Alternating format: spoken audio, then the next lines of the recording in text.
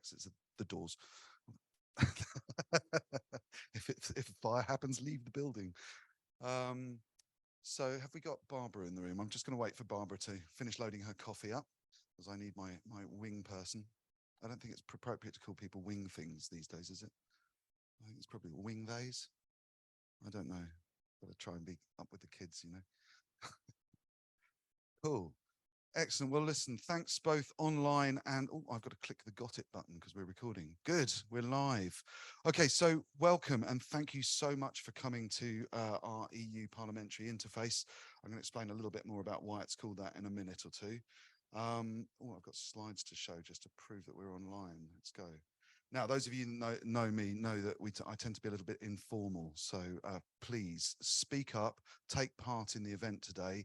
That includes people online who are watching and so on. I'm sure they'll appear in a minute or two. I'd like to just start by, first of all, thanking Barbara and Lisa for an amazing Media Tech Sustainability Summit. I don't know if you tuned in yesterday, but it was a fantastic series of densely packed information and events. So thank you. A little round of applause for Barbara and Lisa, I think, just to warm you all up and get everyone speaking. And not to forget Neil at the back, who's done a superb job managing all the tech and back end for the virtual conference. And because I've so often been there, and I'm sure many of you have, a round of applause for Maxime that's doing the AV in the corner. Hey, because the techie always gets forgotten and he's one of us, really. So that's very important. Okay, so we're at the EU Parliamentary interface. Let me talk a little bit about that if I can get my slides to run. Look, I've got a fancy picture. I've got some funny pictures actually through the day. So just to introduce myself, my name's Don Robinson. I'm the founder and day-to-day sort of captain. I don't really have a posh title, but I'll call myself captain for the day of Greening of Streaming. And we're joined today, I think about half the room are members. If you're a member, stick your hand up. Yeah, that's about half the room, isn't it? Great, excellent. I'll leave it to the AV techs to work out which camera they're switching to and from, but that's great. Okay, so those of you that don't know me, I'm principally a streaming engineer with about 30 years experience specifically around CDN and live streaming. I did my first webcast or first transfer of an IP, of an image over an IP network in 1990, which I think dates me something. I know I look young, but I'm not. And I've stuck with streaming and CDN ever since. Greening of Streaming itself formed from some conversations that were happening at CDN conferences. So I'm sure many of you have seen me at those CDN conferences, and I apologize, I'm here again.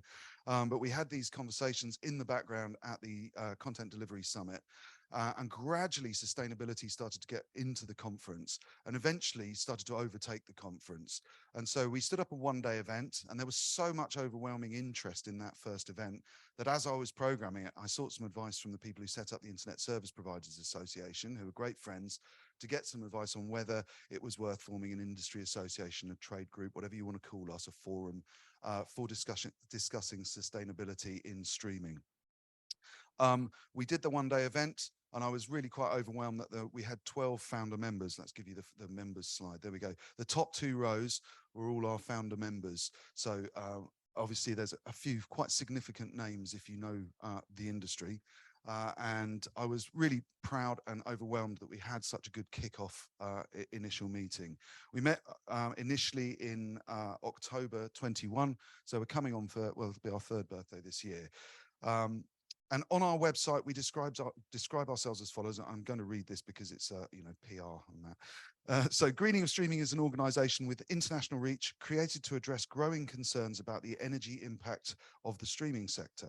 We provide a forum for global internet streaming, for the global internet streaming industry to develop better engineering and to foster collaboration through the supply chain as we create a great experience for the consumer, but without wasting energy.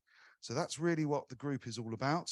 We're now 32 member organizations with a total employee base firmly into the hundreds of thousands of people. That's obviously comprised by a large majority by a few of the members, but there's a lot of people involved. And we have actually on the members app, we've got about 125 to 130 active individuals contributing to the organization's groups and projects.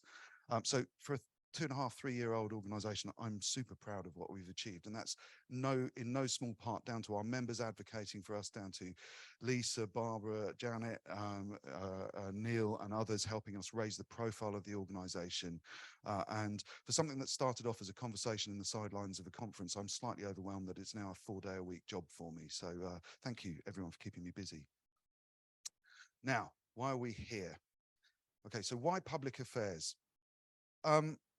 Last year, we had our sort of UK parliamentary launch. We wanted to tell the world about our organisation, and we wanted to raise our profile to policymakers and public affairs experts and so on, to make sure that they were aware of us as a group. We're expressly not a lobbying group, so we're not trying to force an agenda into the regulatory frameworks. We are here to be a resource as those regulatory discussions happen, so that there is a sense that they've spoken to the industry. I don't know if you've read any sustainability papers, but anything more than 3 years old had lots of lab tests, lots of conjecture about what the industry was doing, but nobody seemed to have actually spoken to anyone who worked in the industry. So when we first started asking questions at the Content Delivery Summit about, what's your sustainability strategy, to the chief architects of, hi Ben, to the chief architects of Disney and Netflix and Akamai and these others, everybody universally shrugged their shoulders and said, I don't know, the finance director buys the electrons, I've got no idea what color they are. And that was the state of our industry 3 years ago. Now the world's changed, as you can see from the MediaTek Sustainability Summit yesterday, who had a huge registration. This is a hot topic in the industry. And for those of us that have been in the industry for any length of time, I don't know about you, but I got very, very bored of talking about latency. So it's really exciting. I'm glad that raised a few smiles. I got very bored about that, and I'm really excited to be working again in a part of the sector that's got an enormous amount of innovation going on. So that's one thing that's critically important to me. I like innovation. I like change. To feel that that's going on, actually without changing the user experience, it's just in how we deliver that user experience. That's very exciting, and there is a lot of innovation to explore. Going back to the UK Parliament launch, it was excellent for our profile. It really got our name out there. Unfortunately, it associated us purely with the UK initially, and lots of people think we're UK focused. We're not. I don't know if you've noticed, but the internet is a global thing. It isn't a UK only thing, despite I think some people's perceptions. And so we have always had in our plans to, as we grow, reach out to different regulatory frameworks, different jurisdictions, and make sure they're aware we're here. So if they want to create policy around this space, they can pick up the phone, they can send an email, and they can talk to us. So that's why we're here in Europe. There is very little, just going back to the UK briefly, there's actually very little going on in the policy frameworks in the UK at the moment. There was a paper produced in March called Mobilising Green Investment. I just wanted to pick up on that. It is absolutely focused entirely on finance into the sustainability sector, but it made little mention of ICT. Now, call me a cynic, but turning saving the planet into a focus on raising venture capital seems a little bit misplaced to me. I think we should be focused on doing stuff, and we are engineers in greening and streaming, so we're very focused on that activity. So a little bit later on this morning, Sandrine from BEREC will be speaking to us about and explaining to us as an industry how the regulatory frameworks in Europe are structured. So hopefully that's going to be informative for everyone who's taken part and everyone listening. So we'll actually have a map of who we can talk to. It's a maze. We wanted to reach out and raise our profile to Europe, and in reaching out to Sandrine, I didn't realize we kind of hit the jugular. They are very much the kind of overarching regulators who oversee regulatory affairs across Europe. So they're great people to rub shoulders with over the breaks. Some of the other things that I'd like to just pick up at the beginning of the session today, there are many organizations out there which already declare that they're 100% renewable. Especially in telecoms and data space. And I would conjecture that they're probably 90% carbon based if you actually look under the hood, and they're using RECs and PPAs and offsetting. Greening and streaming is not about accounting tricks, right? We are about making a real change in engineering terms. We want to make a real reduction to energy, not just account it off to somebody's private woods that they're planting trees in. It's important to stress this to other people in the industry. Hi, Sandrine. Brilliant. Cool. Everyone's turned up. This is good. So it's very important to stress that while RECs and PPAs have provided something of a bridging technique for organizations to assuage their guilt about how much energy they use, they're not necessarily the most effective ways that we can help. And as engineers, we do tend to, excuse me, we do tend to know how to reduce energy. We know what watts are, and we focus on reducing those. And on that point, you will find it slightly unexpected, but greening and streaming, we don't talk about carbon very much. Our members come into our working groups, and where they are involved in physical embedded emissions, making chips, making fabric that we build the telco industry out of, they sit in the working groups and they remind us to think about embedded emissions. So that's important, but our working groups are principally focused on operational energy because two reasons. One, I can't find a streaming engineer who knows what carbon is, which is an important point. And the other thing is all the streaming engineers know what kilowatt hours or watts are. And in software, we can drive changes through to kilowatt hours and wattage. So it's a very immediate space that we can take, that we can affect us. Hold on a sec, my son doesn't need that right now. Okay, so I think without too much further ado, I'm going to move on to our first keynote. Actually, I'm going to make one point. Robin and I went for a little walk at about 1 a.m. last night. I was quite impressed by how many lights were on in the Parliament buildings at 1 a.m. So maybe we could pass a little message back through our friends who work in the EU Parliament to get them to turn the lights off, because it is one of the things that is simplest to do. And I wanted to raise that point because consumers really can't do very much apart from turn their systems off. They're not empowered with enough choices. And after running some surveys of the consumer, the consumer at large, they are increasingly aware of this problem, but unaware what they can do. And in practical terms, apart from turning things off, there isn't a lot they can do. But we as an industry can really make changes. We can decide what default energy settings are. We can control when we shut down servers, when we shut down areas of networks. Well, maybe we can. This is something we're going to discuss today. But it is really important to understand that we as an industry have to take responsibility for this problem. We can't farm it out and say it's down to what set-top box you choose in the local shop. This is something we define. We choose the codecs, we choose the distribution mechanisms, we can choose what those default models are. And that's very much about what the Less Accord is about. But I'm not going to introduce the Less Accord, which is kind of the core meat of what we're going to talk about today now. What I want to do is just highlight the problem space so that we're all on the same page. And then I'm going to ask our first keynote to come and speak. So I don't like talking about stats because, as you will know, in this sector, measurement is still a big question. There's very little consensus on measurement and so on. But the stats I use, and this slide is from the Less Accord presentation, which I've given to 14 different conferences over the last 6 or 7 weeks. These are the stats that I use. They come from the IEA, which tends to be some of the most conservative and most aggressive about their details. So 1% of global final electricity supply, remember that term, 1% of global final electricity supply is used by data centers. 1.5%, actually, I'm just going to pause there. It's easy to fly a drone over a data center and point at it and say, that's bad. It's not so easy to do it over a telecoms network. Okay, so that's why we don't see films about telecoms networks and streaming. They actually use more energy. 1.5% of global final electricity supply is used by telecoms. And the big top line figure is that 6% is used by ICT as a whole. Now that includes both of the previous two, but it gives some idea that around 2.5% of that total is being used by the ICT, by the telecoms and data center environment, which is largely our workspace, leaving what, 4% roughly on the consumer devices. So Ben, you might be right. It might be heavily loaded in the consumer device, but I hold my judgment until we've got some real measurement on that space. And with 70 to 80% of network traffic now being video, that probably means we as an industry are consuming about 2 to 3% of global final electricity supply. So just to give you some sort of idea of scale, that's probably in the region of 50 to 60 nuclear power stations. So that's quite a lot of energy used for media and entertainment, for video comms and so on and so forth. So that's the addressable space that we're looking at trying to work with.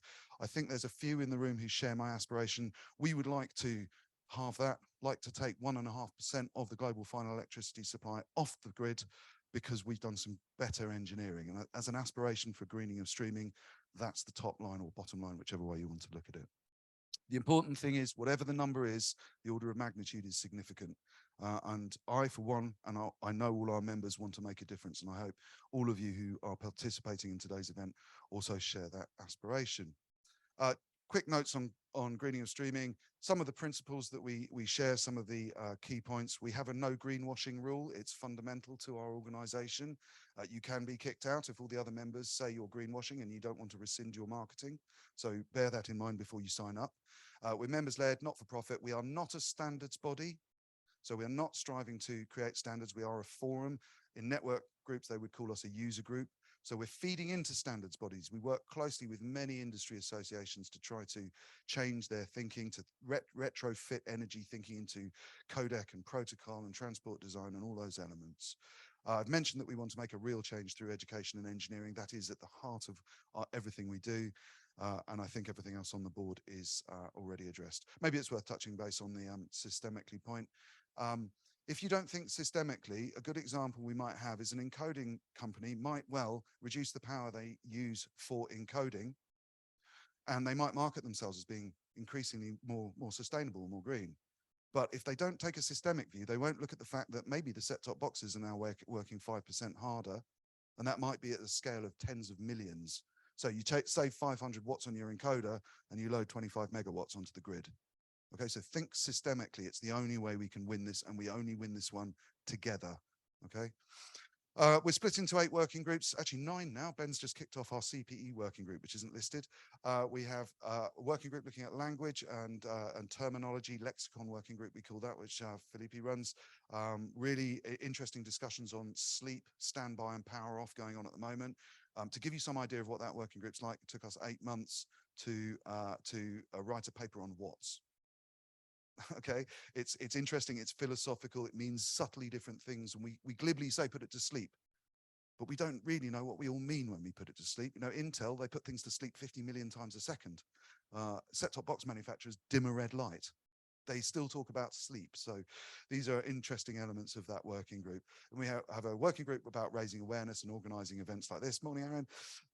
We have a best practice working group, which Barbara runs, and I'll bring Barbara up for a moment in a second, but we have a best practice working group, which is dormant at the moment because in producing best practice, because we haven't got the needles. We don't know what the needles are. We don't know how to move them yet. There's lots of conjecture. There's lots of knee-jerk reaction, but we can't honestly put our hands on our hearts and say, this is what the industry should do yet. It is the aim of greening and streaming, but that's going to take some time, and we want to get it right. We don't need to be quick. We need to be right. Okay, we have another working group looking at traffic and energy measurement, which is going to come up as a topic critically today. An audio working group. Working group 6, which, where's Sam? Sam runs, is the heart of the Less Accord project. That is, compression and decompression is clearly an area where we do change how much power we use when we're not streaming or when we are streaming. So that's very much the heart of where the Less Accords come from. We've got a working group that's looking at driving KPI, energy as a KPI for standards organizations. Think about energy as you develop your standards. And then we have a final working group. Oh no, we have the CPE working group, which Ben's just kicking off at the moment, which is really in the first period is going to be trying to consolidate all the different lab tests and research that is prolific across the market. And then hopefully after the Less Accord next summer, we're going to start our own research project and putting some probes out into the market in real user measurement circumstances, so into the homes, and when we can run some tests and actually see whether the lab test correlates to real data. Finally, we have our academic liaison group. There's lots of academics working in this space. They are desperate for engagement with the industry. They are desperate for big data. At the moment, they're doing little lab tests and extrapolating that into really impacting reports. That's one of the fundamental things that we as Greening and Streaming can do, is get data flows to the academic community so it can be objectively analysed. We quite often use the term, we ask them to mark our homework. So we want to get that right as well. And we'll come into the details on the Less Accord in a minute. So I think I'm going to pause there because I could go on for hours, as you all know, and I'm going to ask Rudolph to come to the stage here. And now I've chosen this picture on purpose, and I've invited our keynote on purpose. If any of you have interacted with Rudolph on LinkedIn, yeah, you've been put right about something. Right? Rudolph is absolutely a cat among the pigeons, and I want to start today with some ruffled feathers because I want you all thinking, I want you all challenged. I don't want everyone to sit there and go, because it's not going to be a very interactive set of brainstorms if you like that. So, if I could, Rudolph, please come to take the stage. Round of applause for Rudolph.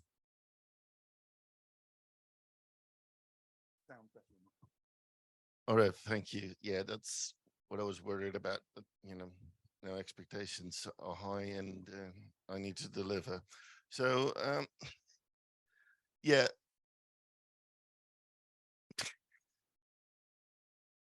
I do something for BEREC at the moment, but that's not this. That's oh God, nobody wants me to sing that. I actually got kicked out of class once when I sang with the group, and the teacher thought that I was doing it on purpose.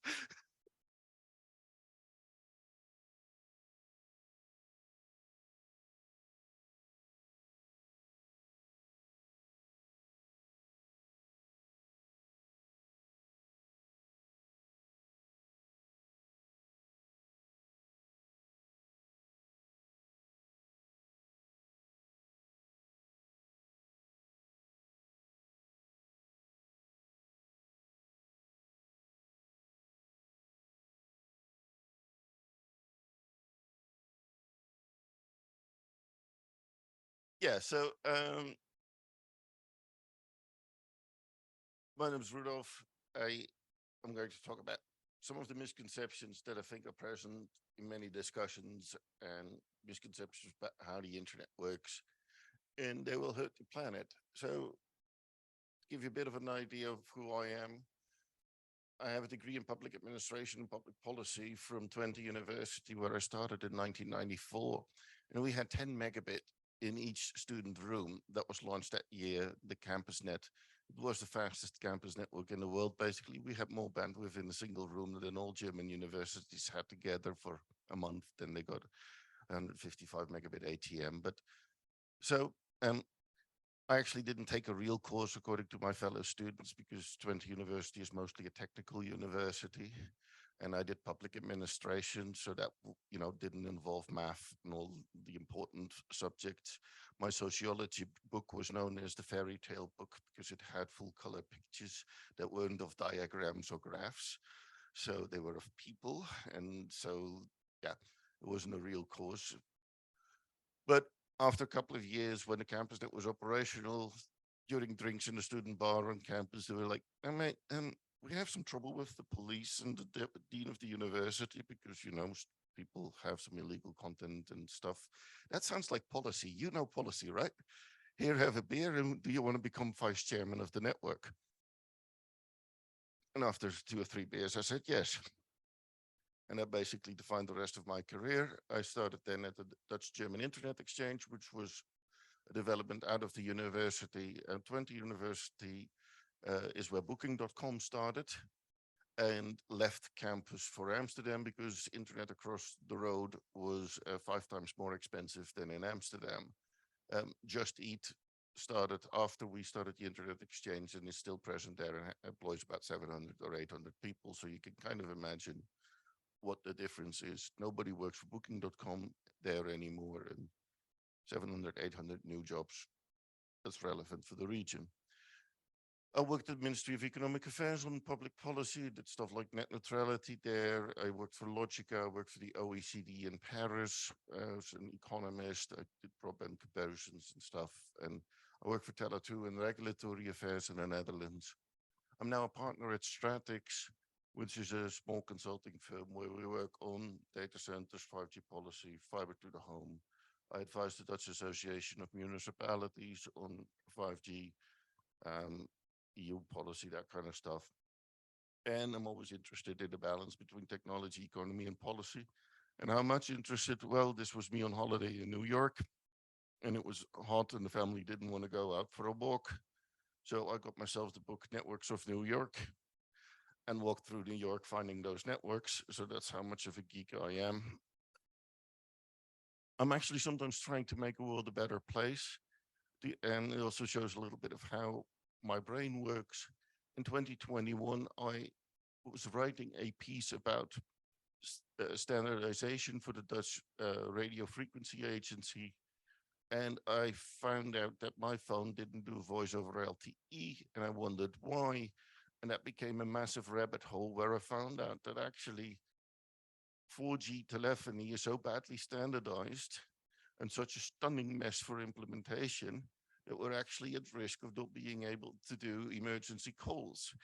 And if you think that, well, that's probably a bit overrated, AT&T shut down its 2G, 3G network, and Europeans had trouble dialing phone numbers in the US. And now the GSMA has just last month published how we're addressing faulty emergency call issues. So I got the Dutch Parliament, just so happens an ex-colleague is now parliamentarian, but also the Ministry of Economic Affairs got them involved. And yes, this is a real problem. The European Emergency Number Association got involved, and the GSMA is going to fix it. So this is a weird, very technical issue that I was able to discuss with people in the industry. And every time I opened up the lid, people sometimes send me anonymous emails saying, it's worse than you think. There's some claimers and disclaimers. There will be mistakes in this presentation, and some of them are mine. I will use hyperbole, irony, sarcasm, which all may get lost in translation. I am direct, I am outspoken, I challenge, but I do try to be honest about what I don't know and don't know. And you can be direct, outspoken, challenging with me too, and I don't even require you to be honest, but if you're not, I will challenge you. And I think that every joule of energy, every second of time, and every gram of resource we can save is worth looking at. So when I'm saying that something isn't the way people portray it to be, it's not like I'm saying that we shouldn't be looking at the issue. It's just that the problem isn't there. And I'm not trying to make this presentation about who got it wrong, but about how we get it right later on. And nobody paid me to do this presentation.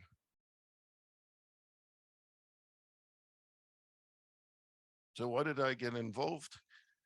I saw a lot of stuff going online, and people claiming that our video habits are killing the planet. And it turned out that grossly mistaken publications get much attention. And they get used in politics. They get used to get the European Commission to break the internet. They get used to make all kinds of claims. And when you challenge them, it's just bad data every time and again.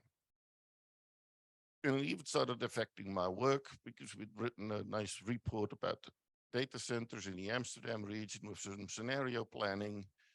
And then another report was published basically saying those guys of Stratix don't know what they're talking about because, hey, internet traffic is growing gigantically and they completely didn't account for that. And that's another 500 megawatts of capacity. And then that became the basis of the strategy planning for the Dutch national grid operator. Actual use of data centers is probably 3 to 4 terawatts at the moment in the Netherlands. And their estimate is that it will grow eightfold or 6 to 8-fold in the next couple of years.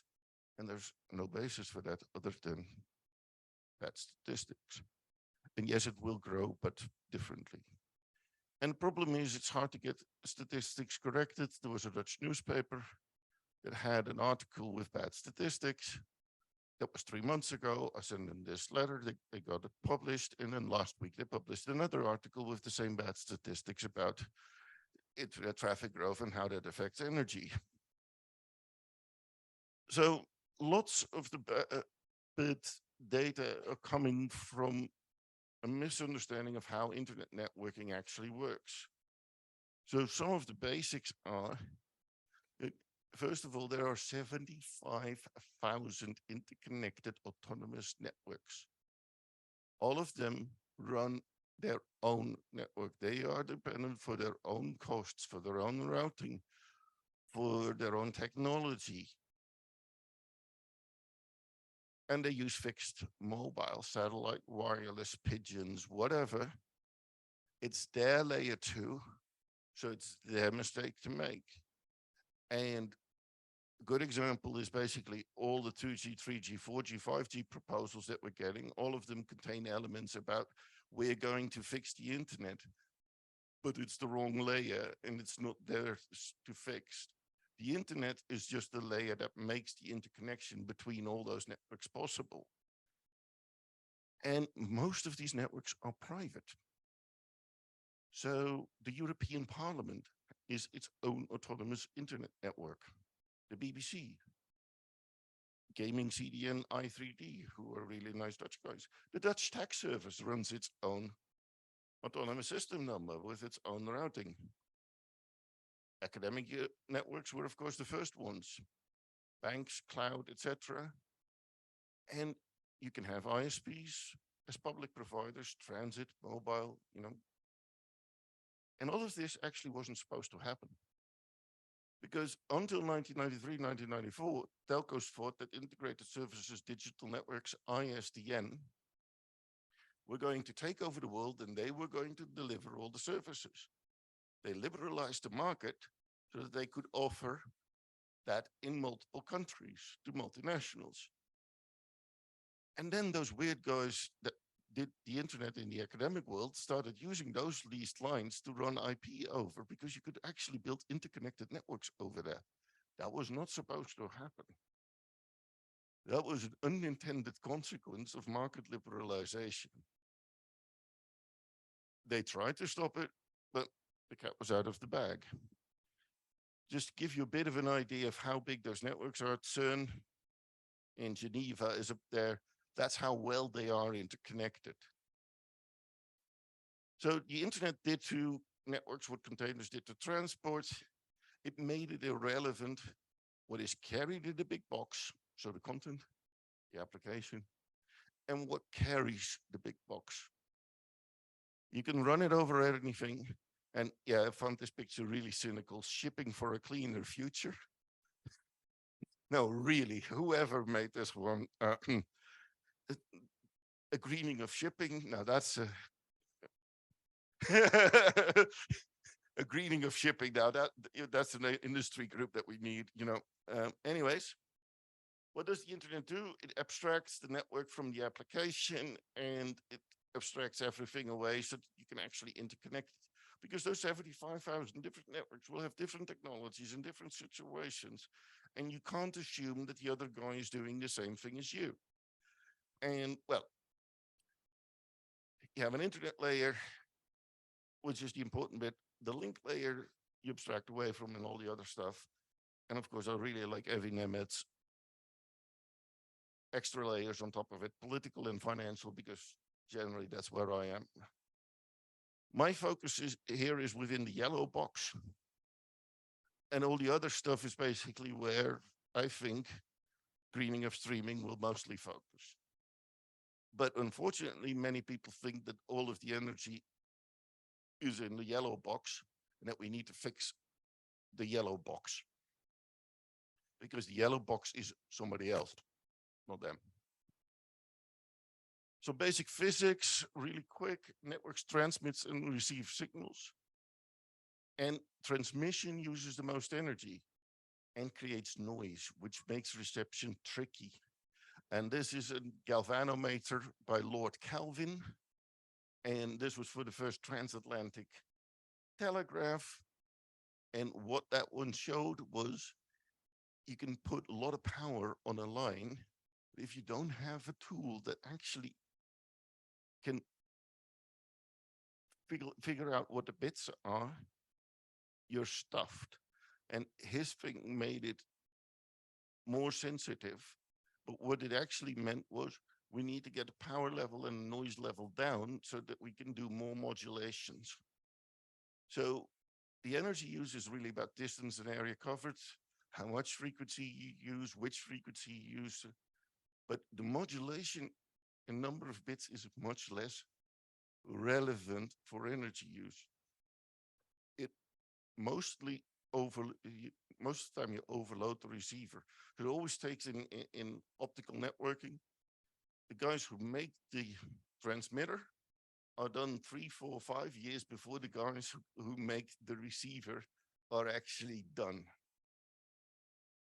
And it's, for those of you who like music, I think some of you, it's like music. The larger the stadium, the more power you need, but the less nuance you can get across.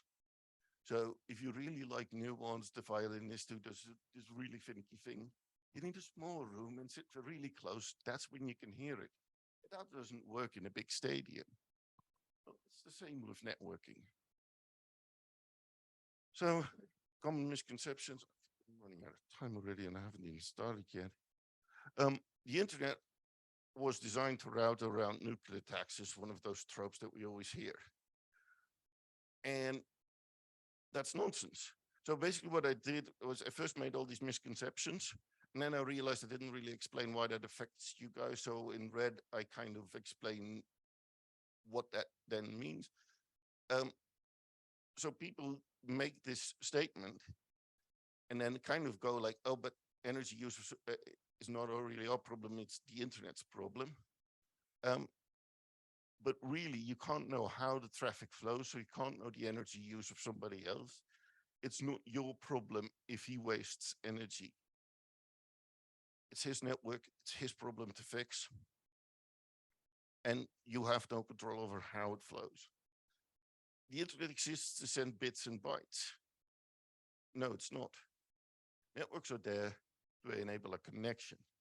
We give a teenager and an ailing parent a mobile phone so that they can reach us in case of an emergency, not so that they can be on it all day like brain dead zombies generating traffic. Networks have to work. It's not about how much traffic they do. Security camera or the Formula One circuit, we don't care in the end. It's about the connection. And so you can't relate the energy use of a network to the bytes transmitted. And, you know, people will say, oh, the internet wasn't designed for streaming or telephone. No, that's nonsense. Your application may not have been designed for the internet, your lack of engineering skills, or your requirements don't work across interconnected networks, or your requirements aren't actually necessary for the application you're running. But it's basically generally a way of saying, well, I need to waste energy on a single purpose network. And that's, not the way it's supposed to be. And a corollary is the internet is broken and our technology will save it. But there are so many assumptions about what the internet gets wrong, and they generally don't apply to the internet. They either apply to a lower layer or to an application layer. So for example, the internet doesn't support mobility. No, your link layer, your lower layer doesn't support mobility. Once you fix that, you can do the internet over it. It's unsafe. We need to have encryption. No, you don't need encryption in the internet. You need encryption on the application layer where it's, well, anyway. So you need to fix the energy use where the problem is. And there's also this thing like customers don't need that much bandwidth. It's a current thing. Kind of assuming that if we limit the bandwidth, that we somehow limit the energy. That's nonsense. And people misunderstand what customers need the bandwidth for. If you open up a website, it can hit you easily with 100, 200, 300 megabits per second. If you do it right, even more, actually. Whereas video conferencing, streaming, and all that kind of stuff, it's not that much in peak bandwidth. But really, do you want to really wait for 40 megabits to download over 5 megabits? No, of course not. You want it to be there quickly. Another example, the internet is full. No, actually it isn't. There's only 3 megabits per subscriber. This is a Dutch ISP I know really well. They publish their data statistics all the time. This was during a Formula One race. This is their peak. Of course, they still do their TV over a separate wavelength on their fiber network, so it's a bit less than what some have. Another one, traffic growth is out of control and unaffordable. And KPN just says, well, it's 6 megabit with 21% growth, and that's our offer to the market. So basically, you can buy gear that lasts a decade, and that's where the real energy saving is.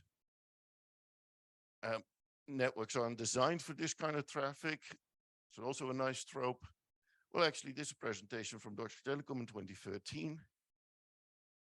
They designed it for 40 megabit then already. We're currently doing 6 with 21% growth, so do the math. We still have some years to go before we hit 2013's design requirements of Deutsche Telekom.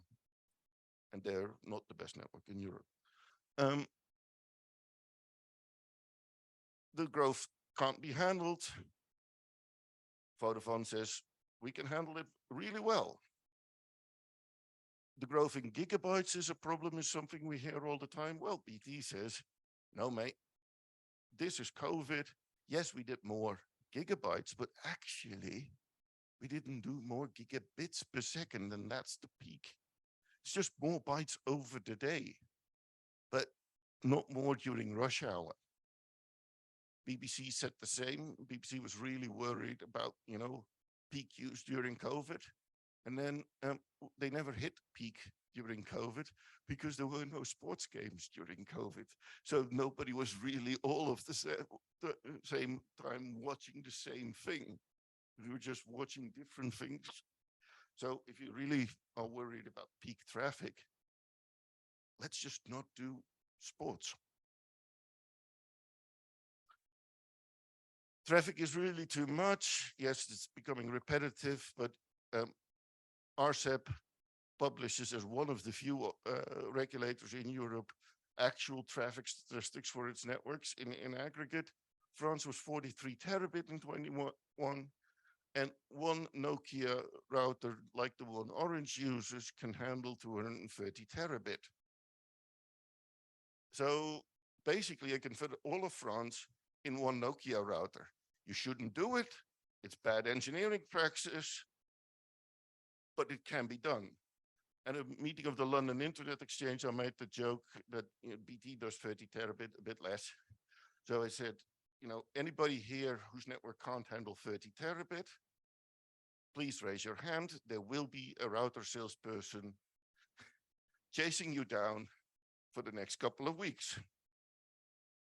Then with regards to CDNs, people sometimes say, well, that's bypassing the internet. That's nonsense, or that there are too many CDNs, or that you should let the telco run your CDN. All of it, no. Letting telcos control the application doesn't save energy. This is again BT.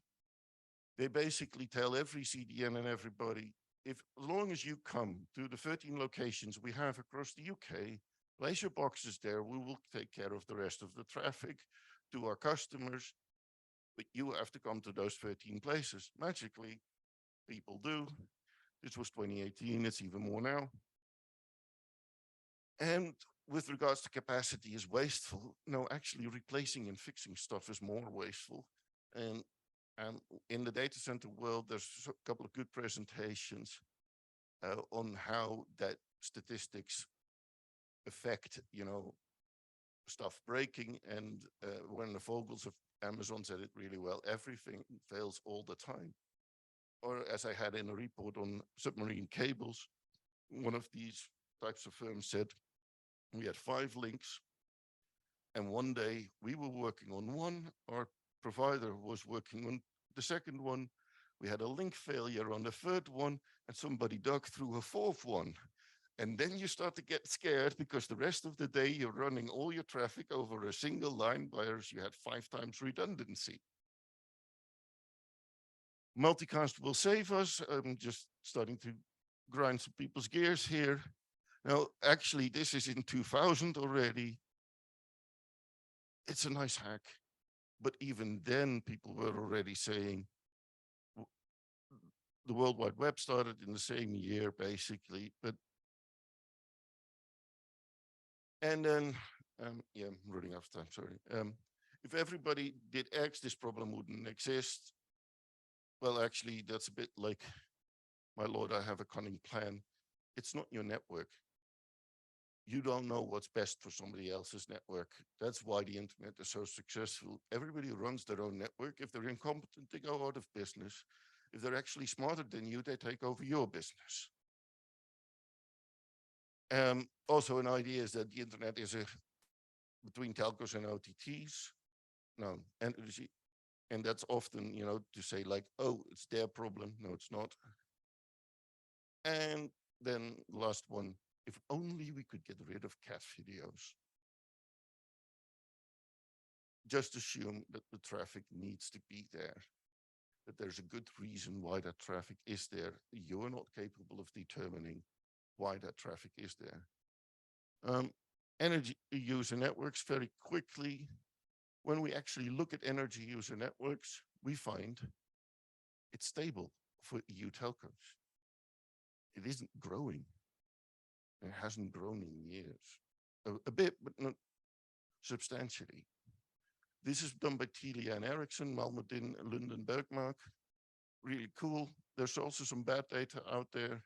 Like, really ironically, some guys from Telia in a particular country calculated how much energy the network was supposed to be using based on some metrics, and then actually came up with a number twice as high as the total energy use of all networks in that country.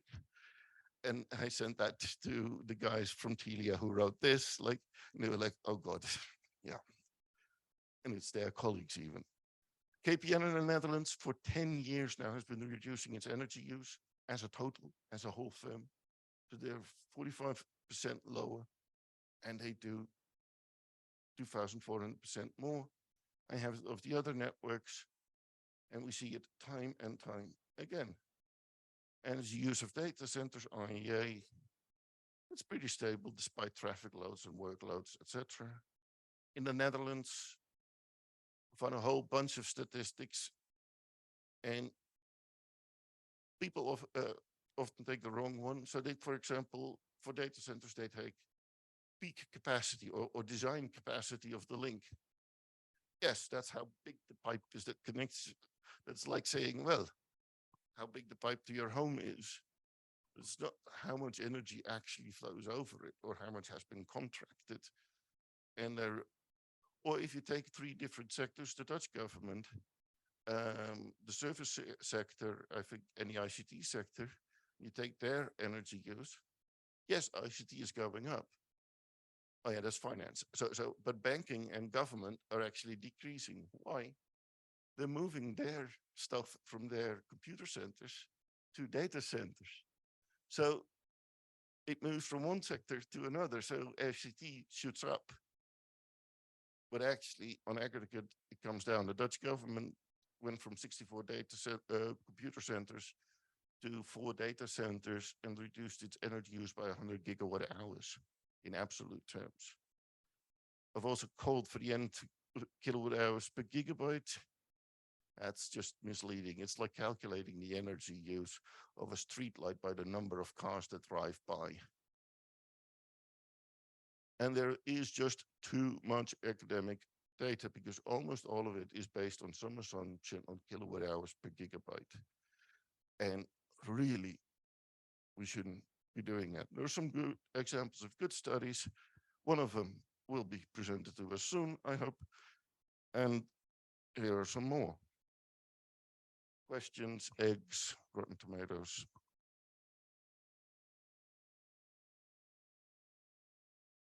Let's have a little bit of a round of applause for that.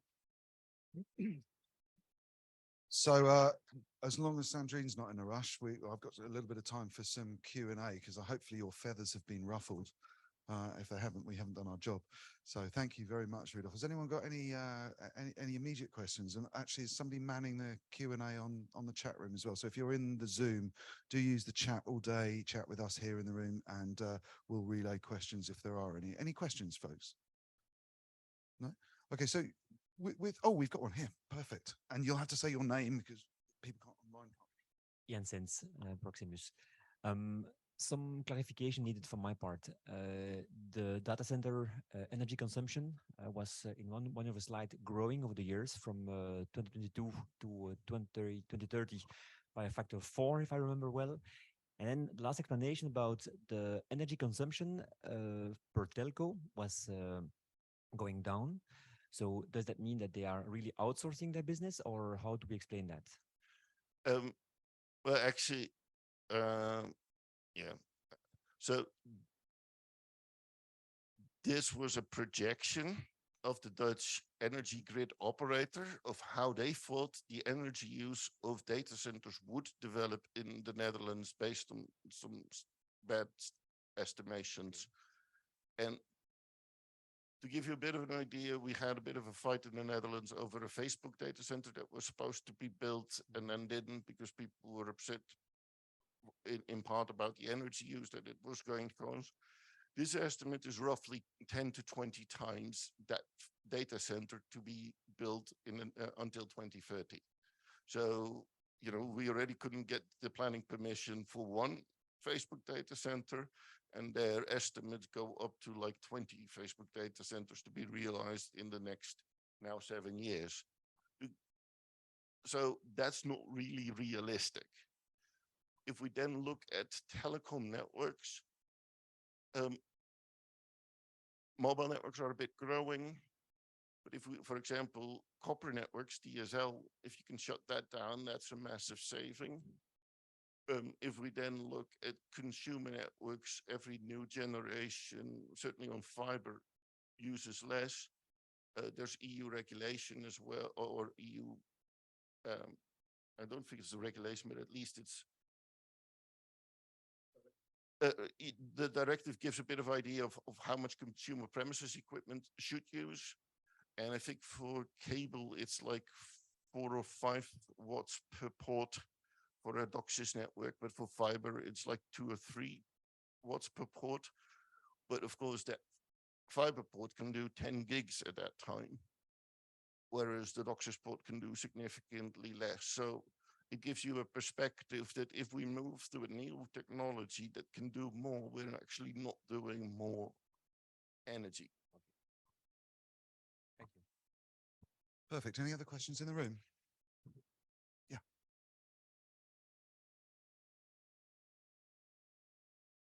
Yeah, my name is Koen. Thank you so much for the opening up of the lid under of the truck. I don't know if it's electric. It's electric. It can be multimodal, just like the transport. How would you think stimulating all those different parties involved from the European Union? Because when we look at the greening of the mobility, a lot of people feel pressured because one choice is really, you say like if you let the people free, the energy usage will be more durable. No, I'm not saying that. I'm just saying try to optimize your part of the network and don't worry too much about somebody else's part of the network because that's not for you to control. So if you're a telco like KPN in the Netherlands, they're doing excellent by optimizing their network. And you shouldn't attribute their energy use to the streaming that's happening by their customers over their network. It's a completely different level. And so if you're looking at a movie on Netflix, some academics then go like, oh, but the underlying network uses this much. And so 70% of traffic is streaming. Therefore, I can attribute 70% of the underlying network to streaming. No, that's nonsense. Also, because I didn't even mention that here, it's not like when we're not streaming that we wouldn't have the network active. If we would ban all streaming tomorrow for, frivolous purposes, online shows, that kind of stuff, sports, we would still want a gigabit network to our home for Teams, for working from home, etc. It would be the same network. It would do the same things.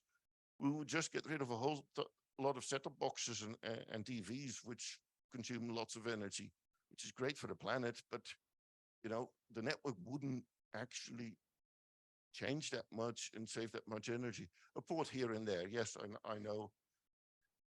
Things are never that absolute as I sometimes make them out to be, but in the grand scheme of things, it's not in the network where you will save the energy. Understood. So focus on your own backyard. And yeah, you can have connection with your neighbors, but live and let live. Not live and let live, but try and make it better for everybody. Work together, but don't go like, oh, but he You should. Yeah. Understood. Perfect. Alexander, cool. Oh, this is getting interactive. I'm going to get knackered.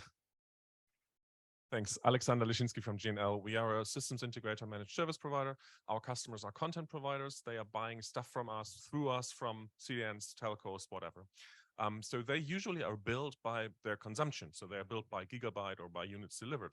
So the idea of having an energy value like kilowatt per gigabyte is very convenient for them, because they feel that they only are responsible for a part of the system, and they like to take the same unit of measurement that they're billed for. So, and I totally get the absurdity of that, but what would you suggest as an alternative? What would you think would be some fair mechanism? Well, first of all, I wouldn't include the network as such in the kilowatt hour, in the calculation of the energy. So if that traffic is delivered over T-Mobile Netherlands or over KPN the Netherlands, that shouldn't matter for the calculation, because that's somebody else's network. They didn't do anything. And weirdly enough, T-Mobile the Netherlands does twice as much traffic on mobile as Vodafone and KPN, but they both use roughly the same amount of energy. Or all three of them for the network, because, well, it's the same number of sites, more or less. And so if you would then actually take kilowatt hour per gigabyte, then T-Mobile Netherlands is actually the most efficient network, and we should all be using that because, well, according to this statistics, it's twice as efficient as the other ones. Now, it just handles twice as much traffic. That doesn't say anything about efficiency, because it's just the same amount of watts per day that are needed. So for your customers, I can understand if you build a cloud system and it's built around gigabytes, because you also use storage, you also do this, that, and the other. There may be some logic in that particular area, but that's not the network. And as I said, I'm doing everything within the yellow box. What you just described there is everything outside the yellow box. And probably that's where you can do a lot. And that's sometimes where these kinds of metrics may help. But even there, I would be wary, because Moore's law makes a gigabyte next year a completely different thing than a gigabyte this year. Okay, perfect. Barbara, I just want to check, are there any questions online at the moment? Okay, so I've just got one last little one, which is something that we discussed online some time ago. There is an idea that as we get new technology into the infrastructure, we're getting significant capacity increases because of the improvement in design of technology. And quite often we're getting real terms reductions in energy, which counterintuitively implies that we should be driving more traffic to drive more economics, to drive more investment into new kit. What do you think of that model? I wouldn't say just drive more traffic. I would say, look at how you can upgrade gear, but also buy gear that lasts 10 years. Because in the end, the real problem is making the gear. So build gear that actually can handle 10 years of traffic, or buy gear that handles 10 years of traffic growth. And when you throw it away, it should be basically because, well, it's worn out, the fans are dying on us, and, you know, the warranty is ending, that kind of stuff. And not, hey, we can't handle traffic anymore. The other way around, if there is a way of doing streaming at 10 megabits that actually uses less energy in CPE and in encoding on both sides than doing the same stream in 5 megabits, that's worth looking at, because probably in the network, it doesn't matter. Now, of course, maybe we need a bit more streaming boxes on the one side to handle that. But if I have 8 million households in the Netherlands, and I can save a watt per household in decoding, maybe I can afford a couple of ports and boxes more elsewhere in the network. It's almost the systemic approach that you just discussed as well. And I'm not saying that I have all these numbers perfect and that we shouldn't be looking at each of these things. It's just that the problem is probably not the network. It's probably not where your savings are.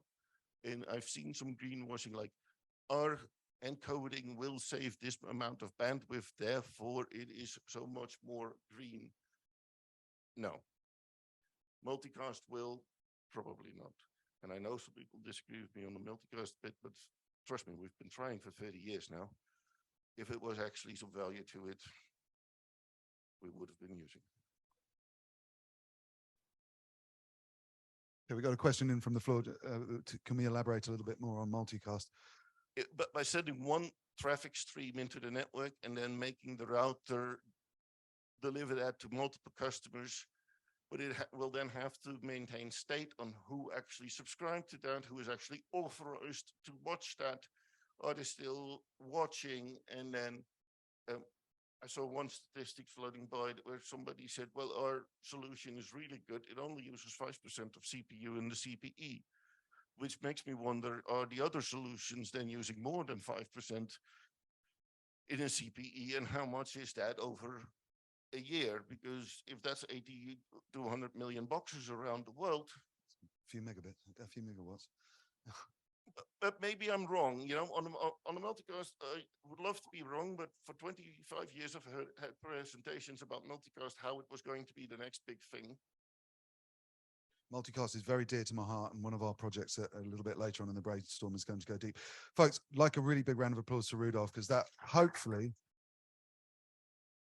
has put the cat among the pigeons, and hopefully everybody's found something that they want to pick up and challenge him about in the coffee break, which is going to be a bit shorter because we're overrunning, but that's because of the quality of the content. So if I'm lucky, I can do another screen switch. Let's just do that and do hopefully this. Right, next up, we have Sandrine. Now, hopefully, if it works, go on, machine, do your thing. Where are we? There we go. Cool.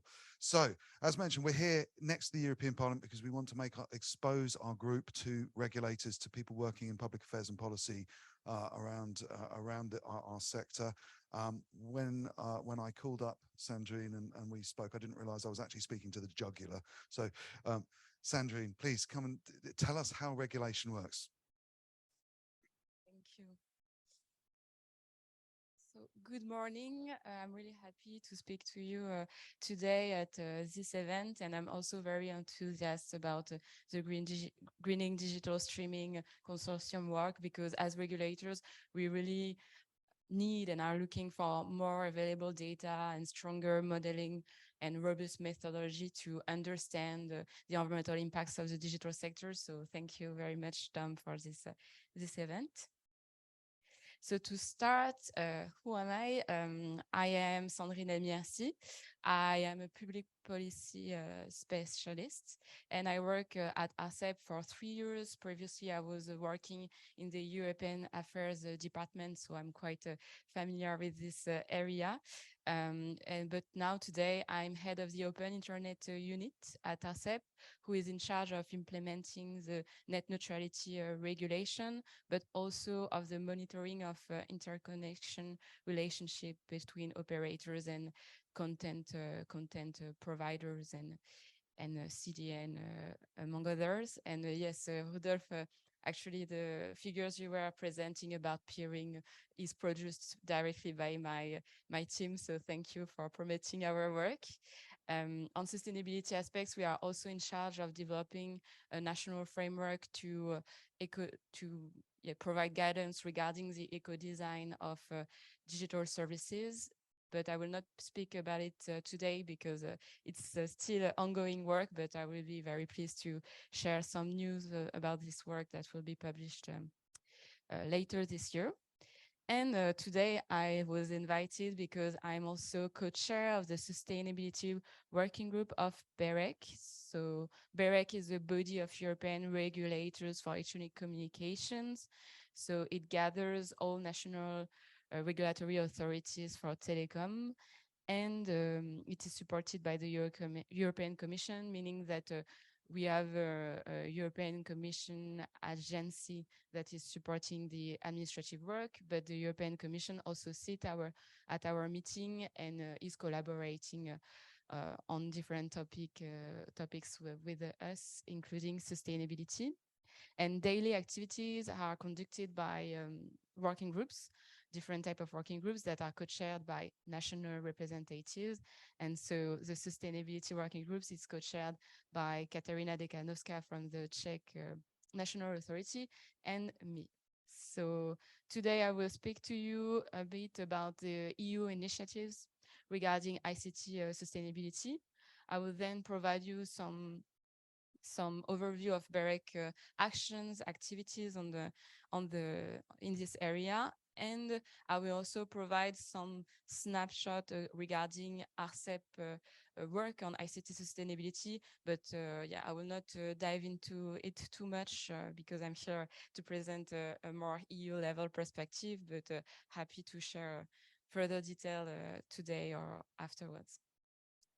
So first, regarding EU initiatives, I wanted to recall a bit the context because the environmental sustainability of the ICT sector is a new priority in the environmental agenda of EU, but also international regulators. And it's really interesting to understand what happened politically and also in terms of philosophy of approach. So for a long time, the ICT sector was seen only as a solution in the fight against climate change because of its perceived immateriality. It was seen only as a way to optimize and decarbonize other sectors. But finally, around the late 2010s, it has become evident that the ICT sector also has an environmental footprint and should undergo its own transitions to be sure that the digital transition relies on decarbonized and climate neutral solutions. So one important momentum was the EU Green Deal. That was really a change of paradigm because this publication, this proposal from the European Commission did include in 2019 a set of objectives dedicated to the ICT sector, and that was really a game changer. So of course, as we all know, the EU Green Deal main target applicable to all sectors, it's net zero greenhouse gases emissions by 2050.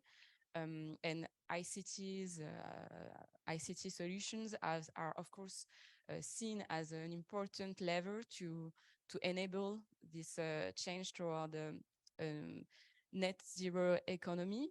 But the European Commission also insists on the fact that the digital sector should put sustainability at its heart.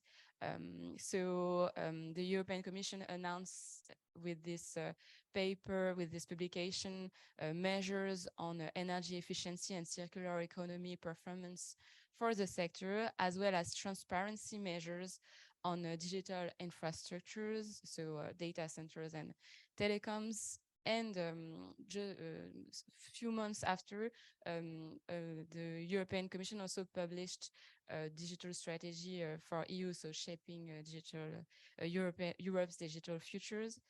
And this strategy included a new goal of climate neutrality by 2030 for digital infrastructures.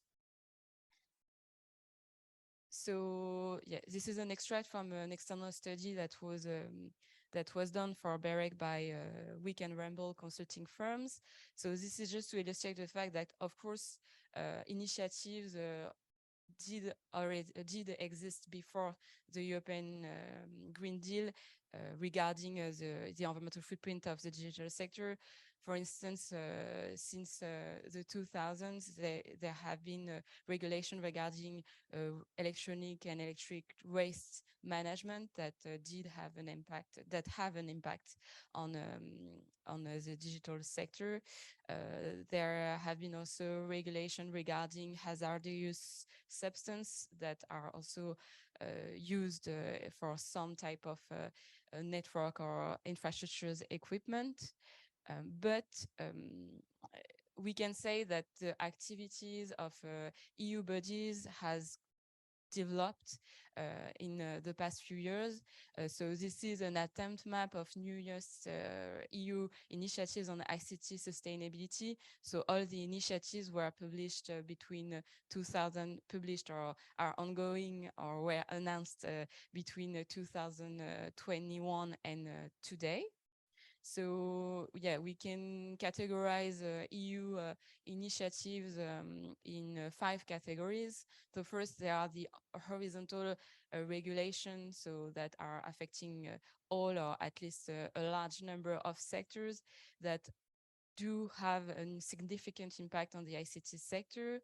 So for instance, the newest one is the Green Claims Initiative that is actually complementing a past initiative that was published last year. So proposal to empower consumers in the green transition that was reforming consumers law to increase the fight against obsolescence, programmed obsolescence. And so the Green Claims initiatives provide a new frame to make sure that companies substantiate their claims when they communicate on their environmental performance to consumers. So it's a directive proposal that is still being discussed by co-legislators. We can also quote as an example the Sustainable Products Initiative that is actually mainly the revision of the frame regarding eco-design requirements in EU. So for a long time it was a 2009 directive on eco-design that was a frame of reference to impose eco-design requirements by category of products. And now it will be replaced when it is adopted by co-legislators by a regulation that not only focused on efficiency, energy efficiency performance, but will enable to create obligation regarding other type of circularity indicators such as repairability or resources use.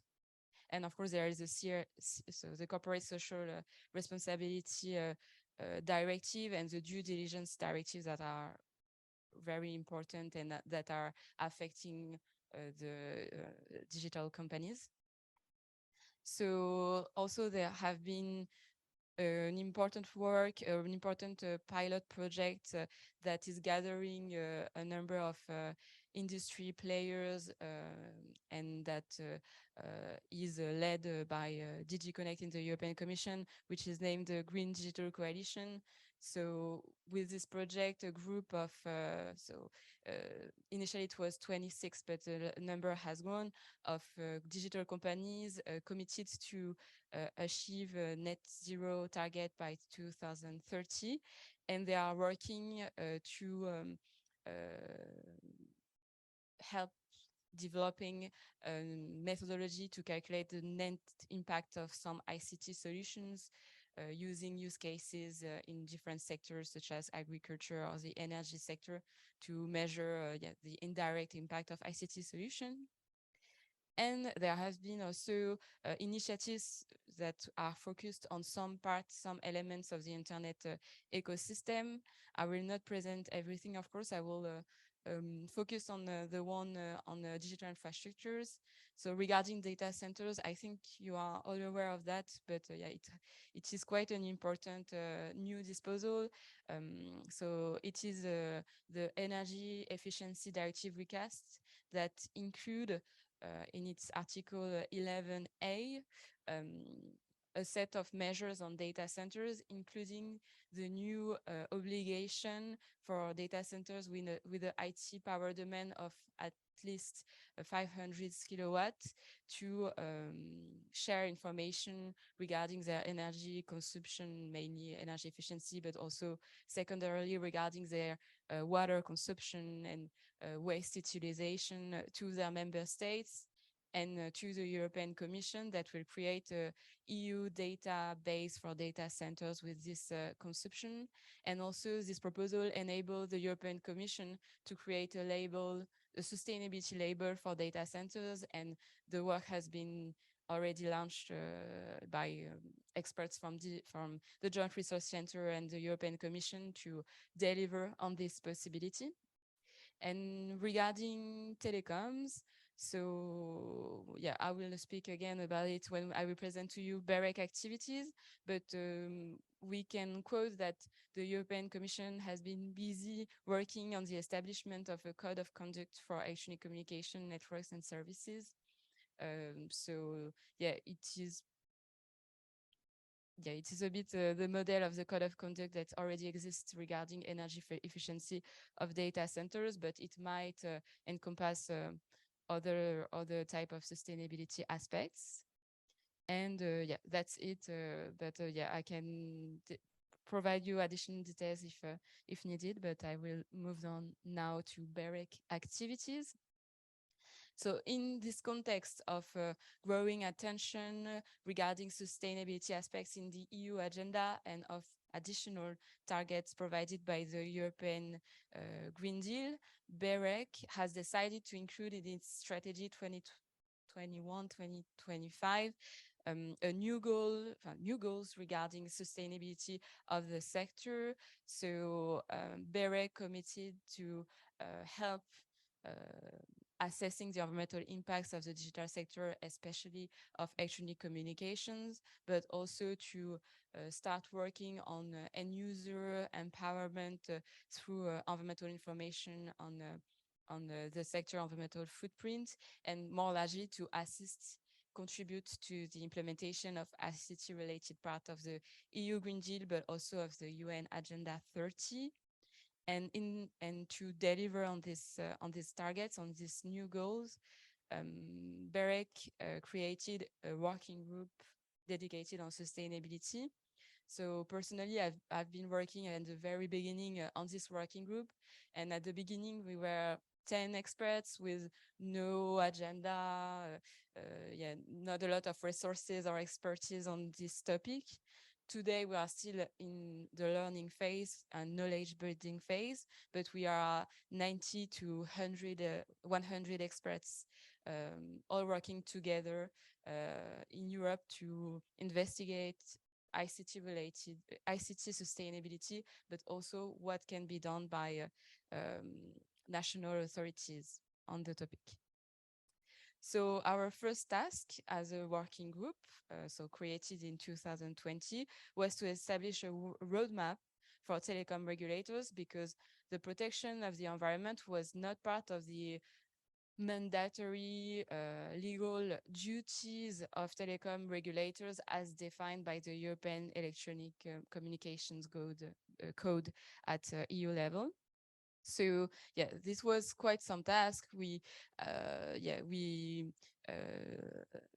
build an analysis based on the external study I was quoting just before, but also led extensive desk research, interviews with industry players, with consumer association, environmental specialists, and led a lot of strategic discussion. So the work was about 2 years to really formulate a roadmap for national authorities and BEREC on the topic. And four areas of actions were identified to be able to contribute to the twinning of the digital and green transition. So the first subject on which BEREC engages to work was the topic of data availability and accuracy, as well as the definition of common standards to evaluate the telecom and ICT sector environmental impact. The second one was about using existing rules of within our mandate to be sure to contribute to the reduction of environmental impacts of electronic communications. So these, as an example, infrastructure sharing or spectrum management can be tools to help reducing this footprint.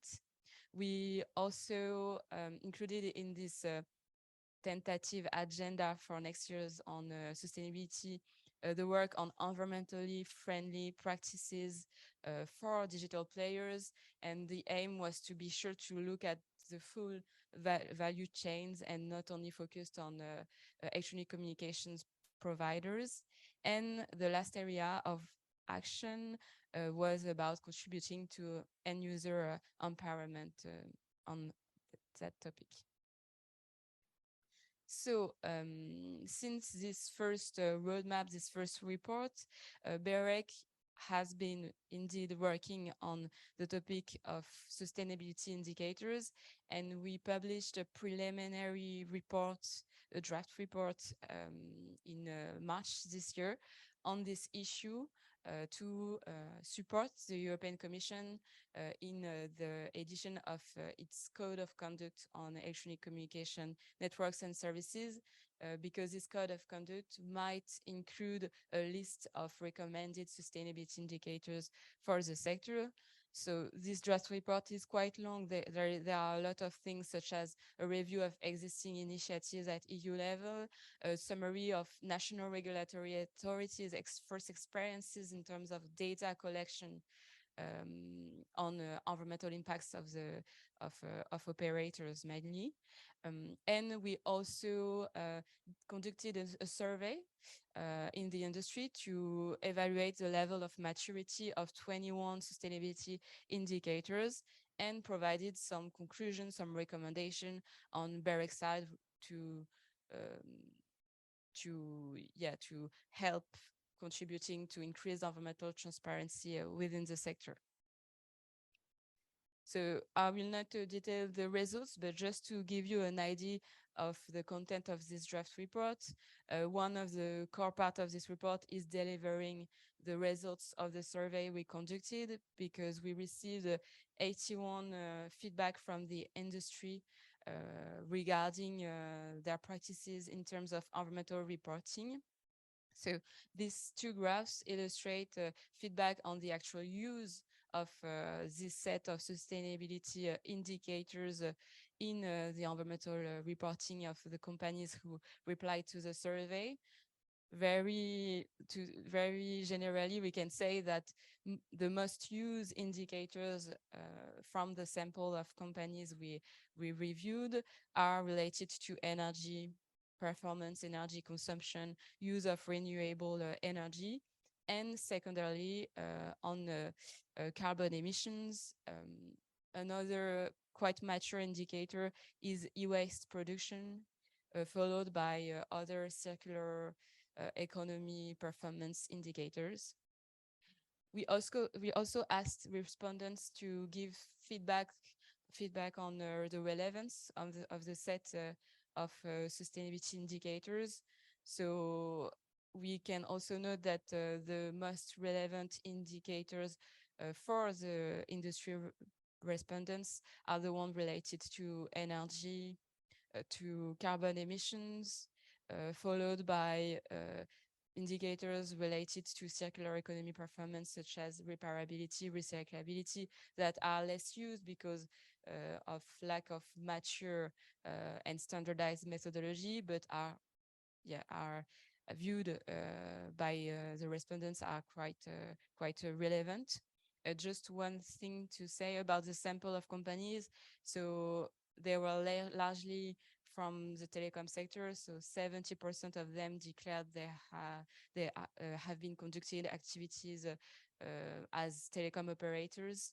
And there are also 40% of companies. So it's not the category are not exclusive, but the companies were also were 50% to declare conducting activities in terms of data centers operation or digital services provision. So as I said, the draft report also presents first activities of national regulatory authorities in terms of data collection on environmental impacts. I will detail a bit more what is done by ARCEP, but you can see on the side that ARCEP is not the only authority collecting environmental data.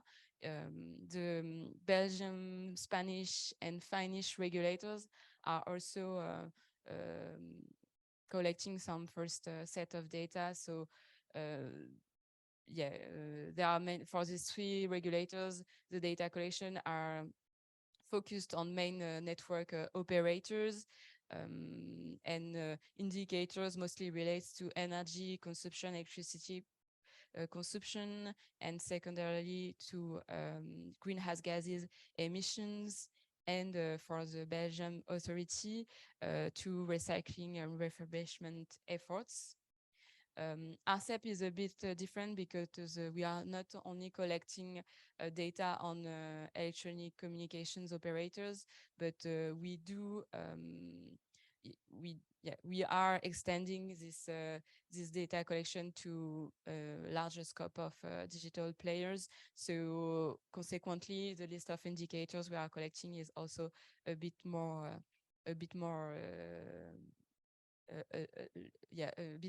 longer than the others, but I will say a few words on this. So to explain the context, in ARCEP since 2019, we have opened a new chapter in our regulation to include an environmental component in our actions. So one, we have different initiatives on ICT sustainability, but one of the main one is the publication of an annual survey with key indicators, key sustainability indicators on digital players. The first edition was published last year and was focused on telecom operators and on three categories of indicators: energy consumption, greenhouse gases emission, and indicators regarding devices volume and recycling efforts related to devices distributed by these operators. And we published a second edition also focused on telecom operators, but with additional indicators. For instance, we include a collection of indicators related to the electricity consumption of boxes, routers. And yeah, you can see on the graph, sorry, it's in French, that based on this data, we can see that energy consumption of fixed and mobile networks has been growing between 2016 and 2021. But we can note that this increase is slowing down thanks to the deployment of FTTH for fixed networks that, as we all know, is more efficient than a copper network. In our study, we are speaking about a factor of 4. So yeah, FTTH is 4 times more energy efficient than copper. So yeah, this explains partly this slowing down of the increase of the energy consumption of networks. And as I was saying, we are currently extending this data collection to new type of players, of digital players, thanks to new competencies granted by a national law. And you can see on the side the list of players we are enabled to collect environmental data on. And we published actually a decision with new set of indicators, and that is aiming to collect environmental data on data centers, operators, and devices manufacturers after a long period of collaborative building of these new indicators, as we never worked on this topic with this type of players.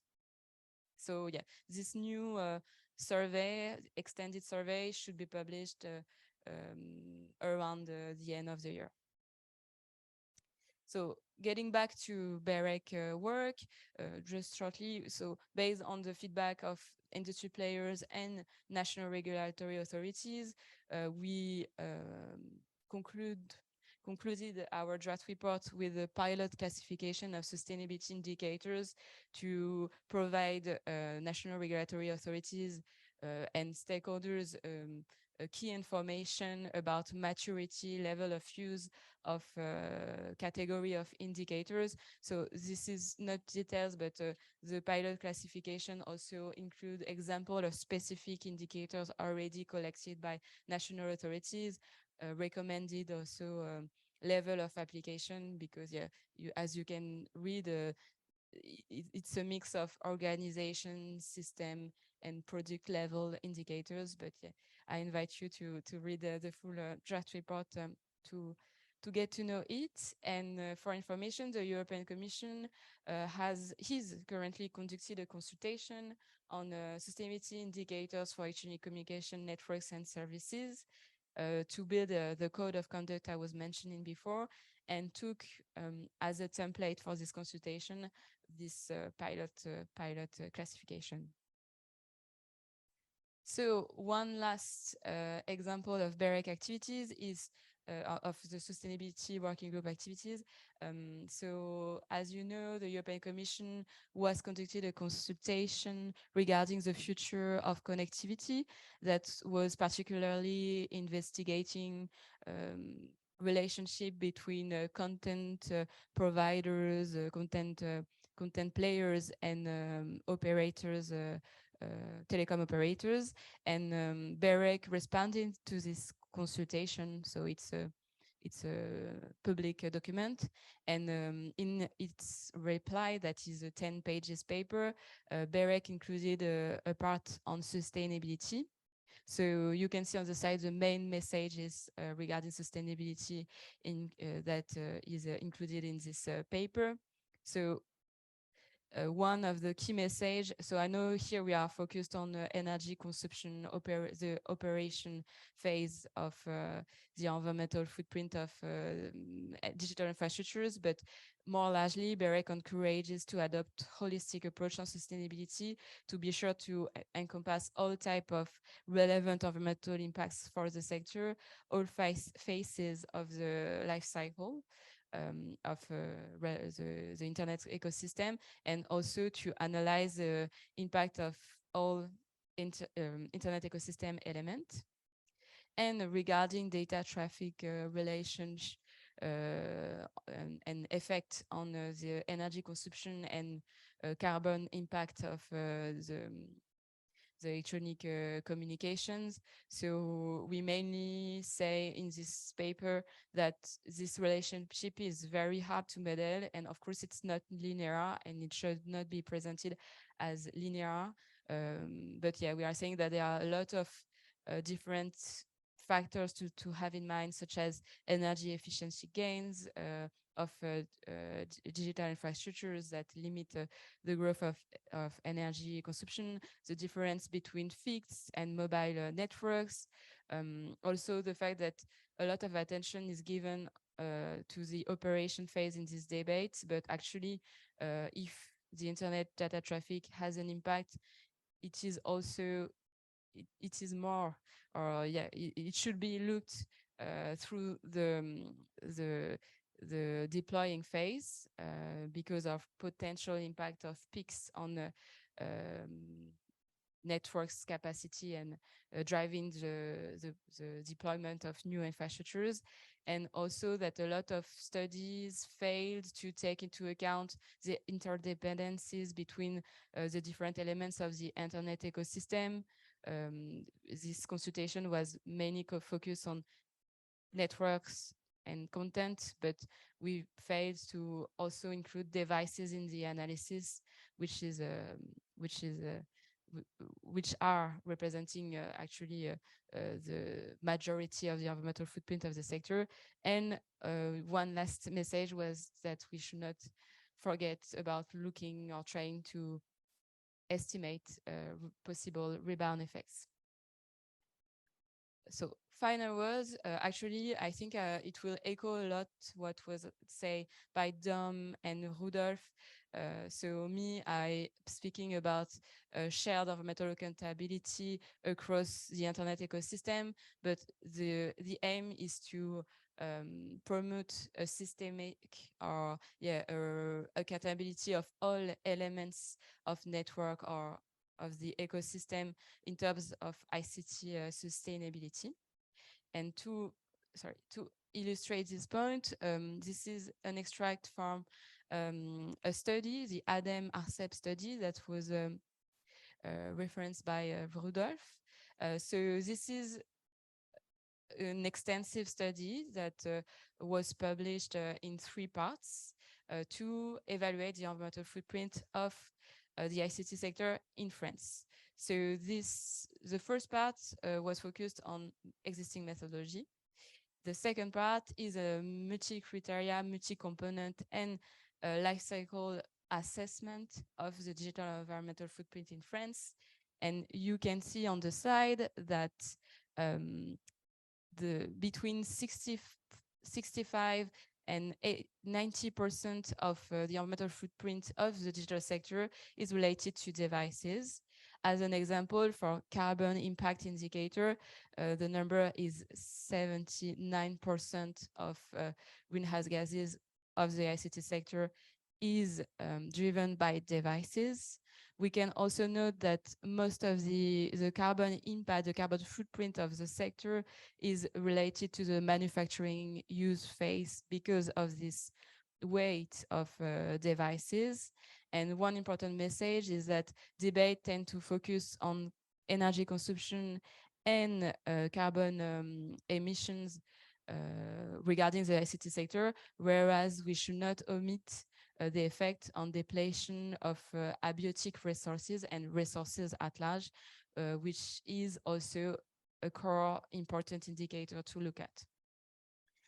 And if this breakdown of in tiers of the environmental footprint of the ICT sector can be of use to prioritize actions, one important message of this study, especially the third part of this study, is that ICT sustainability should rely on accountability of all digital players and all stakeholders involved in this footprint. So as an example, so in this first part, ARCEP and ADEM presented prospective analysis regarding the evolution of the ICT sector footprint in 2030 and 2050 using different type of scenarios. And what you can see on the side is a graph regarding the business as usual scenario. And according to hypothesis and data from the study, the carbon footprint of the digital sector could increase by 45% by 2030 if no action is taken. So the study present some recommendation and note that reduction of ICT sector environmental footprint can only be achieved if actions are taken across the value chains and not only by one type of player, for instance, devices manufacturers. So regarding possible areas of action, of course, there are action regarding the number of devices and their lifespan, but we should not also omit the importance of eco-design of devices and of digital services, because digital services have an impact on the lifespan of devices and of and on the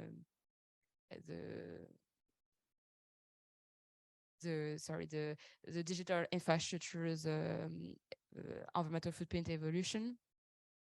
And regarding stakeholders that should be involved, of course, regulators and consumers have a large role to play, especially regulators, of course. So that's it for me. Thanks a lot. Available for any question. Fantastic. Let's start in the room. And any questions? I knew that was something. I could see how much you were writing, Tommy. Hi, Tommy Flanagan, Faultline. You mentioned the new obligation for data centers to share energy consumption data. I'm just wondering, has that now passed through the European Parliament as law, or is that still under review? No, so it is adopted, and we are just waiting for the. No, it was already published, sorry, in the official journal of the European Union. So yeah, it's done.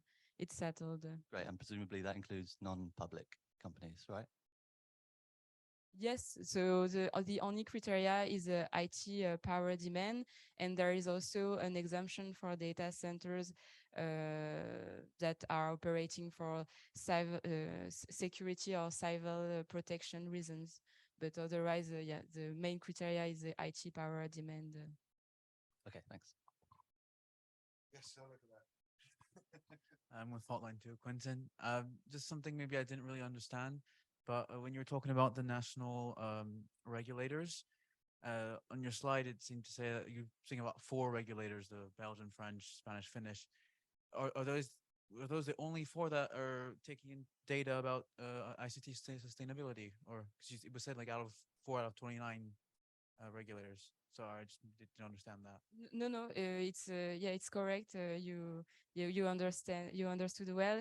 And just maybe to explain a bit, it's related to the mandate, because there is no clear mandate set at EU level to enable data collection specific to the environment for regulators, for telecom regulators. So telecom regulators are collecting various set of data, but nothing focused on environmental data protection for a long time. And it's quite new to start collecting environmental data, and it highly depends on the national context. And even, yeah, I presented the 4 regulators in one slide, but each initiative is quite different in terms of format, in terms of perimeter, in terms of indicators.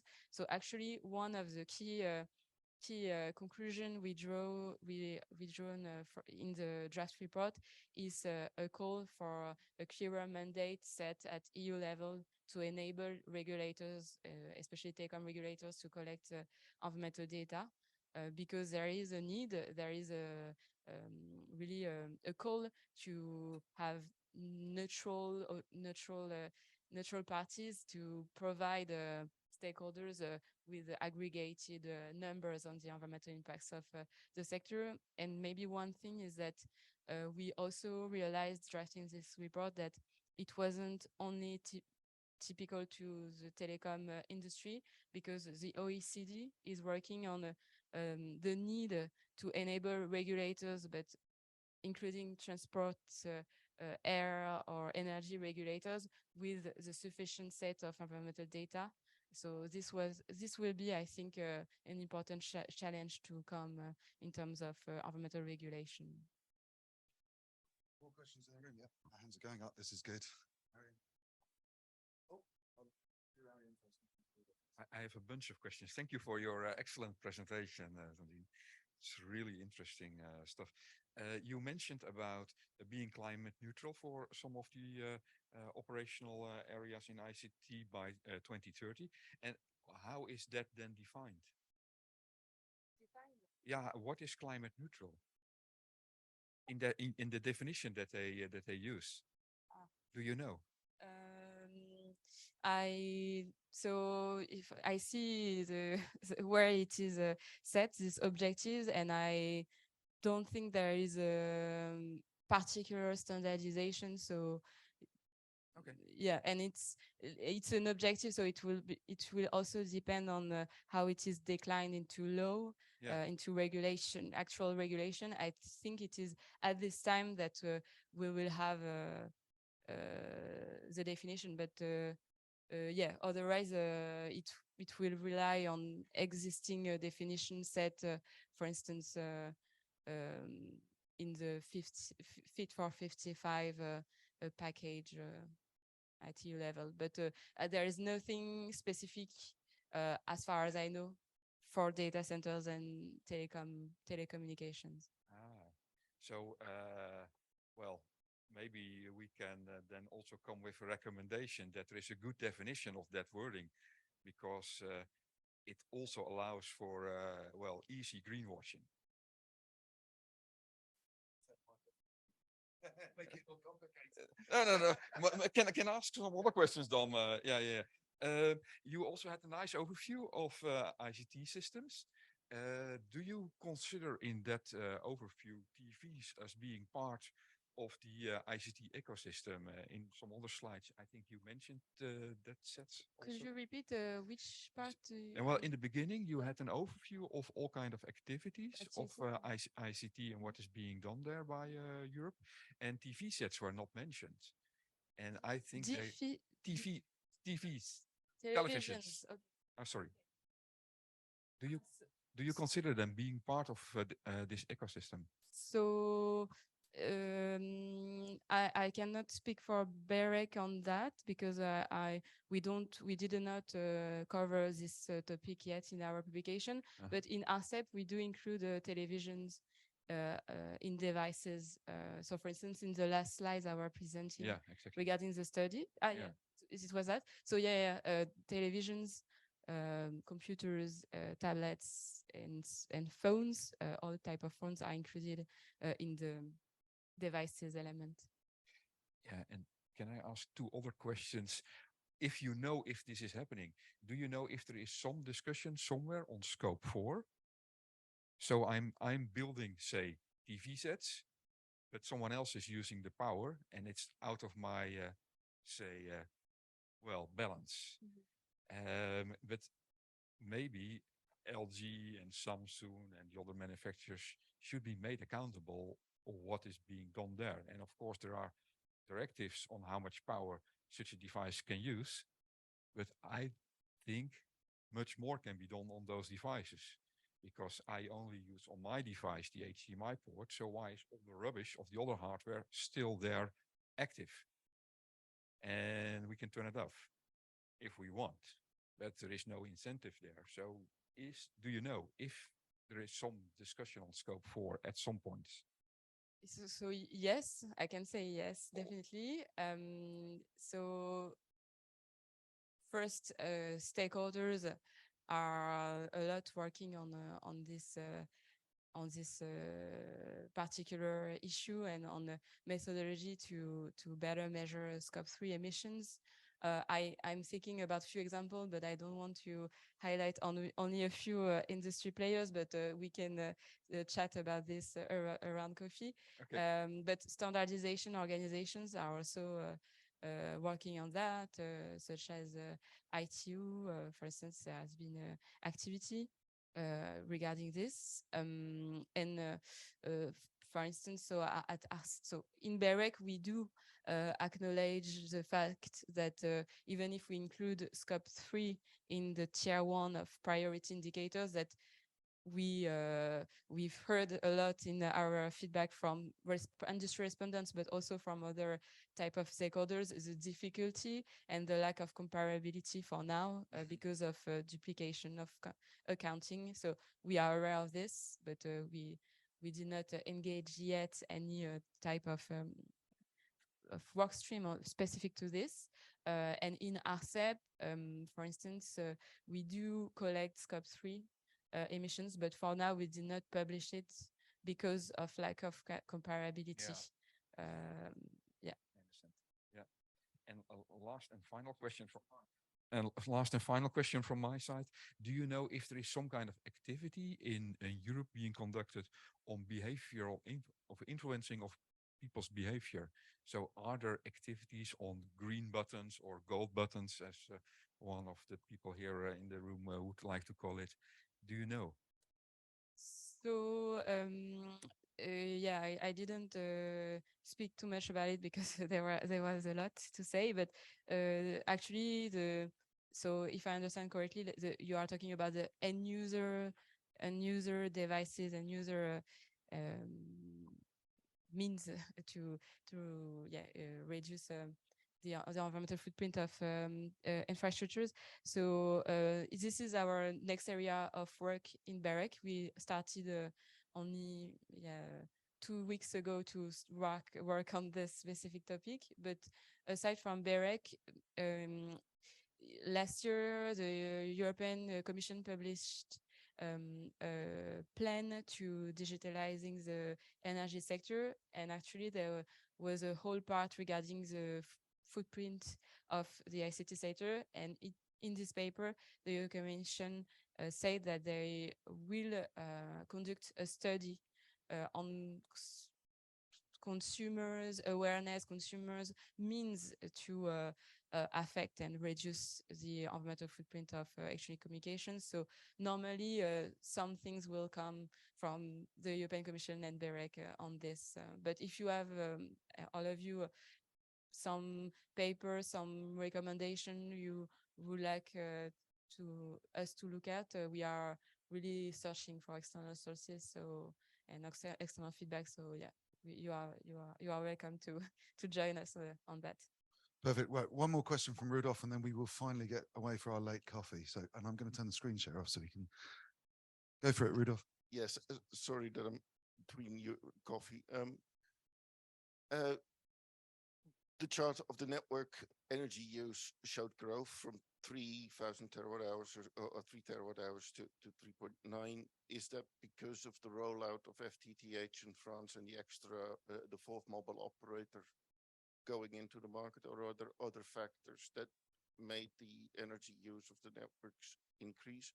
Or was it just the reporting that you got more data from more networks? Because we see it go from 3 to 3.9, and well, I said that it's more or less stable. So what's going on in France that you basically saw a third increase in energy growth or energy use of the networks? So it's for sure it is not due to an enlargement of the data collection scope, because we did not enlarge the data collection scope because it's quite new to collect this data. So even the 2016 data were collected only in 2020 or 2019. So yeah, it's quite recent. So it's not a statistical kind of evolution. What I would say is that unfortunately, as we are the only one to collect and publish the data as regulators on that, we lack a bit of comparison. So we did not highlight specific reasons to France. So what we note in the survey is that the rollout of FTTH is a reason of the decrease of the increase of energy consumption. So the slowing down of the increase, yeah, this is why there is this kind of curve. But yeah, for sure, the part of the share of mobile networks in the mix play a role, but otherwise we just note and deliver the data as we received and analyzed it from operators. Okay, so in brilliant event organizing style, we've both overrun but also filled your heads with way more information than I was expecting this morning. So I need a coffee break. What we're going to do is just those of you with sharp eyes who've spotted the agenda at the back here, I'm going to shift Brainstorm 2 till after lunch, but we're going to come back in 20 minutes, it's about 20 past 11. Come back in 20 minutes and we're going to hit Brainstorm 1, which is kind of the big one. So please be back in 20 minutes, refreshed and ready. But before we go, massive thank you to Sandrine.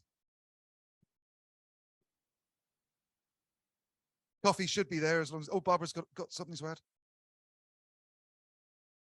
I haven't checked with Rudolph and Sandrine yet if I can distribute their slides. So if you're happy for me, yeah, cool. So just message me or message in the chat room and we'll get the slides out to you. Thank you so much once again. Coffee's out there. Let's go for it. See you in 20 minutes.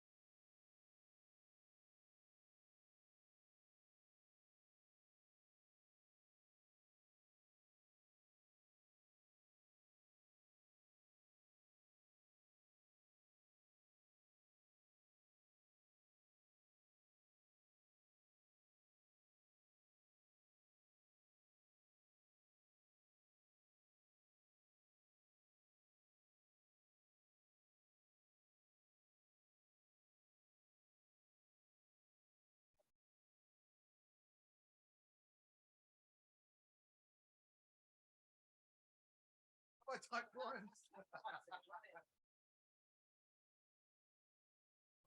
Change that. Hold on a minute. Is anyone called Brian here?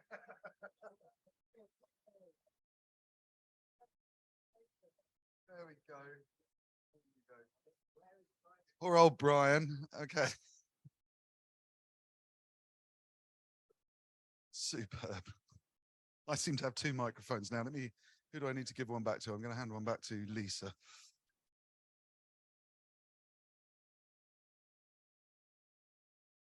Now the fun begins. Let me just give this microphone to Lisa because we might need this over here. Yeah, we're going to, well, it's trio because Barbara's got one as well. Okay, so Tommy came up to me in the break and said, I've never been to an event with a brainstorm in it before. I'm organizing this and I haven't either. So this is an experiment. Okay. And I hope it goes to plan because otherwise we might as well just go for lunch now. Okay. So let me just sort of outline for 5 minutes what we're going to do now. This is a bit of an experiment. And if you're listening online, I hope, oh, there's no one online. I hope people are online or whatever. Okay. So once I finish my little presentation, please, and if you're online, turn your cameras on. We're going to bring you up on the screen in the room. We want you to take part in these as well. But let me just give you a bit of a sort of 101 on what we're trying to do here. So you've heard about the Lessicord. Do you know what it is? Does anyone not know what it is? This is good. I have spoken to almost everyone in the industry over the last 6 or 7 weeks, and I think some people keep falling asleep. I'm just going to quickly summarize it. We've put this question to the industry. Okay, so I'm going to read it out for explicit clarity. What if the default streaming encoding profile was energy optimized with acceptable quality for general viewing rather than, as it is today, quality optimized and typically over provisioned with no energy consideration? So we're not talking about taking away consumer choice here. We're talking about, can the industry collaborate on a sort of cohesive accord of vision about how we could deliver streaming in an energy efficient way through the networks as a default starting point. It might be that users need to lean forward and press the famous gold button to upgrade back into their super high quality picture, and that might be less energy efficient, but at least they're opting into it consciously. Like I boil the kettle when I want a coffee. That's the example I've been using. So it's starting to stir the pot and change the culture of our industry. It's an industry that has been wed to quality for 80 years. And maybe we need to now start thinking about sacrificing some of that quality, or maybe not, for energy. So we've reached out to the industry. We had a pile of responses. We then distilled those into 4 projects, which we're going to put up on the board in a second. But the aim has been to get the industry to do something practical and together, and that collaboration is important. So we spent a few months spitballing and throwing ideas around amongst members, and then reaching out to the industry, looking for the gut intuition of engineers, not necessarily something that's scientifically proven at this stage. That's kind of what we're going to try and do together. But the gut intuition, engineers are quite good at guessing how to solve problems, and it's often a way we iterate into those designs and so on. So we've got to this end of stage 1, and this is the point where we're going to kind of look at those projects together.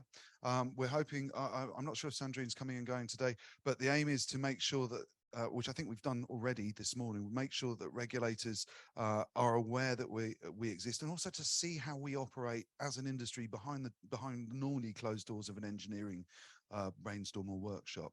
So that's where we are today. We're going to sort of workshop these 3 or 4 test models. Over the summer, what we're looking for is members to stand up and take ownership of some of those projects and lead them for us. So that's very important.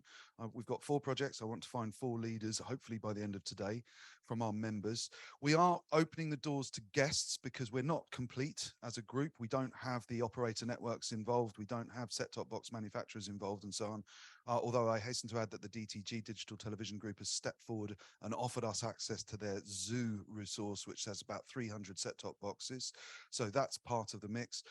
We've got a couple of operators in the room, and I'm looking at Simon. We're going to coerce them into joining Greeting and Streaming as a sort of free guest for the specifics of these projects to then trick them into becoming full members in the due course. That's the plan. So if we all work together, we should get some of these operators on board. And then providing we can stand up some good models for these tests, hopefully at IBC in September, and that we present those back to the industry and nobody from the industry steps forward and gives us a good kicking and says we've got it all wrong, then we can aligned to really run those tests and projects in anger in Q4 to Q1. We do want, I want to highlight here, we want to try to get as close to a production environment as possible. We don't want to do this in the lab. Obviously, we aren't going to be able to measure real user measurement at this stage. So there is, as I've mentioned before, a secondary project which will start as the Lesser Accord comes to a close next summer, which is going to look at getting some measurement out into the real user space so that we can hopefully validate what we think is going on from the theory that we've got in the labs. And I'm looking at you, Ben, because you're going to be running that. You didn't know that until now. So, and then at the end of Q2, the plan is to, rather than go and repeat this exercise and raise our profile to policy and decision makers in Congress, we think that could be frankly a waste of money. So Barbara's nodding there. I think what we're going to do is this time next year at the end of Q2, once we've got the data into the academics, and the academics have given us some objective analysis of that, we're going to present that back to the industry. The plan is to do that in Burbank, and we're going to invite some of the cinematographers who make the big movie pictures to come and look at our crushed down, compressed videos that are now energy efficient, and hopefully give a few of them a blessing. If we do that, we hope we can change the culture of the industry and lead industry-led reform. And that's how we get around not having a good regulatory space to work with in the States. Over here in Europe, obviously, we're going to keep Sandrine and the BEREC teams up to speed with what we're doing, make sure they understand what we're trying to do all the way through this, and other jurisdictions as they become accessible to us. Some of the ideas that we've had.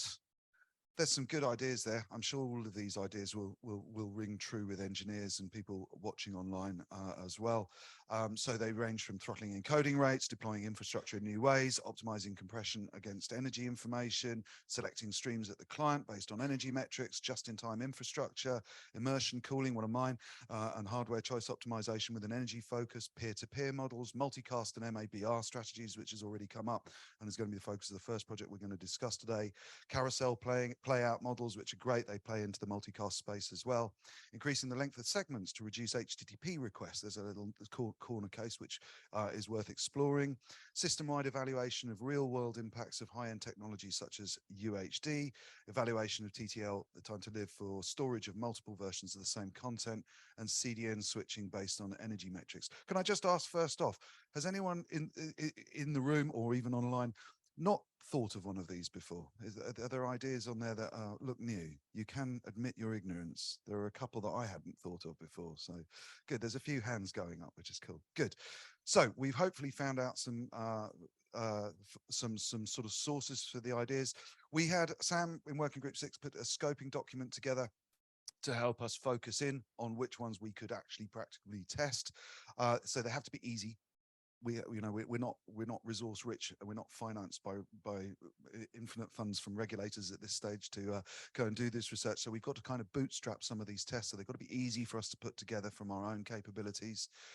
We've already mentioned that we may invite non-members to participate to fill gaps. We want to try and do A/B testing. So one of the models we've used quite often talking with Robin is, a design tennis game, playing for half the audience running as normal and half the audience in the experimental environment. Can we actually draw a comparison? Can we actually see energy savings? Do the audience ring up Robin and say, what the hell's going on? This is important. You look like they might anyway. Oh, they tweet. Okay, all right. Well, we won't tell Twitter. I'm sure Musk won't care.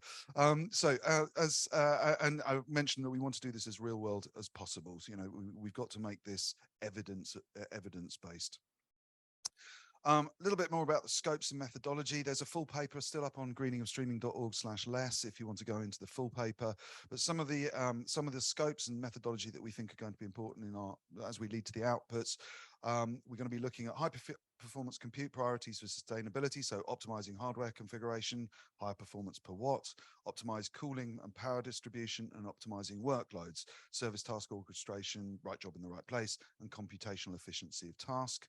And then the right-hand column there is a quote directly from the scoping document. And we want to ensure that the Lesser Accord doesn't negatively impact consumers or reduce their choices. It is robust and data-driven where possible.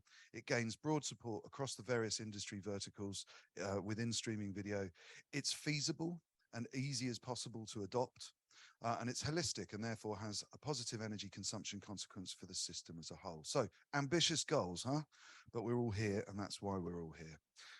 Guiding data points for the output. We need to be understanding encoding and transcoding energy consumption, what the effects of transmission over the public internet are, including caching and storage nodes and so on. So the top line that was outside Rudolph's yellow box. And we need to keep an eye on what's going on inside that yellow box as well. We can bring the diagram up later if we need to. And we need to understand what's going on with decoding on the target devices. So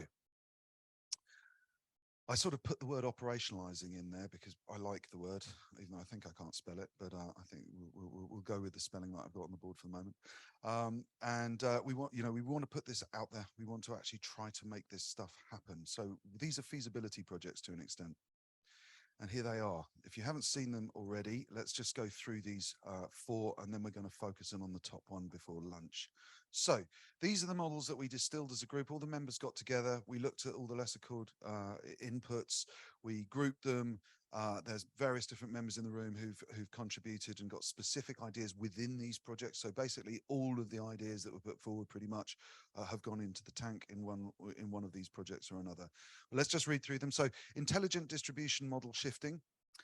Can we better define when each of the 3, there is arguably a 4th, which is application layer multicast, but apparently that was too fine detail. So 3 distribution models, unicast, peer-to-peer, and network layer multicast is the most energy efficient. And implement decisioning to help operators and CDNs seamlessly move among models based on energy efficiency. So if you come from the multicast camp, I did for 10 years, I ran the only multicast CDN that's ever existed, I think. And we did 15% straight through from peering to the consumer. 15% of our live traffic was native multicast, and then Windows Media stopped being a used technology. But that's a different story. But moving from, these camps, multicast sits in one corner, peer-to-peer sits in another corner, unicast sits in another corner. They do have their strengths and weaknesses in different scenarios. And an operator needs to know when to move between those models. Today, it's easy to switch between a CDN because everyone does unicast. We can measure one thing and another, and we just go price performance, we'll switch. But when you introduce energy mix and you understand what's going on with unicast, peer-to-peer, and network layer, there are different energy requirements in preparing the networks to run those technologies. So you don't want to roll out application layer multicast or peer-to-peer for 2 users. That would be crazy. Equally, if they're very distributed, those users, you again might have different choices about which technology to use. I don't believe, and unless anyone corrects us online or in the room, I don't believe at this point that piece of work has been done. So I think that's quite a pioneering piece of work. And I think it'll help operators make decisions about when to move those workloads around those different paradigms. So that's what we're going to be discussing in a minute before lunch.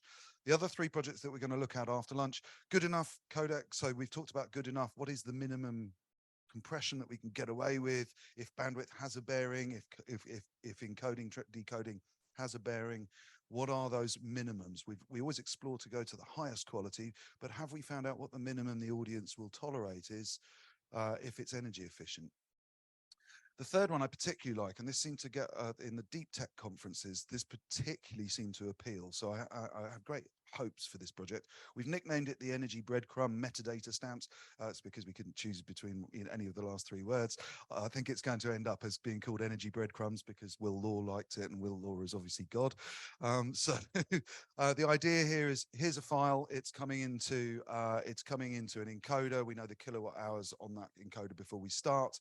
We're going to transcode, encode it, and we're going to read the kilowatt hours off the machine at the end and tag it into the file, and then move the file to storage and do the same thing again. If that's stored for 6 months, it's going to have an increase of kilowatt hours. So it's not system specific, it's file focused. I'd liken it a little bit like moving control plane data into the header of things like IPv6 packets and so on, so away from holding state in routers and holding the data in the codec. So I think that's going to ferment quite a lot of thinking, that idea.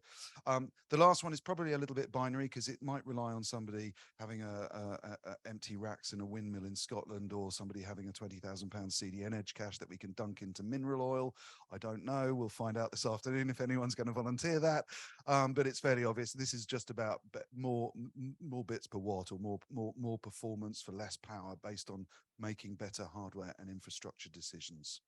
So I'm going to pause there. does everyone get what we're doing with these brainstorms? Yeah, you can speak because it's going to be interactive. You're getting the idea, okay? Right. One thing that's very important is they have to all come together. If we are testing any of those 4 projects, we also need to make sure that if you put the three of them or 4 of them together, that they don't systemically cause problems for each other. You know, that might be the case that we all go multicast is the right way forward, but then somebody points out you can't decode or even access multicast on set-top boxes. So, you know, these are key elements. As I mentioned a second ago, the zoo, hopefully the Digital Television Group zoo facility will become our sort of test environment for this modeling. That might compromise the way some of the projects go, so we shouldn't be completely wed to that. There might be other environments we can test in, but it's good to think about getting that data into a sort of testable location in the DTG zoo. I'm not going to go into all the detail about my other slides because I kind of want to get on with the brainstorm. So let's talk a bit about intelligent distribution model shifting.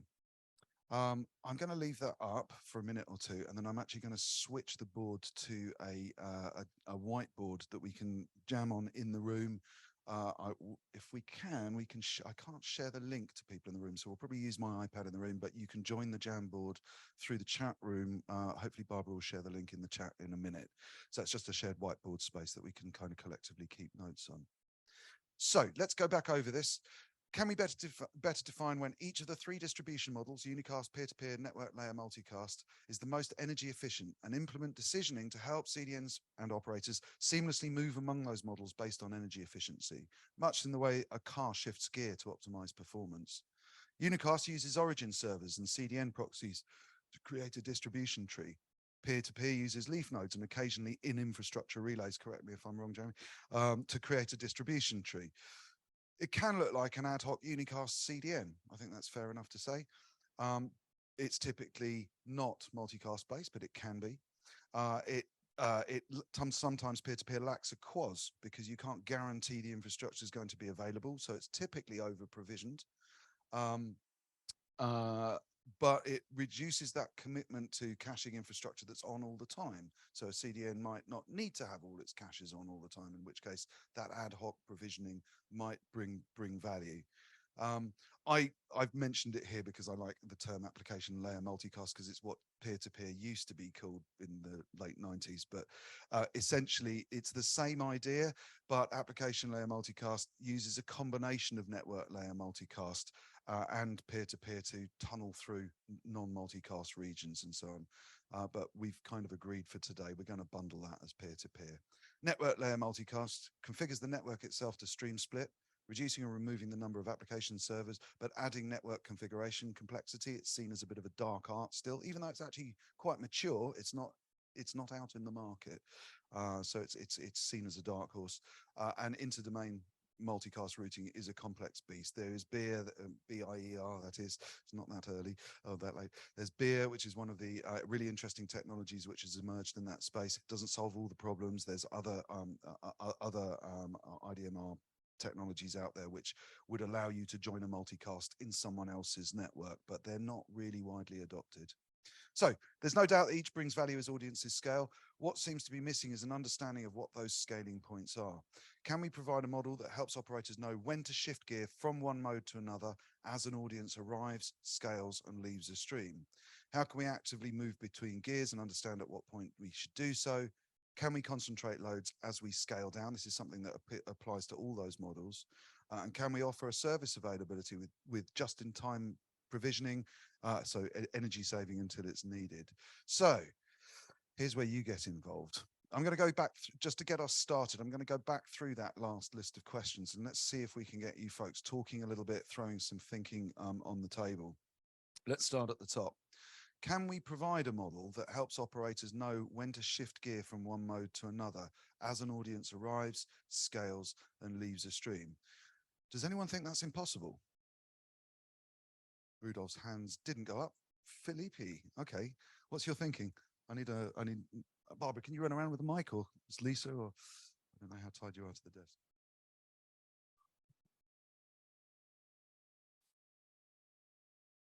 No, I would like. I have some doubt. The first, the peer-to-peer uses the user's devices. So we don't have guarantee about the connectivity that the user's device has or the variation of Wi-Fi capacity. So how to guarantee the minimum quality to the end users, to the other end users.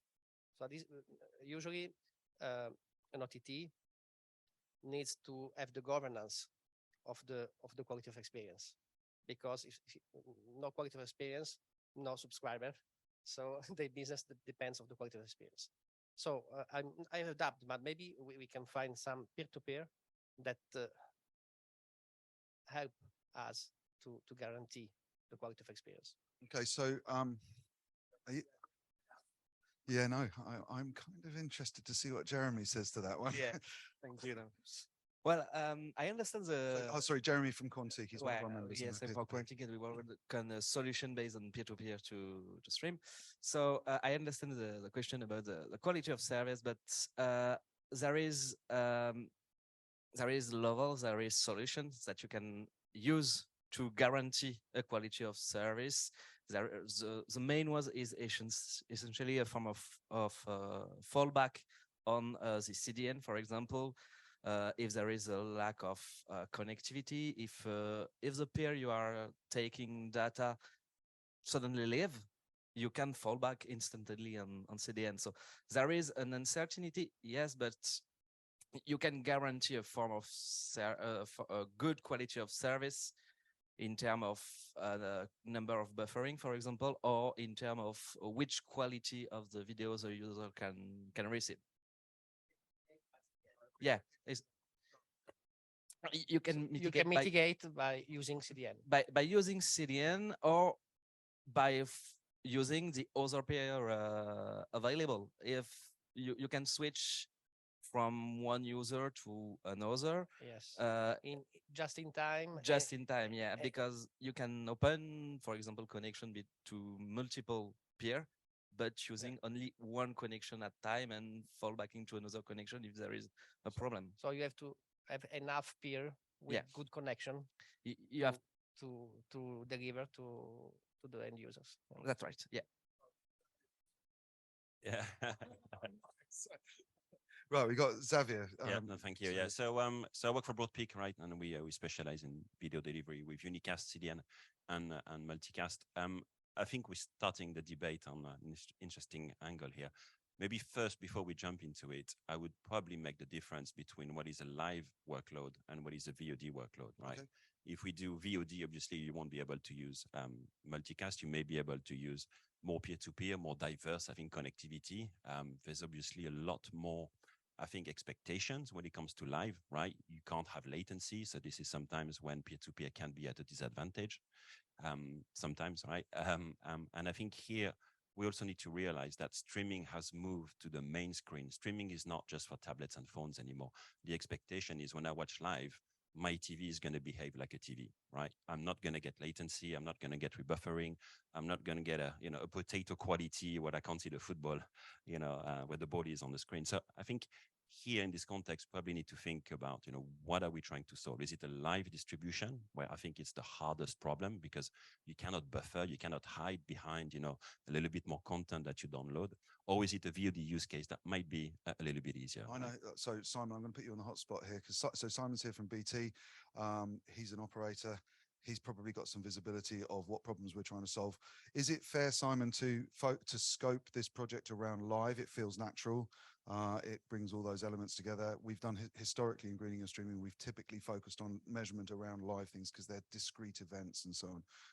I presume these techniques will help you manage your peaks or in various ways, peer-to-peer and so on, and multicast might help you manage peaks. What are the things that you're looking for as an operator from this type of technology? Second, I think first of all, yes, you do have to look at the workload. Live clearly drives our network peaks. The only instances when I come across peer-to-peer is file transfer. So that is value, and therefore we shouldn't dismiss it.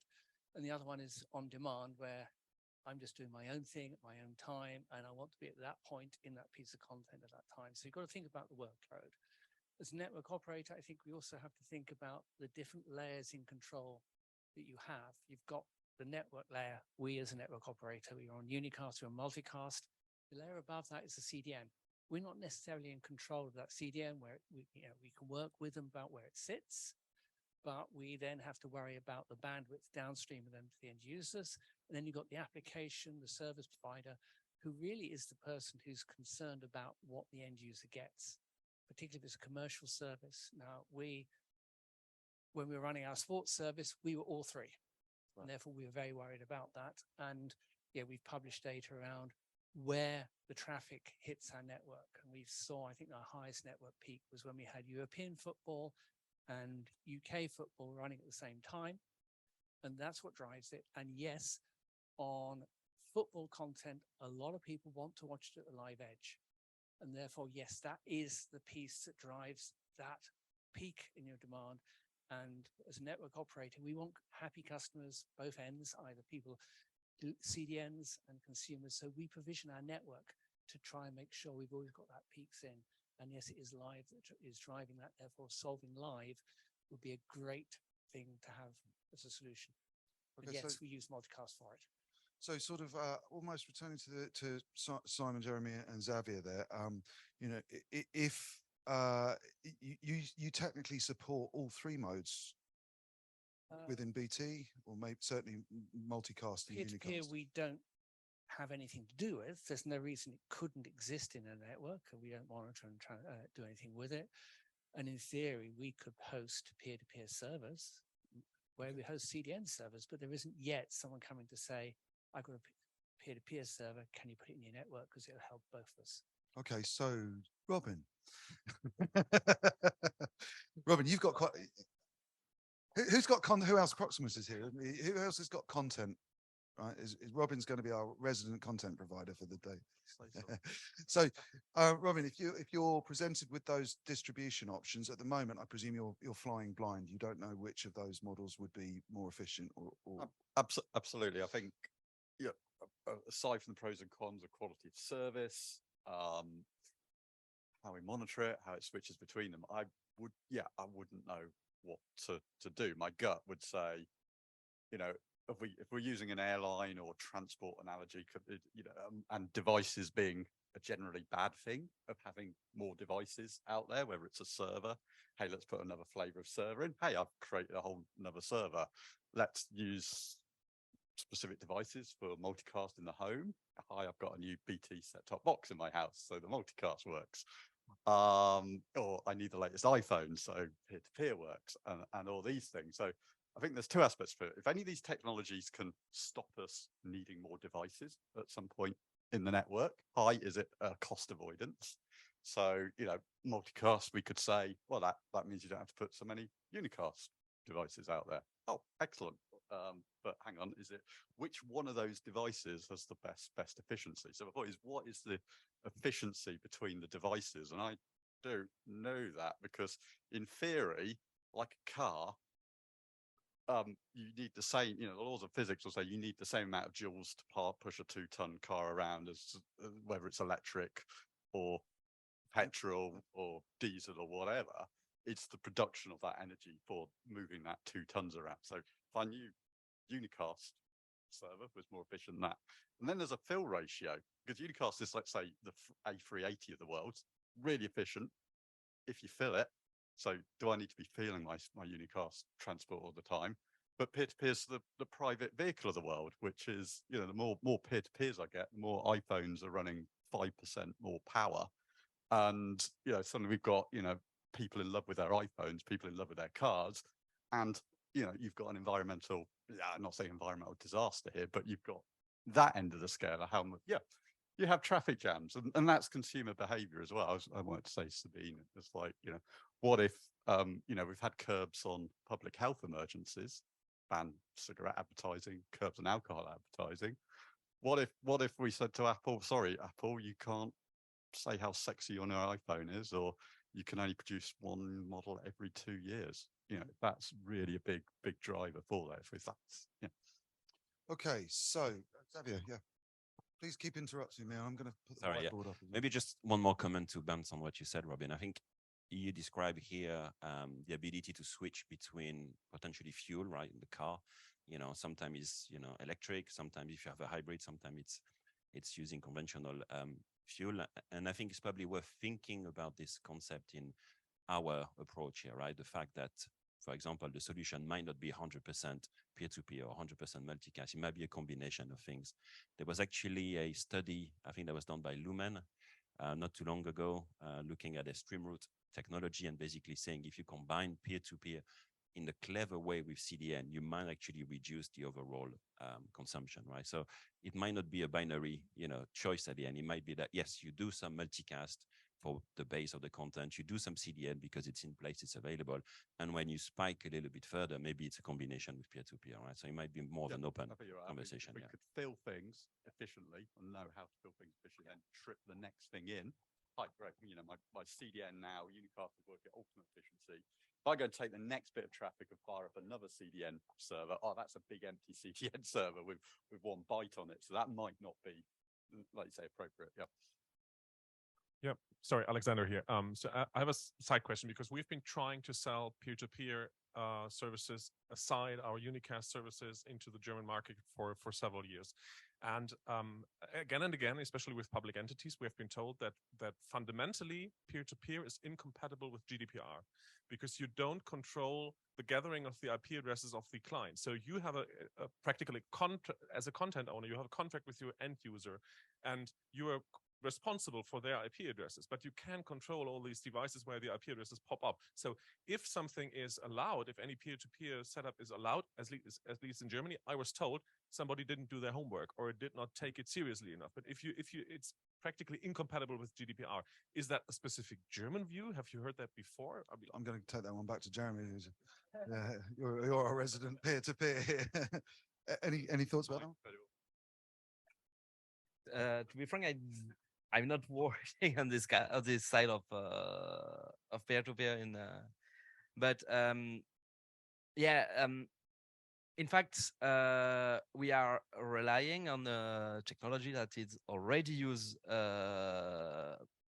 Mainly, it's WebRTC to exchange data between the viewer. And what I can say, maybe it's naive, but if such software, I think like Teams use WebRTC, what it will be forbidden to use it for peer-to-peer and streaming video between viewers.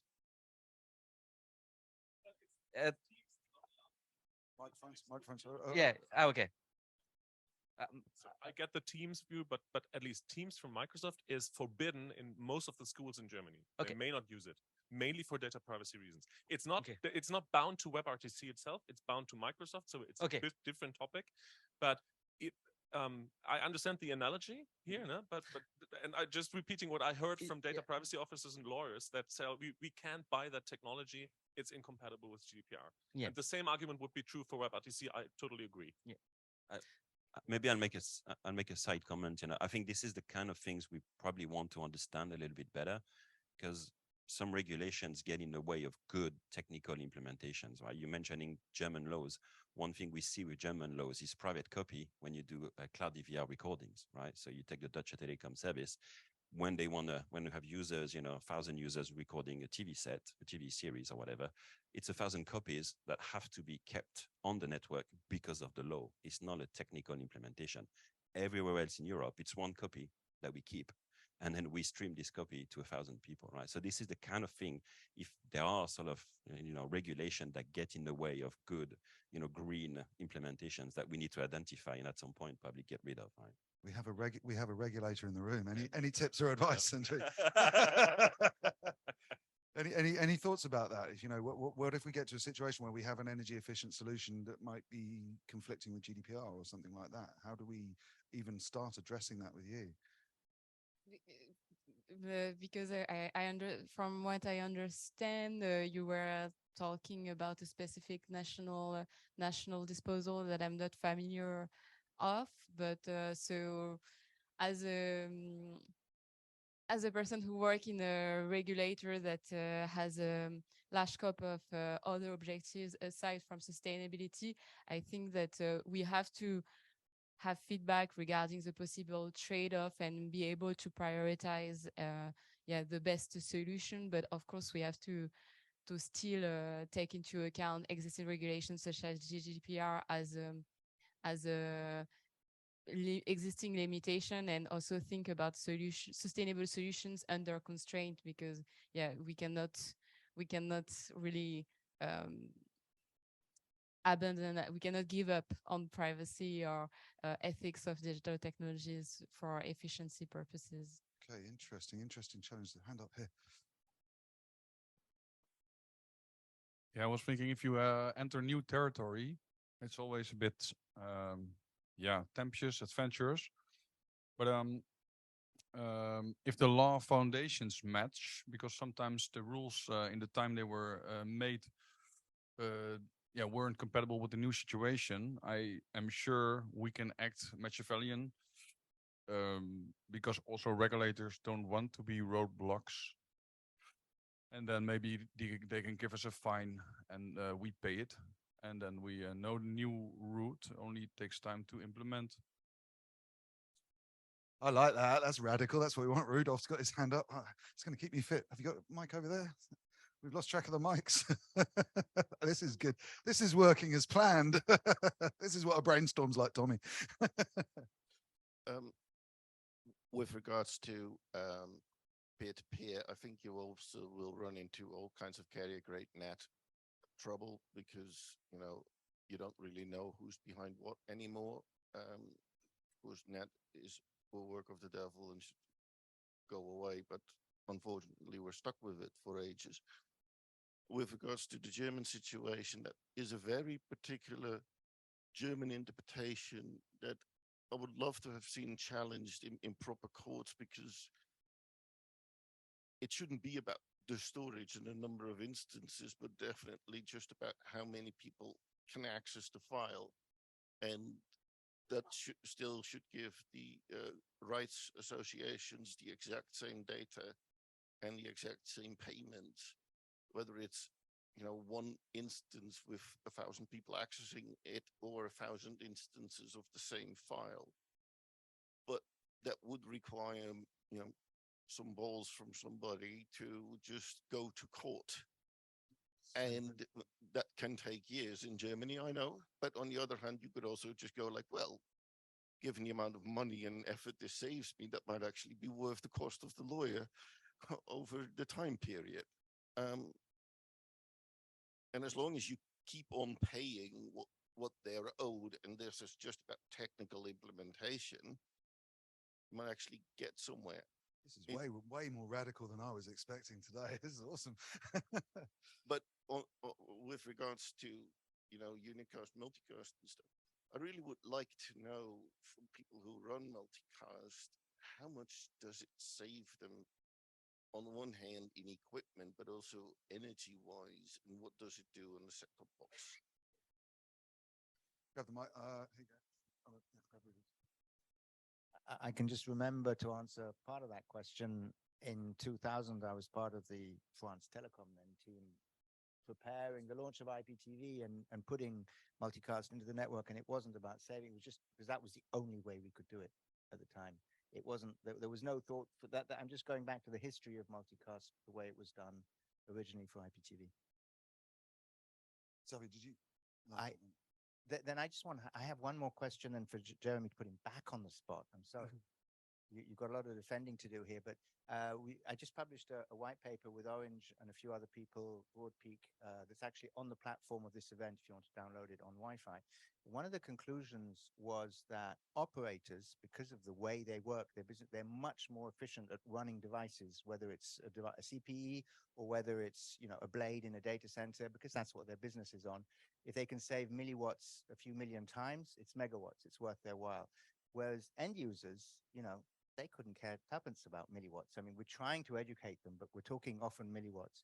So how does Contique see that if we're talking about using a peer-to-peer thing? If I have a peer-to-peer PC and my PC isn't being very efficient, again, I'm unlikely to do anything about it. How can you address that? Before you say that, Jeremy, that was why I was splitting peer-to-peer and application layer multicast, because don't forget, peer-to-peer models can exist within a single managed network. for different deployment reasons, for just-in-time provisioning, for peer apps been doing that for years. Streamroot does it for Lumen and so on. So there's a number of operators that operate a peer-to-peer like model, but just within a single AS and in a managed network. So it doesn't always tie that you have quasi challenge. But sorry, Jeremy, there was lots of questions pointed at you there. Can you just repeat the last question? So the last bit, so how can you guarantee that users in a peer-to-peer will actually set up their PC, their device in an energy efficient way? Because operators do that. When you're comparing those three solutions, two of them are operator run, and they're going to make it energy efficient because they're paying the bill in megawatts. Whereas that's this uncertainty is one of the weakness of peer-to-peer. We can guarantee that a user will be able to have enough upload bandwidth to send data to other peer. In this kind, we only be able to take data from CDN from other peer, for example, without the possibility to restream this data. So that's why the peer-to-peer is a technology that in theory will work when you have lots of user engaged in it. So that's the main point of peer-to-peer, that it's more efficient when you have more user, because you will have more opportunity to restream data to others. Is that efficient from a bandwidth point of view, or is it efficient from an energy point of view? Well, in theory, it's more efficient also on energy point of view, because the idea is that for the same number of viewer, you will have on fact you will have to turn on less CDN for the same number of viewer, because peer-to-peer will be able to send data. On the other hand, huge CDN engines don't consume so much power if you count the number of users a server can handle. So, Rudolf knows it by heart how much is being used as power for a CDN server. But if you divide that by the number of users it can support, it's not so much. So just to add a bit of color, we get to some interesting numbers now. I think we were down to about a watt of power can be used to deliver gigabits per second, right? So can you do that with peer-to-peer? Can you measure it with peer-to-peer? I think it's going to be interesting. If you want to put it into the context, what is going to be the power cost of a stream, right? That's going to be an important piece of data. This prompted me to bring up my little diagram. So a couple of weeks ago, when I was thinking about how this project shaped up, I drew this up. I'm sorry, it's a mess. It wasn't prepared for presentation, but I thought it'd be useful. Light blue or green or whatever that color you call is unicast. And then application layer multicast / peer-to-peer is a red, and network layer multicast on the network itself is drawn as black. So you kind of need that black network, whatever you're doing. You get, the rest of it falls apart. The application layer multicast doesn't see the routing infrastructure. It tends to tunnel through that to application layer relays, layer 4 relays. So you can sort of see how it scales in comparison. And then unicast, you've got a stack of servers at the core of the network, or they might be a bit more distributed by caches and relays. That was me just trying to frame out in my thinking. But for those that aren't familiar with these technologies, I thought that diagram might be hopefully not more confusing, might help out a little bit. If that's more confusing, okay, you're all laughing. I'm going to take my diagram away. That was an attempt to help. Let's go back to the shared Jamboard. There we go. Okay. If, by the way, if you want to sketch on this, then just let me know and I'll bring the iPad to you and you can draw. And in a minute, we will start sketching. Rudolf. So with regards to what Ben said about, operators being focused on energy use, I think it's getting better, but there was this case in the Netherlands where a main cable provider had boxes out in the market with spinning hard disks that were using like 40, 50 watts continuously. And only when there was a concerted effort because of the energy shortage by consumer programs did they finally start to consider replacing those spinning disks. And for a while, they even just continued saying like, well, we need that because otherwise how can you record, etc. Because of course they weren't ready for network recording and that kind of stuff. but they basically just shifted the energy use to somebody else. Yeah. And fundamentally,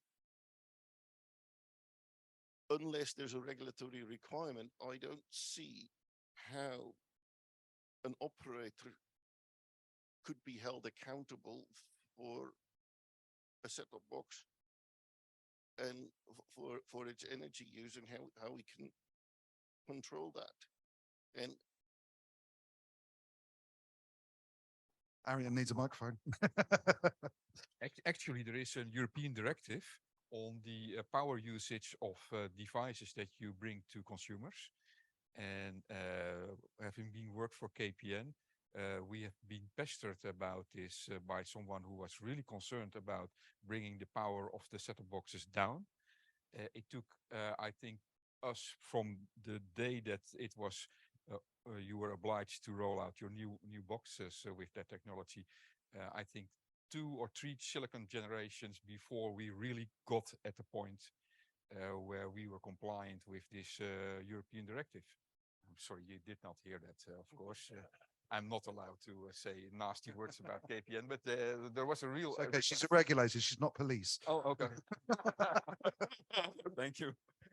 But there is. So what that other company did was well, not really following the directives. I pass the microphone over, Elke. Everyone that watches over the top, or I mean, those devices count as much as well, and they're not part of the the obligation or the responsibility. So yeah, It's this whole hardware gateway set-top box thing is a bit confusing to me because some, you know, your report treats the home, not the home gate, the home gateway and the set-top box. It treats it as an operator provided thing, whereas I bring my own smart TV, I bring my own Apple TV to the network, which again skews any consistency in the data, I think. So this will be a rabbit hole, but you know, obviously we have an application that then goes on that device, which can be more or less power hungry depending on the design of that device or what we're asking it to do. If we're asking it to upchuck, hey, maybe that makes the device great on delivery, but it kind of makes the device heavier. You know, what if we just got bad code, inefficient code, or having to put more stuff in there? So there's another factor and rabbit hole we haven't even. okay, so we definitely, I think for any experiment we might do for this project, we're going to have to sort of, I think the idea of having a vanilla digital TV group test bed for this round is probably a good scoping, because if we try to be consistent across a myriad of unknown set-top boxes, we're going to confuse ourselves. Xavier. Just to echo your point, running on different devices will give you different power usage. I mean, we've been experimenting with loads of connected TVs and boxes and all that, and it's a minefield, right? You know, from one year to the other, the Samsung TV will behave differently. So yes, you know, we need a very sort of simple scope, I think, to be able to do that. Otherwise, it's too fragmented to get anything meaningful, I think. Just Sam, 1 sec. So is there another operator in the room other than Simon?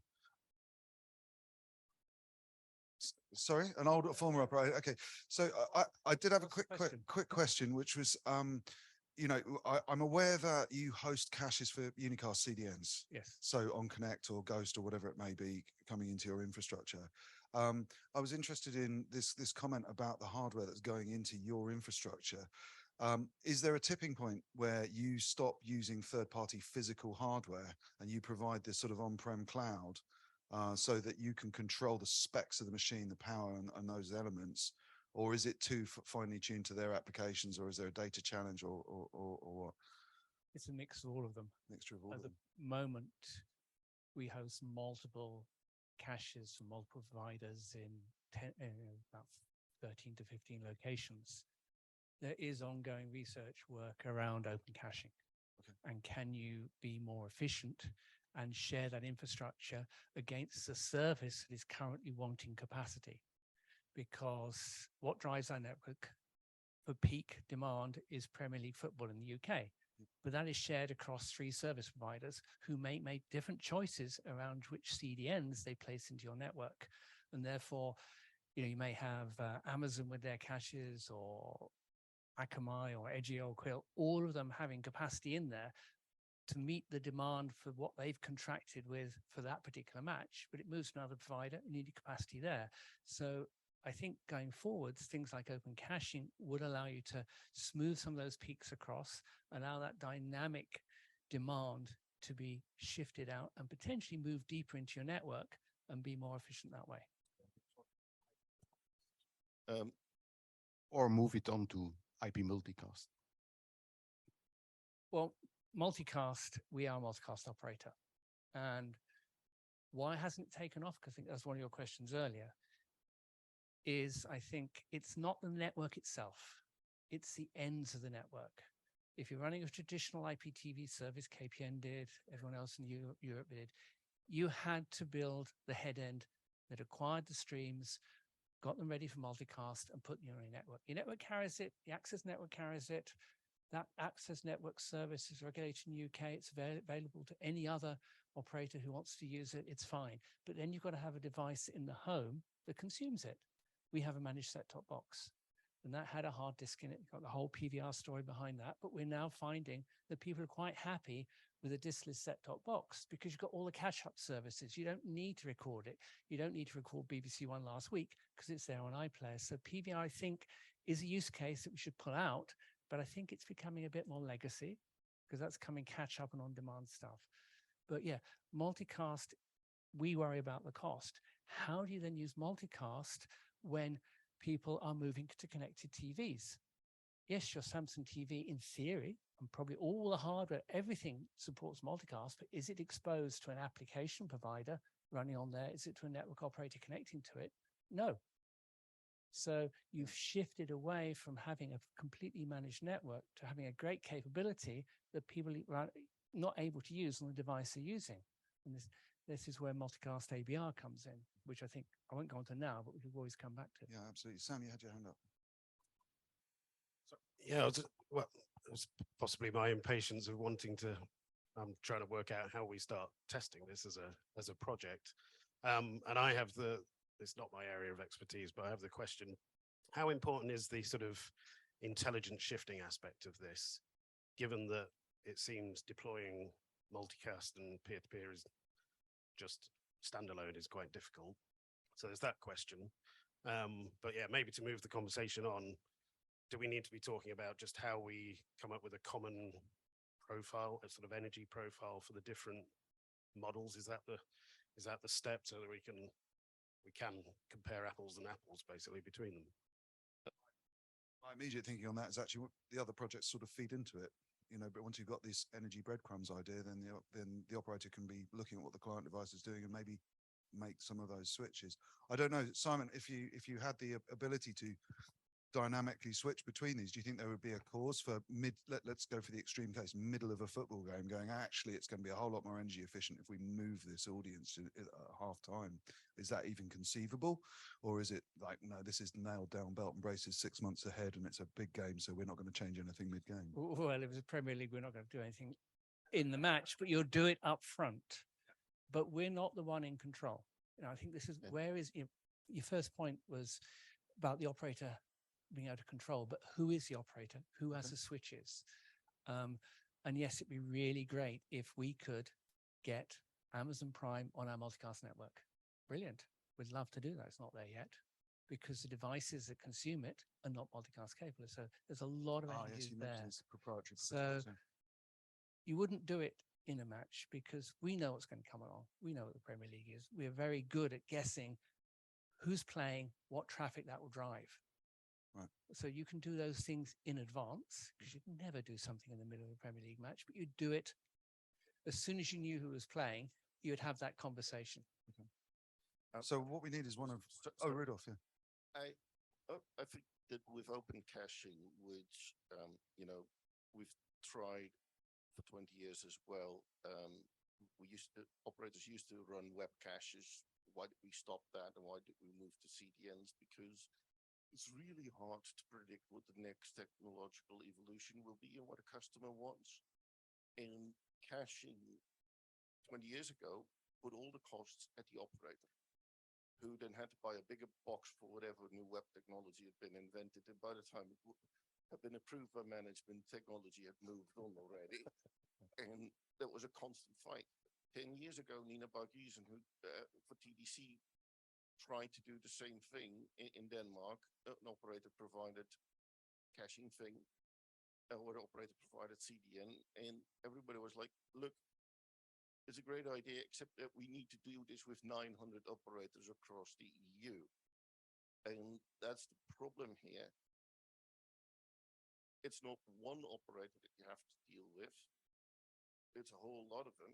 And of course, BT and Proximus are brilliant and they know exactly how to run this, but think about the other guy, you know, and you would have to deal with the other guy. And the only one who actually knows how the streaming is going is the guy providing it. So if BT has the rights, it knows how the Premier League is going, also on the networks of the others. And it's really hard for anybody else to know what's going on. Right. If there's an Xbox release at the same moment, coming from the same CDN from Amazon, they may want to shift around that traffic a little bit to other boxes because, oh my God, there's a lot of traffic coming around.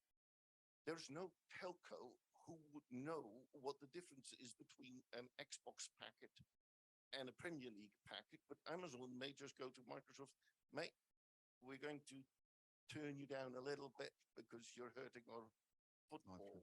And that kind of stuff is what I tried to say as well in my presentation. You don't know what's going over your network because it's a black box, it's a container. You don't know what's going on in the network underneath. So don't make assumptions that you don't have control over. And so all of these ideas are nice on paper, but when you have to scale them, think of 900 people who are less brilliant than you are, and then try again. So maybe just to bounce on that, I think there are different levels, and you're right, you know, of abilities, all right? But at the end of the day, who knows network better than the ISP? Oh, microphone, wait, pause. Yeah, but the network itself is known by the ISP better than Akamai, better than anybody else. But it doesn't know the effect on the application. That's correct. I'm talking about the network, right? So what I'm saying is there's probably a role here for the ISP to build capacity in the network because they know it better than anybody else and transform what today is a set of silos, you know, the Akamai caches, the Facebook caches, whatever caches you put in your network, and then transform caching into more of a network function, something that is owned, operated, managed by the ISP, and then open to anybody else. And I think this is where the open caching story becomes interesting because you don't have to go and talk to all the content providers. It's right. It's very complex to have all the OTTs and all the network providers to talk together. That doesn't work. I think we need a layer of aggregation in the middle, right? So working with the CDNs, being able to say, okay, I'm BT, I'm Vodafone, I'm Orange, I'm Proximus. If I have this delivery capacity in my network, and if I work with, you know, an Akamai, an HGO to deliver their content, that might be, I think, a very viable model going forward. But that assumes basically that there's a capacity problem in the ISP's network, which there isn't. It is much more a distribution problem. So BT has 13 locations where you can bring the traffic to. That distributes that 28 terabit that they had as peak last year to 13 locations. So biggest location 4 terabit, 5 terabit maybe. I'm looking a bit towards you, but that kind of ballpark, 5 terabit. If you can't handle that, you need a new CTO. But to your point, isn't it? That was off air, but somebody in the room said CFO. But maybe just to your point, Rodolphe, I think, is it worth putting caches in those 13 locations for content that may be delivered, you know, across CDNs? You end up multiplying infrastructure for no reason, right? You bring the content into those 13 locations, great, but you still end up with more kit than if you had a single mutualized platform. Sorry, Ben, go for it, and then I'm going to make just a really quick one because I'm getting a bit confused. The way it's written there, intelligent shifting, and the question you asked Simon and Rudolph's answer, comment on that, all imply that this project would do something dynamically. I understood there's two different problems. One is measuring those three things, And the other layer on top of that is maybe to dynamic, and perhaps we should decorrelate them because we could get stuck on the switching. Maybe we won't manage to switch dynamically, but we will be able to measure the three different things, and we should separate those two. So scenarios and measurement rather than shifting. So let's put Shifting would be put- lovely put to the have. scenarios but it together. should be the second layer, presumably. Okay. All right, we got 10 minutes before lunch, and that's a great way to make engineers think really hard. Okay. So I don't know how your sketching is, Barbara, but maybe you want to try. I might do this. Let's just bring up a new page on the Jamboard. This is where it's going to get. Can you? What I was going to draw is a straight line, which is basically a live stream. And we're going to put some boxes on a straight line. So where are we? I can't see it. Maybe I just broke the screen share. Hold on. I think you're good. Oh, you're on page 2. There we go. Look at that. Straight line. Can we go horizontally? Because I was wrong. By law, you have to do the encoder on the left. If anyone ever draws a bloody set network diagram with the encoder on the right, they're out of the industry from now on. I'm sorry, that should be law. Regulators, please put that in mandate. Yeah, perfect. Okay, so let's start with Robin on the left. I'm going to volunteer people into this project, and you can opt out, but we're going to start. And I'm going to start in with members, and then please fill in if you're not a member, but you can help us. So let's start with Robin. Robin's our resident content provider over on the left. If we can do a Robin, and we're going to need probably some branches going out of this because we've got 3 models: unicast, multicast, and peer-to-peer to test. Anyone want to throw any curveball in there? Sorry, I didn't hear it. Cloud offload. Okay. I think I think that's kind of going to, in a live stream situation, it's kind of blur into unicast and so on. Xavier? Thank you. Just saying, yeah, unicast can be CDN, right? So global CDN, Akamai's and all that. It can also be your own CDN with your own dedicated caches. Okay. And that might be slightly different in terms of energy consumption, right? Okay. So, all right, let's start. I can't do this. If you can sort of follow my penning here. Interactive. I should just do it with the pen. That was the point. Look, that was why I bought the iPad along. Right, let's just do this. So here's Rob. I can't draw. Why can't I draw? There we go. Here's Robin. Right, you are the content, Robin. So, okay, so we've got some content flows coming in here. We've got now all of them will have a point of origin, won't they? They're all going to have something like a point of origin. So we're going to have an origin, okay? And then from here, we're going to take one stream out to unicast, one stream out to peer-to-peer, and one stream out to network layer multicast, which kind of scopes us at the moment to trying to blag Simon to give us some capacity on the BT network to play with, okay? And so the unicasting model, maybe mainstreaming, are you in the game for this? Yeah, a bit of mainstreaming. And we can ask Akamai as well, maybe Akamai as well. I should put design to be fair to Robin, shouldn't I? There we go. Let's do that. Sorry, Robin. And then Quantique, you need what do you need in the network to stand up a trial or a test of this? Do you need some servers? Do you need a laptop? No, we don't need server. We have server on our own to put peer in relation, but after it's embedded in a web player, for example. So Okay. it's only embedded our technology in web player. Yeah, player. Yeah. Is it purely out to the user and around to the next user? Is it that model? It's not. Okay. All right. So let's. This is going to have to run up at the DTG then. So let's put zoo in here. So we're going to have user 1 Quantique. Tell me if I'm doing anything wrong here, folks, as we go, and then round to user 2. And it depends also if you allow peer-to-peer inside the aggregation network, or all hub ports you need to go back to do the peer-to-peer. Or we have to go right back. Okay. Yeah. Let's try. So that might go somewhere back into the network here, like that. Yeah. So we might. Okay. So peer-to-peer, okay. Unicast is reasonably simple, and network layer multicast is just plumbed straight onto the wires, right? Is there anything else we need in the system? Broad peak software? Well, it depends. Right. So Right. Yeah, we've got the EBU to reach back to, but Hemini couldn't make it today, and there's Arte as well. So, and there's Waterbury. There are a few that just haven't made it here. If anyone's in the chat room who's a content provider, then wake up. So okay, so design, etc. How about that, Robin? That take the pressure off you for the content app, and then network. Sorry, Simon, I didn't get the answer for that. Do you need anything else in the system to be on the origin? You've got a source of feed that you can plug into our network or any broad peak. operator's network, and that's not yet. There's no one using it apart from ourselves. Okay. So yeah, it would have to be in collaboration with BT, and we're not a member at the moment. Okay, so yeah, pass it to Broadpeak, I think, on that. Yeah, you guys... So if there is a stream that is available on the network, then we need to terminate the multicast somewhere. It can be the gateway, can be a set-top box, can be another host, right? We've been doing it across multiple devices. It can be as simple as a Raspberry Pi or whatever you want to use. But yeah, you will need an if you can agent. get one. Right? Yeah, there's no Raspberry. He's got his hand up. I'm scared. He's going to tell us where we've got it wrong already.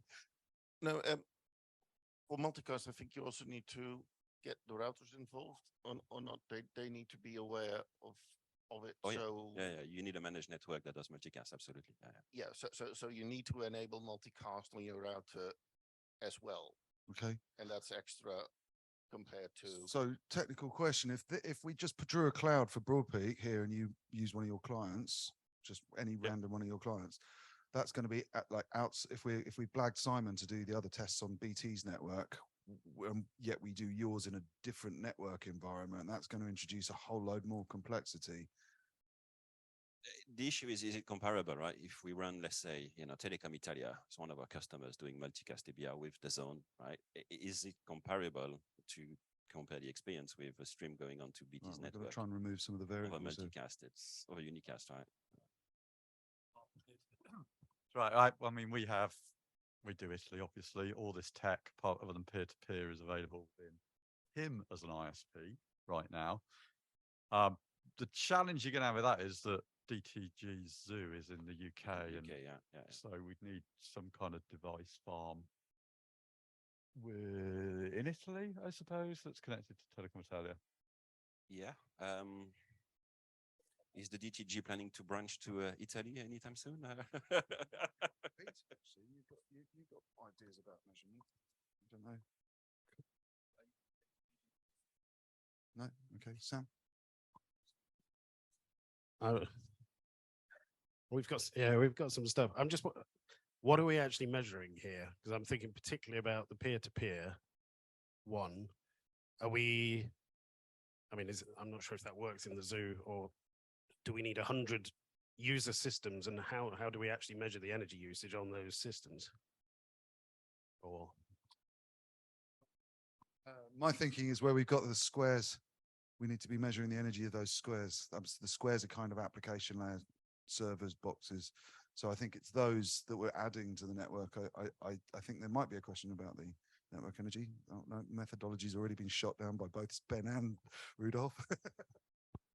No, in the best of all possible worlds, surely the multicast and unicast, if somebody could do it on the same router by switching it on and off, because otherwise we're going to be comparing apples with oranges. I don't know if that's possible. Exactly the same amount of power whether you turn IP multicast on or not. That router will consume exactly the same amount of power whether you turn on IP multicast or not. I just looked sideways at Rudolph and he looked back at me. Well, I find it difficult to say because these days those boxes are really efficient. So that's something to consider, to look at. But I'm really worried also on the CPE level what it will do there. And in the end, if it doesn't really matter on the router, then it's mostly the question: does it save energy somewhere else? Because if you can handle the same streams either in multicast or unicast, and yes, it's more bits, but otherwise it doesn't really matter, then there's a lot of complexity that you're adding for multicast.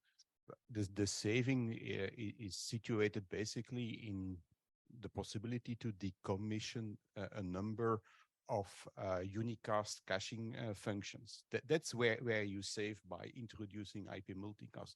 So basically, where you have to deploy caching capacity to accommodate for the presumed peaks, by moving it to IP multicast, you remove basically the peak issue because the scaling happens at the routing layer, at the pure IP layer. So you decouple it basically, and hence you can use substantially less CDN edge caching capacity, and that's where you start to save. So it all depends on the peak in traffic that you expect to carry. Simon.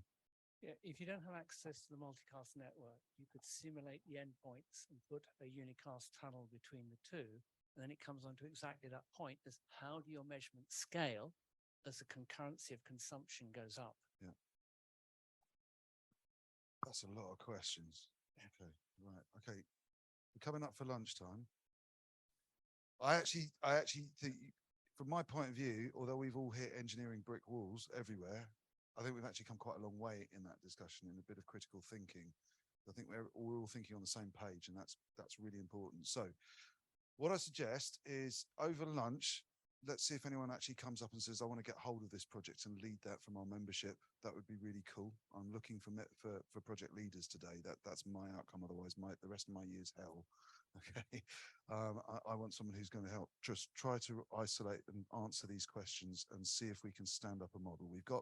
I've volunteered you into some boxes on this environment as a starting point. And what we haven't answered is how we measure. So we've got a number of actors in greening and streaming who, in theory, can tap into these boxes and create a framework of measurement. At least it's consistent to itself, even if it's not consistent outside. So we can do comparisons in theory, we can do some comparisons in these different modes. And I'm sure it's going to go through the shredder with Rudolph and Ben before we get anywhere. So, but let's take a break. I'm knackered. That was a really, really good first half of the day. I need some food. And so while we stop and reflect on all of this, if anyone wants to take hold of this project or lead that project, please come up to me and let me know. And then we'll get that diagram as a sort of starting point over to that project lead. And hopefully we can use some of the working group for structure within greening and streaming. We'll create new working groups for these projects. They won't be called working groups, but we'll create new working group models for these structures in the greening and streaming app. And we can start some discussions and see if we can refine these over the summer and see if we can get this one into something that's a defensible model at IBC. And with that, I'm going to take a break now for lunch because I need some food. It's vegetarian food. There's quite a shortfall of people, so there's a lot of vegetarian food. Tommy's been writing furiously. His hand's tired, so he needs to fill himself up with vegetarian food. No steaks, promise. And I'll see. Let's have back in an hour. Sound good? Cool. Let's go. Thank you. Awesome one.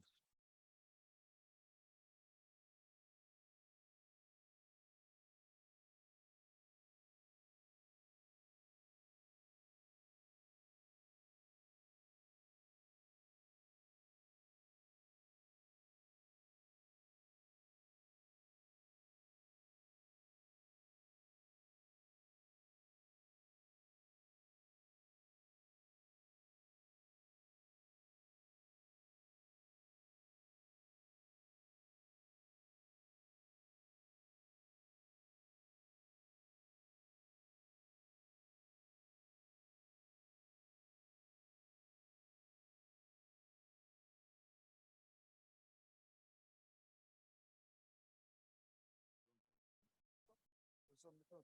Perfect.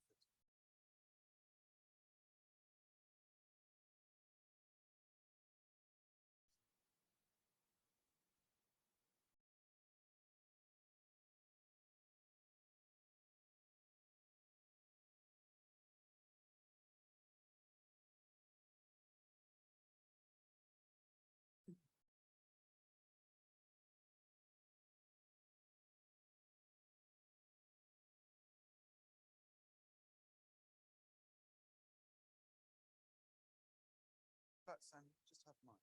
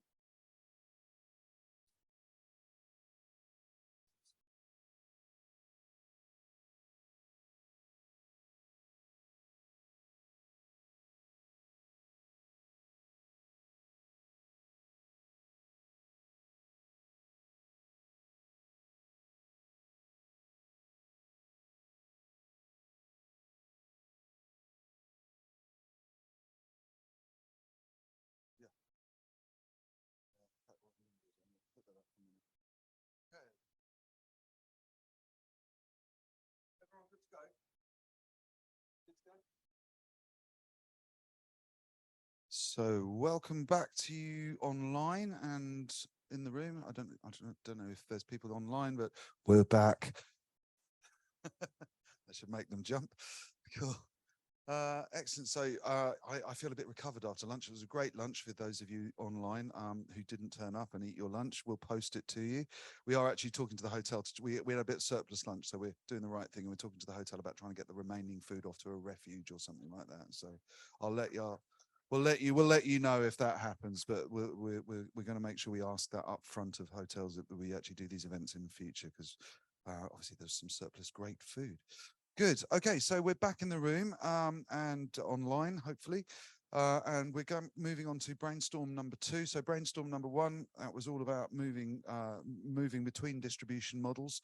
Lots of really deep, interesting conversation before lunch. I'm still reeling from it. Haven't had anyone volunteer to run that project yet, so be aware. I might come and select you if you're a member. Also, just a quick point, if you're a member and you haven't had your badge, make sure you come and see me or Lisa in the corner. Not for non-members. They're trademarked, and if I find you wearing them, I'll sue you for trademark infringement. And I won't tell you who's done that already. So wear your badges proudly if you're members, and covet them if you're not. So, right, we're moving on to brainstorm number 2, the good enough codec configuration. I think we did rename that actually, didn't we? We had a better name in the end. Hold on, let's go back. Good enough codec and ladder configuration. I think that was an important missing word from the definition. So I think I'm going to hand over to Sam, who runs Working Group 6, which is the sort of parent group of the Lesser Chord. And Sam knows a lot more about codecs than I do, and this is going to be quite codec focused. So Sam now has a microphone, and you can rest because you haven't got to put up with my voice for the next hour. Sam, over to you. Okay. So, yeah, I'll just try and do a 5-minute or so intro on this one. Yeah, if we go to that.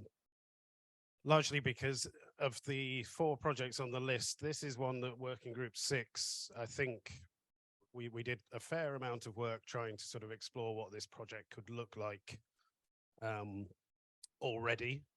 And certainly no claims that it's correct, but I think it will be good, or hopefully it's useful to at least sort of cover the work we did, which is basically in this scope and methodology document that's been available on the site for a little while. Yeah, if I can just sort of quickly run through this, and then we can pick it apart and hopefully get sort of fairly quickly towards how we could actually test this project. I think hopefully, we've done a bit more groundwork here. So this introduction is really, yeah, Dom covered this earlier this morning about the sort of general goals of the Lesser Chord. How do I switch pages? But yeah, so there's a little bit in this document that's about the Lesser Chord in general, if you want to take a look, but also more specifically around these sort of compression pieces. And the first thing in here, as we looked at sort of the principles of, what can we do in terms of codec choices, compression choices that would impact the energy use across the system. we felt that there are some data points that we really need to know, possibly kind of up front, to really guide, guide what basically the choices we would make in compression. Because, for example, I mean, we've sort of debunked it quite a lot today. But for example, if it was the case that if we could halve the bit rate of everything, if it was the case that that halved the energy of everything, brilliant. We know that's the target. Probably nothing else matters. We're pretty much, I think at this point, we know that's not true. But you get the point. If we understood the profile of how much energy is on the encoding transcoding part of things, how much is it sort of in the middle in transmission, and how much is actually on the decoding on the target device, we probably can't, from a compression standpoint, we probably can't impact how much energy the screen's using particularly, but the decoder piece we certainly can. So if we had, so this is basically saying, yeah, to start with, it's quite small for me to read now as well. But if we could come up for a variety of different service types, because obviously this sort of thing varies between services. You know, if you're, for example, if you're Netflix, you're encoding a relatively small library of content, but it's getting viewed, each piece of content's getting viewed many, many times. If you're YouTube, you're encoding a lot more content, and comparative, at least in general terms, is being watched. Each piece of content's being viewed less. So yeah, the first thing in here is talking about trying to get to these critical data points that help us inform all of the decisions we would make in compression. So what is the energy saving potential of a percentage reduction in bit rate, both immediate and in the long term? And we think immediate, probably not very much. Long term, maybe it's about bringing down those peaks that dictate a lot of provisioning. And then the relative energy consumed in transcoding versus decoding. So probably the average energy per hour of video encoded by a particular service versus decoded on a single device. And yeah, and those things give us that really useful ratio of energy between the two. So if I skip along here, the scope we talked about does cover the fact that, yeah, based on a set of service profile criteria, which would be about how much you encode, how many viewers you have, that sort of thing,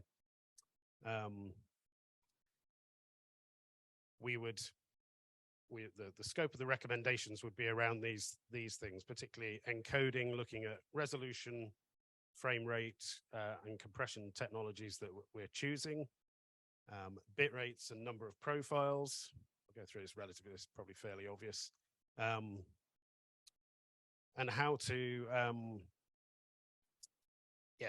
get to ultimately how to get to those recommendations in different encoder implementations. There'd be a piece around packaging. We touched on it earlier, but there are potentially savings in like the length of segments because it affects how many HTTP requests are going up and so on, which can consuming power, and also potentially some back-end distribution recommendations. And this is probably where we're drifting into some of the other projects. So this is the key part in here, just to sort of introduce what we thought. So first of all, yeah, so this would be a methodology, a series, potentially a set of tests we could sort of work through step by step to get, hopefully, to some answers on this compression piece. And number one would be figure out what those guiding data requirements are. And admittedly, it's a big ask, but that maybe working out how we reduce the scope of that, but to look at that power consumption between encoding and decoding and so on. Number two is the define quality target, or define what is good enough, as we've been touching on. So this, I think there are various ways to approach this. in my company, in VNova, we have a whole framework of testing that runs objective metrics testing on transcoding all of the time, looking because it's how we evaluate objectively whether our LCVC technology works. And there is quite a lot of academic research in this area as well, looking at actually what, if you look at the objective metrics like VMAF, what consumers actually can see, you know, differences between what you need on a mobile phone versus a sort of 80-inch TV. So there are definitely sort of objective tests that could be run to figure out amongst us what, you know, what, for example, what VMAF score do the vast majority of consumers consider to be perfectly acceptable. And there is also a component to this about the ABR ladder. This is where the ladder configuration comes in, where, for example, I know in the case of Netflix, they have a very large ABR ladder quite often. So some of their UHD content, I think, has up to about 15 profiles that they're transcoding. And that's because I think, you know, not to be, I think their sort of methodology is to make sure that as the player switches between these profiles, you can't actually discern that it's changed as a viewer. However, obviously, if you started thinking about energy consumption, maybe obviously Netflix, if they only did 7 or 8 profiles, would obviously consume less power in transcoding, which would be a win of sorts, and maybe that would be acceptable to the vast majority of consumers. All right.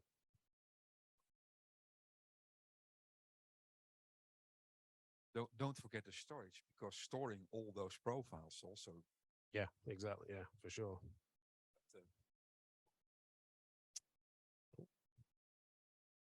Says the host would like you to unmute on my screen.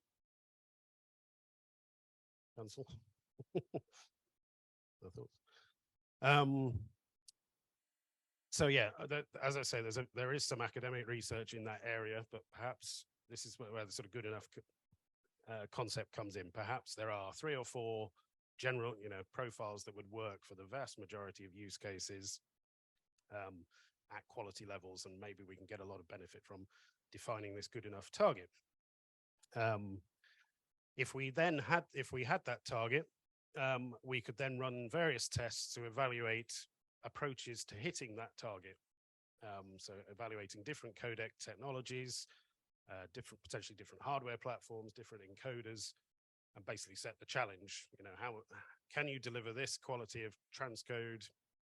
You know, what is the lowest energy you can deliver that quality target at?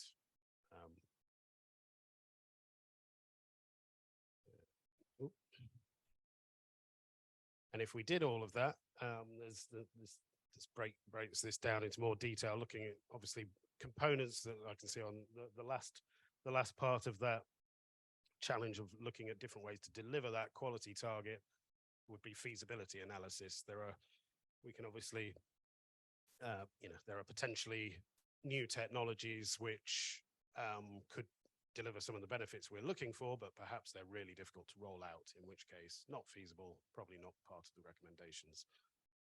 But if we did do all those 3 steps, we'd stand a really good chance of putting together some recommendations around how to transcode content to deliver energy efficiency across the whole system. I think that's the intro. Any questions? Do you want to take over, Tom?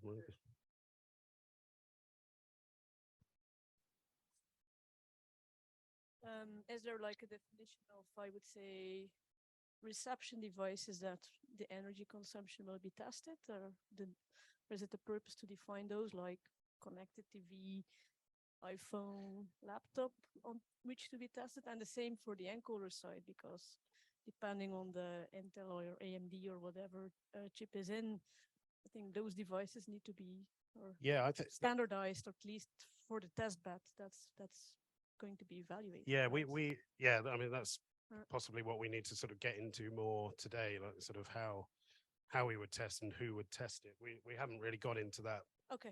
That's area the of next, specifying round devices. of, yeah. I like the CDN in between. Some choice needs to be, because that's the fixed element, I guess, in the tests that will run as well. Yeah, for sure. Yeah, Ben? Yes, question about with good enough is with an artistic intent and different types of content. So if you're kind of looking for niche content that you've been looking for the last 10 years and you finally find it, you don't care a damn what quality it's in, you're just so happy to get it. But when you're watching the final of the World Cup and there's a minor glitch, you're much more adamant that that's not good enough. And so the idea of good enough will vary both on the type of content, but also the artistic intent. When you go back to the producers and say they had a wide angle camera shot for a football match so that you can see all the strategy of the teams in place, but then you can't see that with low resolution. You have to have high resolution for that content, not other content. How can we capture that issue in this project? Yeah, I think that's a tension that came up quite regularly in the earlier discussions about this, about how much we can lock actually things down to one set of recommendations. So like the concept that's in that document about for particular service profiles based on, you know, how many users they have, how much transcoding they do, and so on. That came in as a similar issue of actually it's not going. We can't just say this is it for everyone. So I think, yeah, to my mind, we have to sort of approach it one kind of, maybe one content genre, one type at a time. Hopefully there is an overall good default that people in many cases can get to. But obviously, like Robin with sport is probably going to want a higher frame rate than probably quality targets per profile, because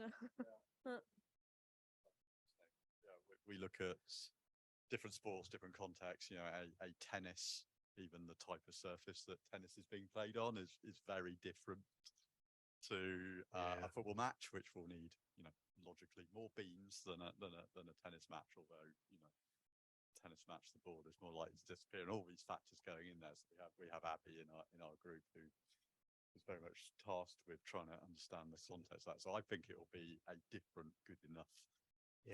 So you have a different. I've asked her if she's already got the answer to this, but so you have a different encoding profile on a sort of per sport basis. We're getting there. We certainly have it on a tiered sports basis. So our Serie A will be at a higher quality than, I don't know, I don't want to demean baseball or something like that in Italy or whatever, but you know, we have Italian baseball, American baseball in Italy. There you go. So yeah. I'm sure there's a thing. I'm sure that's a thing. If it isn't, it'll be on DAZN soon. So yeah. So yeah, we do it by sort of the value of the rights and the product at the moment, and there's value for us as well of having tiered quality in terms of what we might be able to get people to pay for. Obviously, there's a lowest common denominator, but let's say there's a button or a button you get access to that goes, okay, now I pay for 4K, or I pay for HDR or Dolby Vision Plus, which are, you know, more cost because, hey, look, they're using more resources. So as a business, we'd like a bit more money for that, really. But it could work the other way around. Netflix standard versus Netflix premium, what it is. One gives you standard quality, one gives you HD quality, and maybe that would allow commercially a cheaper one, but also, you know, lead to that what people it's good enough, what they're willing to pay for it, and does it have the energy benefit? Because hey, if we're getting less money, it'd be great to have less cost and less energy where it's not required. Yeah. So I think it often comes down to the amount of recommendations that you give and the choices you make depend on the popularity of the content again. Because if there's only an audience of one, then you can be very strictly narrowed down. If it's millions and they're depending, then you have to. Then the optimizations and the invest in energy and encoding play down the line. I think you can control that, or you can test that in a lab environment very well with controlling encoding and the device in the end. But in between, the CDN is like a black box, and you don't know which routes you're choosing. You have multi-CDN, so it's very difficult to pinpoint the specific point where you actually save energy in a CDN because you make a certain decision here. And we are currently in a discussion with public broadcasters in Germany, because they have such a moment, because they are preparing for FIFA World Cup next year, 2024. They have a certain capacity right now on their CDNs that they have, and they're negotiating about extending that on top of the existing capacity. So if the CDNs then have to do an actual build out, because they have to prepare for that bit rate, for that peak, and it's beyond the peak that they would usually build out for, then if you can avoid that build out is necessary, you're actually avoiding installing new servers, installing new devices. So that's the exact point in time where such a decision can make have a real effect on the outcome. And I think this would be very helpful if we could identify such moments and then work around those, because then you have the huge amount of traffic in between that you can avoid. Yeah, that's. So is it oversimplistic to say that in this circumstance, in this model, the transmission stage of the network, we can just focus on the lower bit rate improves or reduces the rate at which build out happens? Ben's got his hand. Tying that idea with another one from this morning, surely with peak capacity, this particular project should, you wrote there, good enough will be contextual, but if you're doing the final of the World Cup and you know that is your peak, that you for the next 4 years, you're never going to reach that again, then lowering the capacity there will have a major impact, whereas lowering the capacity for a Sunday night or Saturday night football match watched by 100,000 people, probably early signs that we're finding in greenhouse streaming is that lowering bit rate probably doesn't have effect. We don't know yet for sure, but that's where it's looking. There's a huge effect on peak. So when you say good enough will be contextual, that actually there's multiple subpoints there. It's genre contextual, but also linked to the peak capacity. If we're talking, Robin and I touched on this a bit at lunch. I sort of wish Rudolph's not here anymore, is he? Yeah, he's coming back. But from Rudolph's presentation, it felt to me a bit like there's a lot of over provisioning because of provisioning for peaks. And I would have the question if we focused is there any way to calculate or evaluate if we could say that the peak sports event bit rates would be 40%, 50% lower? Yeah. Is there any way we can try to calculate and evaluate what savings that would give? Yeah, we have that challenge, very real challenge when we up the quality of Serie A, and have we got enough?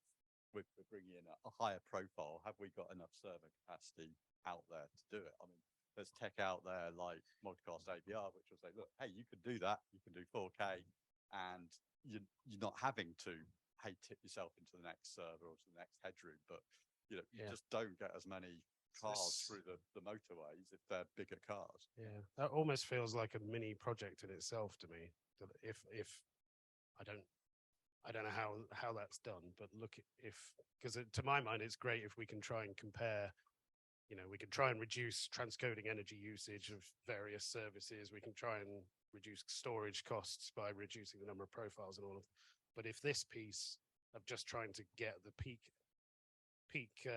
bandwidth down for major sports events, if that trumps the lot of them.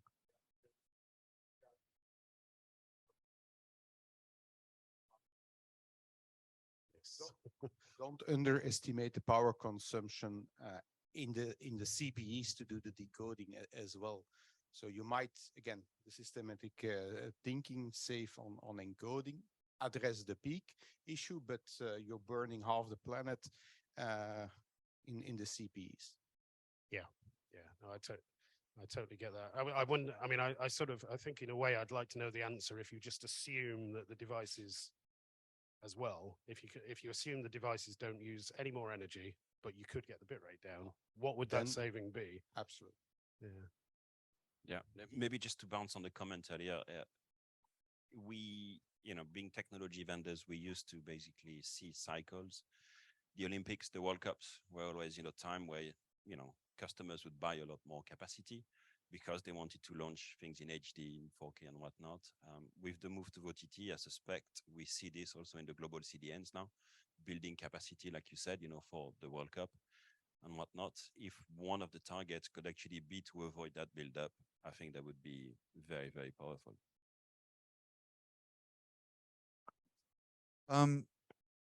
Sorry, I don't, can I just ask a spiky question? 4K. There's been a bit of pushback in the media in the last couple of weeks about 4K. Is 4K still vital to you, Robin? Is it still a key part of the story, or are we already scoped to just looking at 2K and under? I think it's a consumer. If you've got to be a savvy consumer that wants it, and I think I don't know if our business knows how many consumers would want that, because if you've got the right kit and the right setup, it looks amazing. If you haven't, it's like, oh, I might as well just have HD, really. So Italy, in the last December, the RAI, National Television, did an experiment in 4K with 100,000 people, and 100,000 people have seen 4K, and they ask for 4K. And once they've seen it, they want to stay there. Yeah, seems. Yeah. The World Cup. Yeah, exactly. For the sports. Yeah. Well, Alex. Yeah, we did the same on a much lower scale for audio streaming. And so this was with bit rates of 64 kilobit and 128 kilobit, and it was AAC versus MP3. So there was a smaller AAC file stream, and there was a higher bitrate MP3 stream. The AAC stream, having a lower bitrate, was way better from the quality. But the people were choosing the 128 kilobit stream because it sounded better and bigger from the name of it.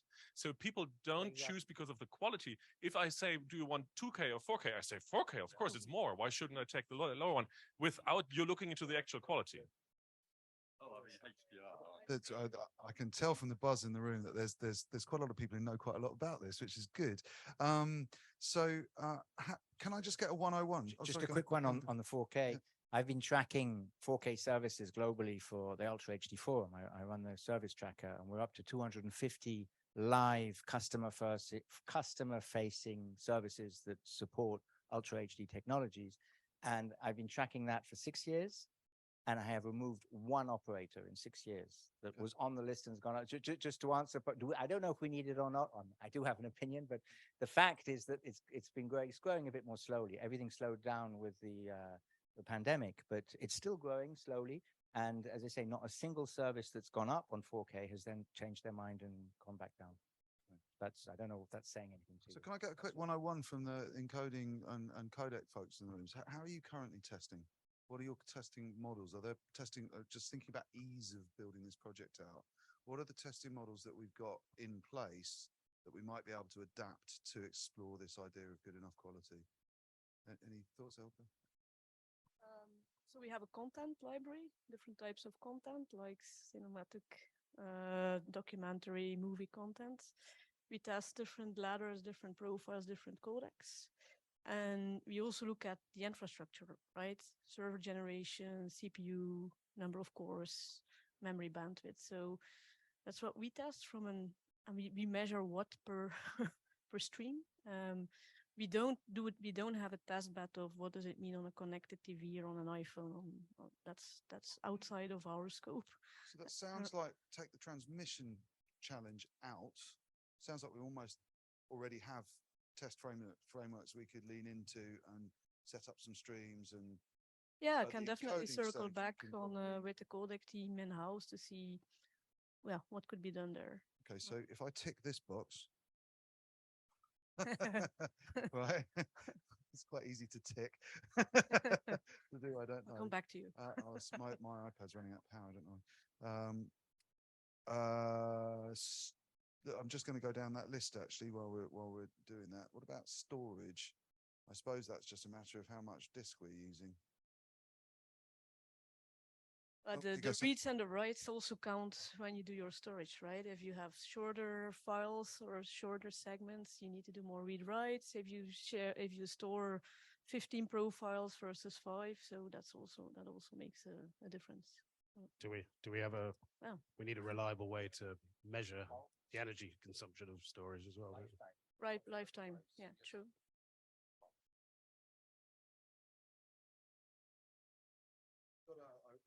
There is a hopefully an incoming member who is specialised in some mad multi-layer storage system. They might well be up for coming in and lend to that. If anyone's got other storage contents. The storage thing was given as a big example of the people on the street going, "Oh, do you ever delete your photos? Do you ever delete your emails?" So yeah, And it's quite complicated because at an infrastructure level, it doesn't elastically reduce when you remove the data. It goes down in quantas of hard drives that you turn off. So it's not quite as simple as, I don't know if anyone's got a testing model, or we can reach out to the community to explore that. Okay, that looks like that's going on my to-do list. I was thinking about that with the point about World Cups and things like that, where people go build for the World Cup, and then anyone unbuilding or sending it to the no, it's Japan Olympics, that capacity all still there. So yeah.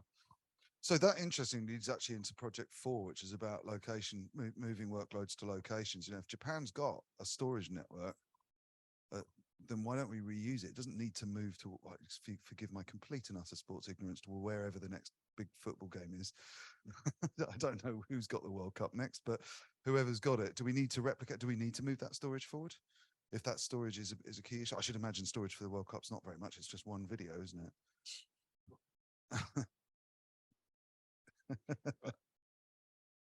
But yeah, to the point of the World Cup, right? I think storage might not be the issue, but Robin, you put your finger on something interesting, which is if you build the capacity, especially if you're a global CDN, you're going to need to monetize this, right? And building it for a peak typically is unsustainable because you then charge based on consumption, right? So there's a link here between doing something sustainable and doing something that's going to be viable as a business, right? I really doubt that the global CDN will build, giant amount of capacity for the World Cup unless they know they can fill those pipes with more content in the next couple of years, right? So there might be something to explore here. Is there a way to basically limit that push to something that is sustainable and also economically viable for them?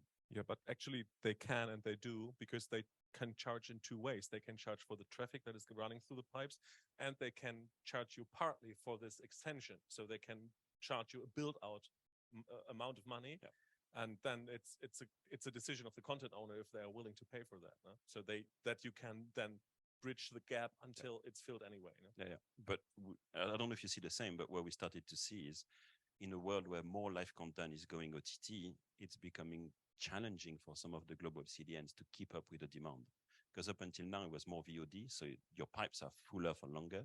And when it's live, you may only have, a football game for 2 hours, and then the rest of the week, your pipe will be empty, right? So the model, I think the economic model might also push more sustainability to go into the way the business is approached. Yeah, I think this is partly driven from the strategy to do more multi-CDN and then level them out for economic benefit on the short term, while the CDNs are building out more for a good peak to average ratio. So the more they get from you, the more it's worth for them to build out. No? Yeah. And this dilutes if you have too many CDNs where you're getting all your micro peaks from. No? Yeah, we've seen them doing deals actually where they won't take your live content unless you also give them the VOD content. And I would do the same. Yeah.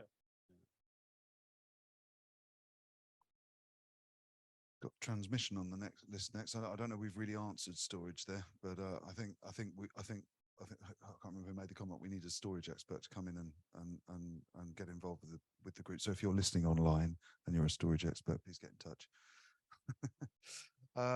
Okay, let's mark that storage bit out as a to be done.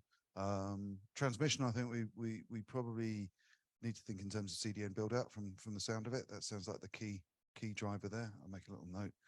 CDN build out.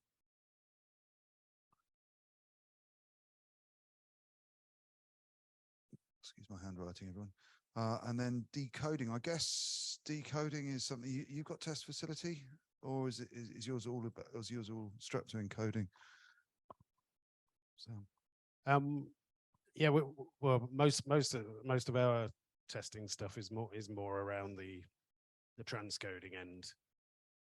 So I mean, just quickly for reference, we have a sort of AWS based platform as well, so we could run and have to run lots of tests with different codecs because our technology sits on top of them. We do analysis of a whole bunch of codecs with and without LCUVC on top, so that there's that, and that does stream to apps as well. So there is, just as a quick side thought, there is potential for us being able to stand up sort of test websites where if we wanted to do like subjective testing, we could do, comparisons between, but we might crowdsource a lot of comparisons between different codecs. We might struggle to get energy data out of AWS. We might be able to get a carbon calculator number, but that's not really what we Yeah, need. We and need an energy on data. that, I mean, we do, sort of CPU cycles and so on as sort of proxies for trying to look at some of that. But yes. How about Atom Cinemedia? You guys have got presumably test infrastructures for encoding?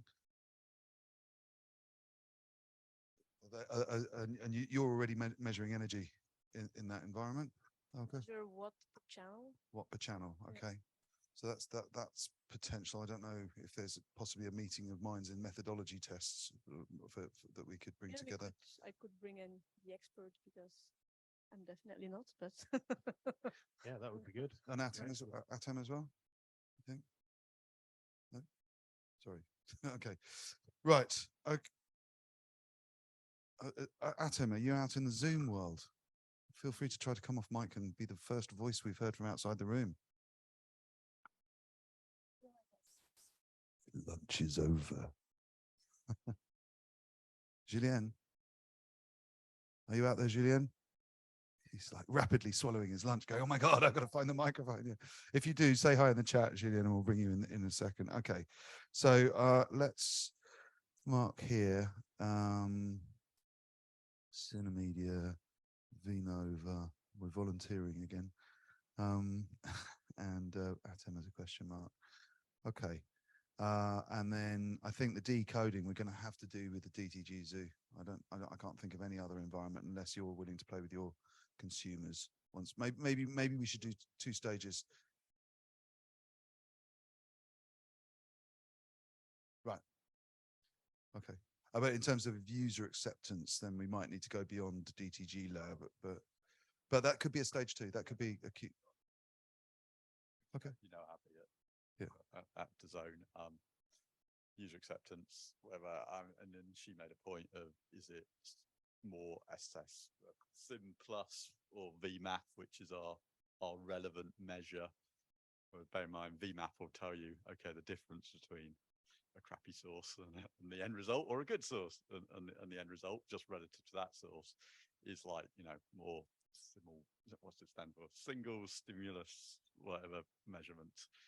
Is that a more relevant thing of when a consumer regards good enough, depending on Okay, so source? Yeah. I think what I'll do is split decoding into 2 stages. 2 stages. We used to have a feature where it was like rate my stream, but we dropped it. The zone app. And I'll just give a So how did you pitch quality? But yeah. So yeah, if we have a stage 1 where we try to get the rough idea of what we're doing with the encoding up in DTG measurements, and then come back to you and Abby and say, can we screw with your audiences? Maybe. Maybe. Yeah, but I think if we can measure the power, encode at one thing, measure the power, and then see what that's done. And Waterbear, they're not in the room, but Waterbear, they're like a linear TV channel focused on sustainability. So they've got a very willing audience to get involved in tests as well. Totally different type of content. But again, we might be able to do some proper A/B testing in public. Alex, you got mic?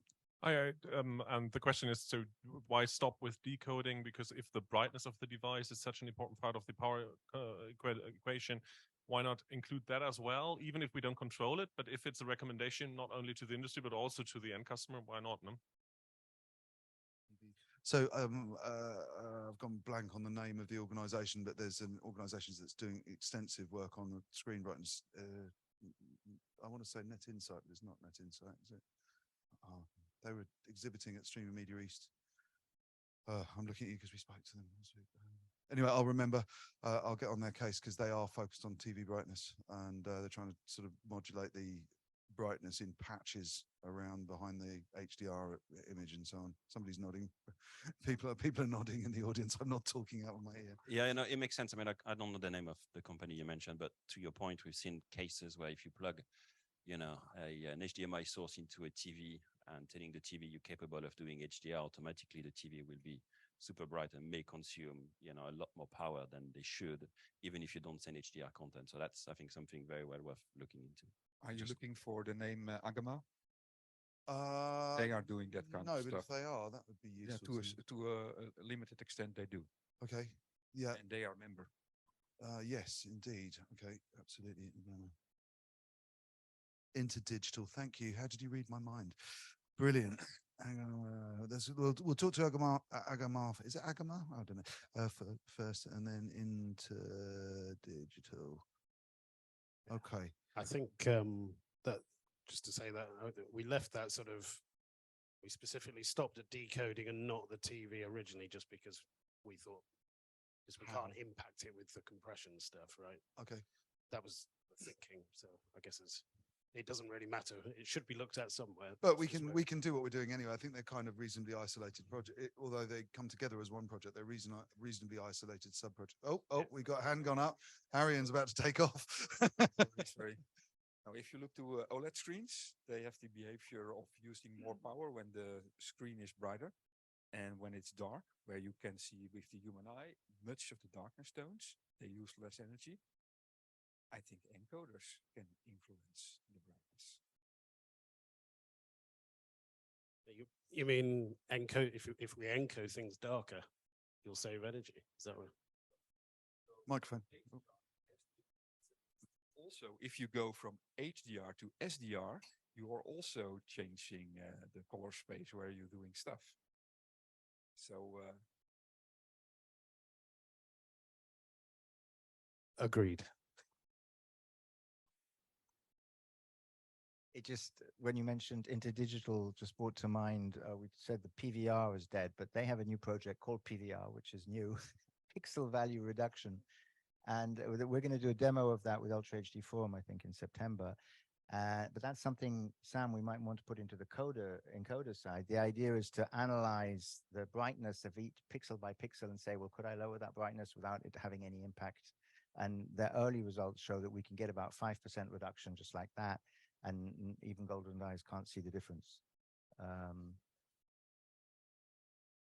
Does the UHD forum have test facilities like the DTGs? It doesn't. Okay. And I just remember, because you were saying interdigital is also very active in MPEG on the green metadata. Yes. And that's also, and that's, they are also fiddling around with the quality of the video. Yes. I had a good call. There was interdigital. I had a call with 10 days ago. Yeah, I'm sure they'd be interested to get involved and participate. So I think, to be honest, I think we've actually done an hour on that. Amazingly, just short of an hour. And I think we've actually got quite a good scope of stuff in there. I think if we go any further, we're going to overcomplicate it. I think there's keeping it simple, as long as people who are involved in the encoding process can get a bit of harmony between them as members, just to sort of make sure that there's a common methodology there and so on. And we're not stuck in the cloud and we can't measure energy, that we need to actually be able to measure energy of the encoding processes. Transcoding, I think we're going to have to seek advice, maybe have a little breakout working group with CDNs involved to have a think about capacity planning. And then storage is out, so far seems to be out of scope of the room, but we need to find someone who knows about storage to help us understand who's storage. EMS? Is it EMS who do storage? EMC? That's who I meant. Yeah. Okay, keep listening. Hold on. Let's go. Dell. So EMC. What am I writing today? Right. EMC. Vast. Okay, that's enough. That's enough HP. Cool. Okay, let's see if we can get a few of those folks in on boards and in the testing, and work up a workflow from that. I don't think the workflow will look that different to to an extent. It'll be an encode, serve, decode workflow, but yeah, I think we've got a lot here. We can sort of update what we had before based on a lot of this. Is that just a quick one? Is that on the transmission piece? Is there a network element to that question as well?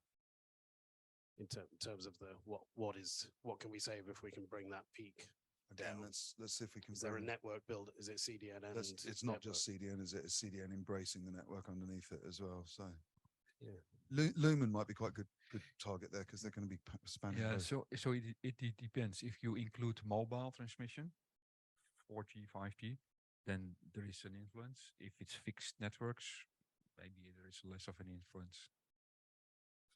Okay, so transmission CDN build up, CDN plus telco. Is anything that should be on that sort of sketch not on that sketch that immediately comes to mind from anyone? That feels like it's a reasonably good ring fence, yeah? Protocols from packaging and protocol.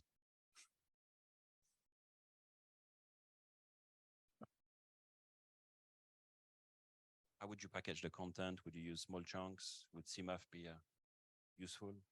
Yeah, testing this length of segment theory and what the energy saving of that could be. Any members doing packaging at scale? Cool, great, cool. Thank you for volunteering.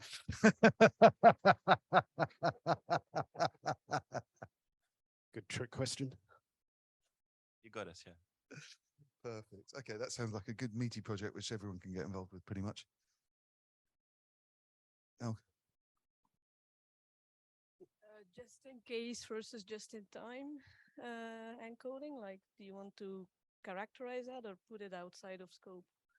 Which is more like right now for live, we always, systems typically encode everything, while in just in time, it's like only when someone asks a particular profile, do you want to characterize those savings or, no, just a question, right? I don't want to make it more complex than it is, but. I'm going to stick my neck out and say, let's just scope it to just not workflow. Let's scope it to just what's the codec doing. So I think otherwise we're just going to get too complex, and unless anyone's got any strong objection. But great point. Yeah, I think at some point we're going to have to phase some of these. Yeah, that is absolutely another thing to look at, isn't it? But yeah, we're going to have to figure out ways to phase some of these things. Long-term workflow. Just in time. What was the new acronym that I didn't know? Just in case.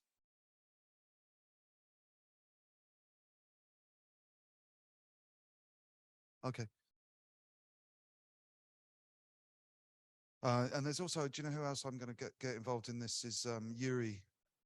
I'll ask Yuri Resnet from Brightcode because he's got his context-aware encoding model as well, which sort of sits across that. And he is like, I don't know, he scares me when he talks about codecs, so I'm sure he'd be up for it. So, yeah. Okay, Yuri, you've been volunteered and you're not even here. Good. Okay. Anything else anyone wants to sort of comment on project 2 for now? Anything around the room? Okay, cool. Let's move on to project 3. Anyone want a quick water break, quick coffee break before we go to? Yeah, there's a nod there. So just one thing on 2, we didn't talk about it. It's kind of table stakes. Security, encryption, DRM. Do we want to cover that? I think that goes into the workflow. So maybe it's a part 2 stage. I think if we add too many things, I think it's the same as just in case. I think if we add too many things into the workflow, we're going to, unless, I don't know, does anything go out without DRM anymore? Okay, Alex put his hand up. Yeah, we'll put it out of scope. Okay, but plus DRM. Do you think it has an energy input somewhere? So you used to have different variations of DRM, right? You would have different DRMs being used. With multi-DRM, it's a bit different. You also have the common encryption now.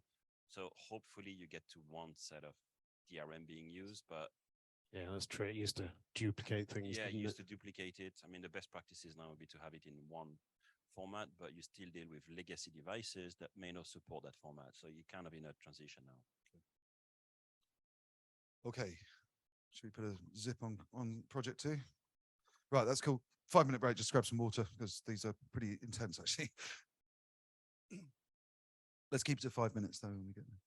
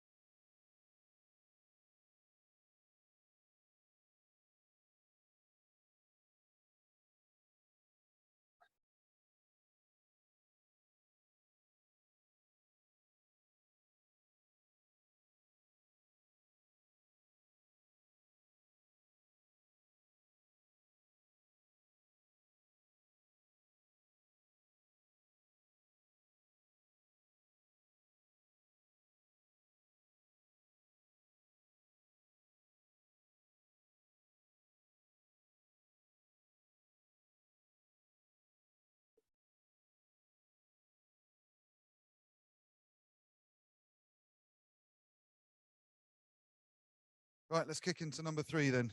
Am I on? Testing 1, 2. Hello out in the world of Zoom. Hello back in the room. Oh, Zoom and room. I didn't realize. I'm going to use that more. Okay, this one I like. This one is, or let's just wait until the enthusiasm has calmed. Where are the mics? So we know where the mics are, because it's going to get chatty within seconds there. Lisa's got both of them. Okay. Right. Number 3. Well, this one I think will probably be quite involved, actually. So let's just recap the idea here. It sort of started off as a comment from the god of the industry, Will Law, who said, shouldn't we decorate the Dash and HLS manifests with a bit of information which can allow devices to choose streams based on energy? Great idea, but we need to get the information to the manifest. So a bit more conversation and ideas that had come in on the lesser called call. We started talking about energy breadcrumbs, and I like that name. It's sticky. If nothing else, it's a sticky name. And so the idea is that at a high level, we start encoding something, and at the point of starting, we measure the kilowatt hours of the current metering of the kilowatt hours on the encoder. And when we stop encoding, we measure the new, now slightly increased kilowatt hours on that encoder, and we write the difference into the file somewhere. Now we're going to need codec and format experts and so on to help me work out where we write that in. But that was in principle what happens. Then we move to storage. It sits on storage for 3 months, and you get the same amount of differentiation. It might be different if it's going down different storage paths, but each file will get to the end with an accumulation of all of the energy that's being used to process that file from source to destination. That's the idea. Yeah, please. I didn't participate to the working group 7, my bad. But in my streaming, we are exploring the CMCD protocol that allows that player give us back some information. I don't have idea if we can add some information within this protocol. Seems I don't know. We can explore this if you like.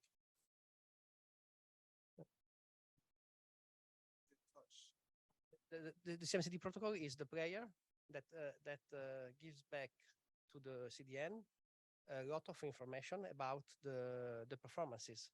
So maybe we can add.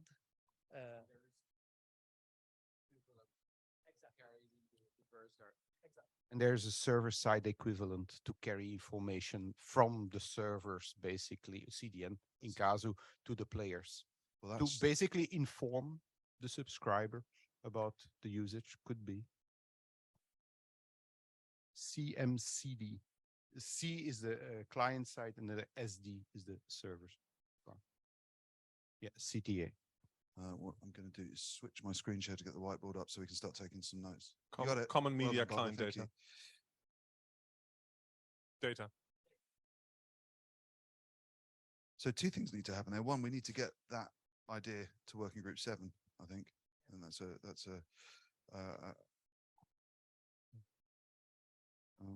start broadcast. Let's get the whiteboard up.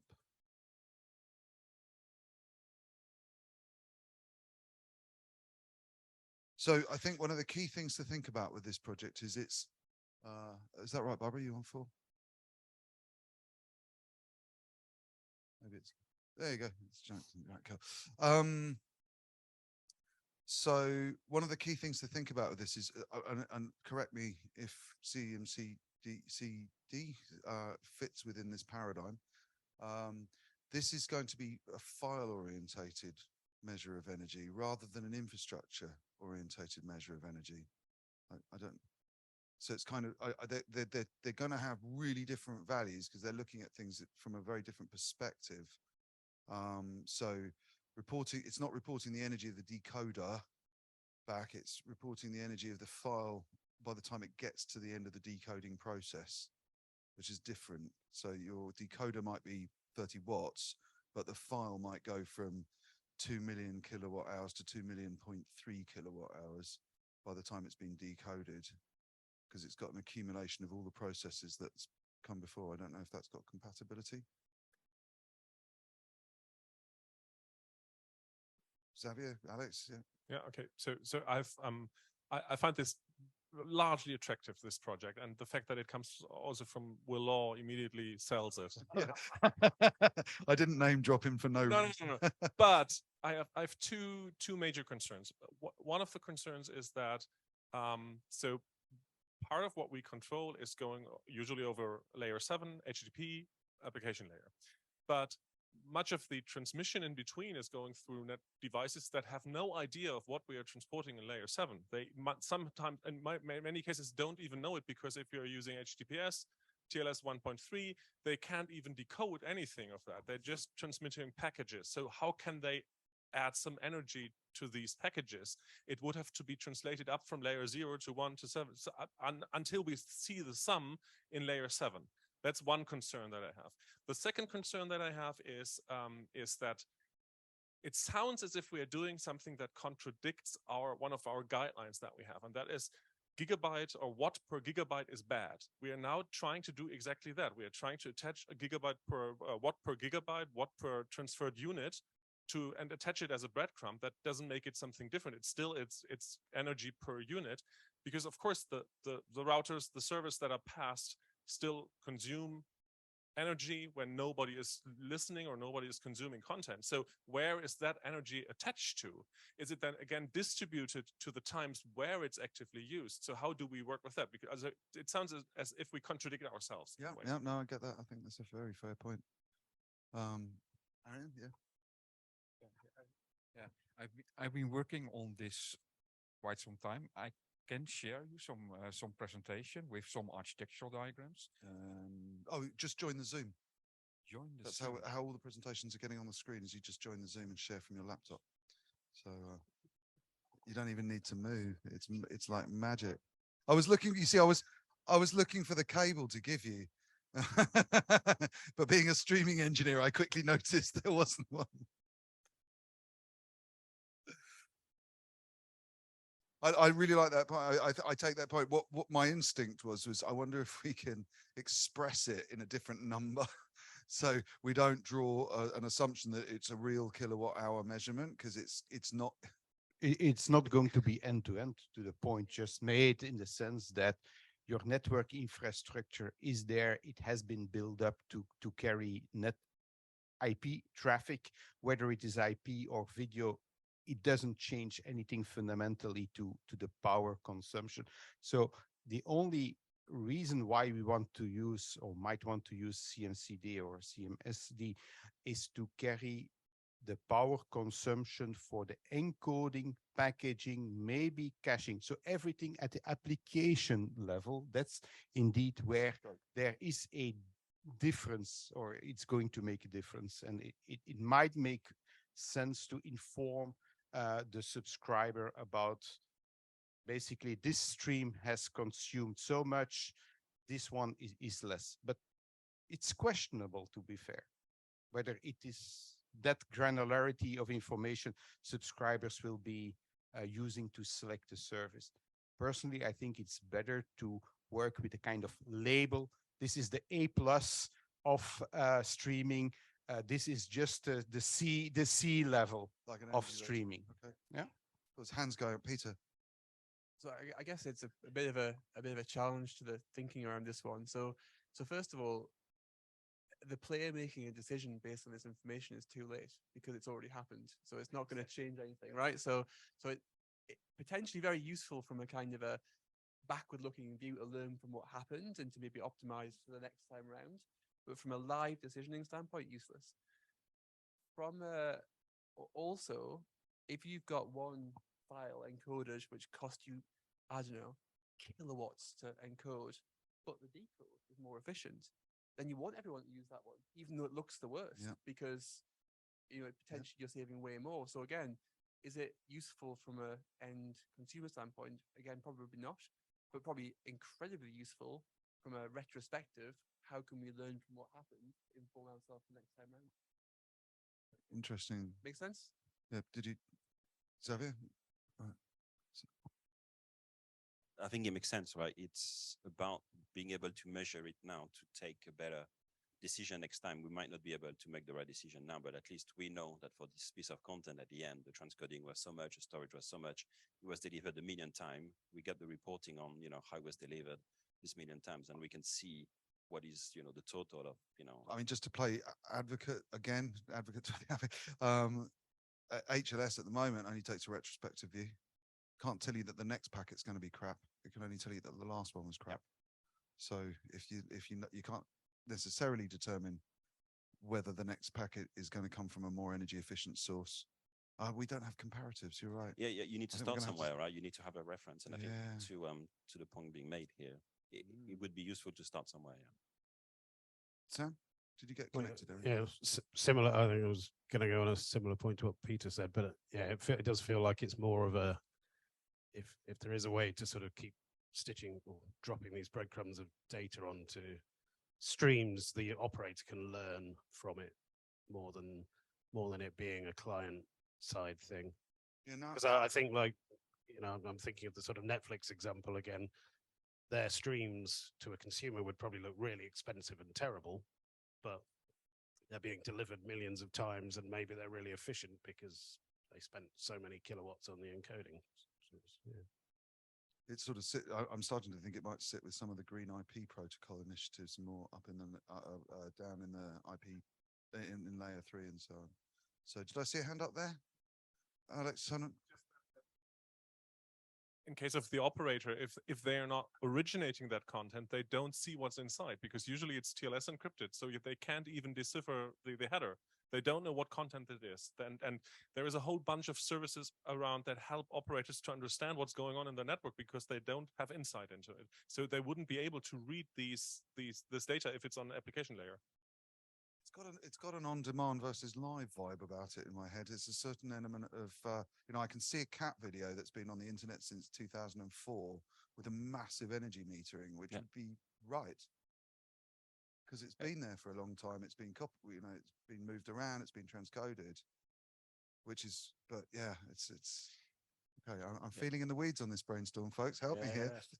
I think the scope is interesting and important, right? I think to your point, if you're an operator transmitting those bits, maybe this is outside of this scope, which is about transcoding the content, storing it, and then delivering it through the CDN. Maybe if you're a pure operator, just getting, some content from peering, you don't really know what it is, and we should not be counting it, because at this point it's just data, right? Yeah. Maybe we should be counting the CDN part, the decoding part, the packaging part, the encoding part. just looking at it, trying to simplify the scope, Yeah. because otherwise So we get s- into I'd attribution, written- and that's, you know, I think after Peter's mindset. comment, I wrote scope to layer 4 on the Yeah. on the sheet there. So I think that's certain. I think if we mix up the network layer, we're really going to go into weeds. So go on, Aaron. Okay. So yeah, this is just some initial thinking on this subject to get end-to-end service measurements being done.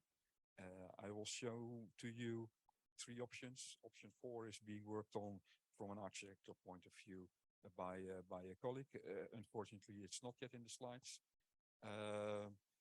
And there are some differences and also well, some drawbacks of the different architectures. This was my first drawing.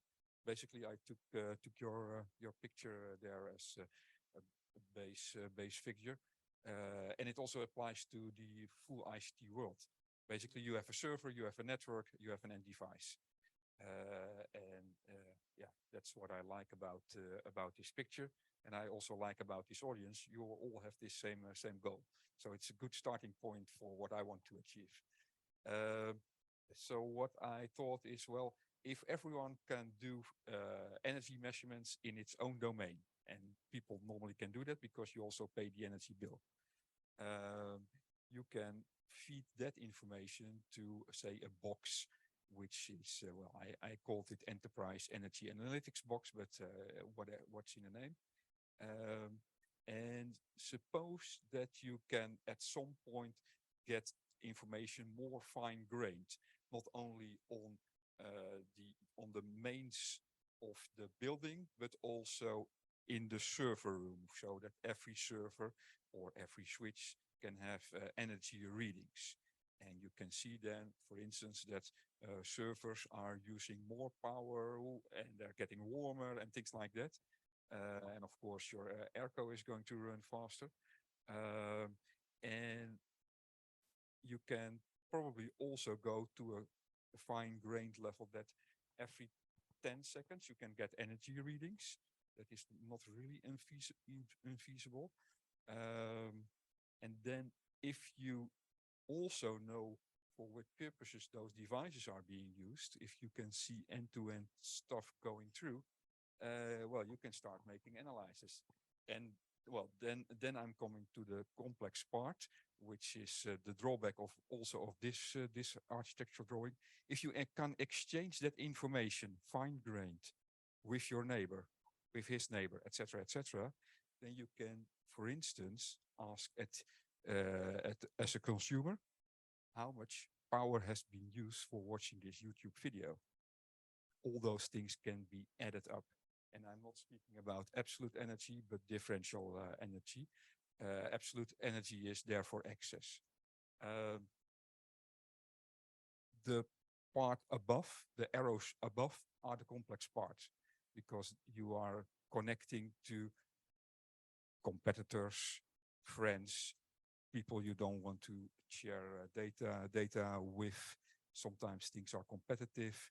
So this is, and it's, well, these big boxes on the top are quite complex. So a colleague said to me, well, there is some possibility to do in-band data sharing. So those small energy readings every 10 seconds on a certain service.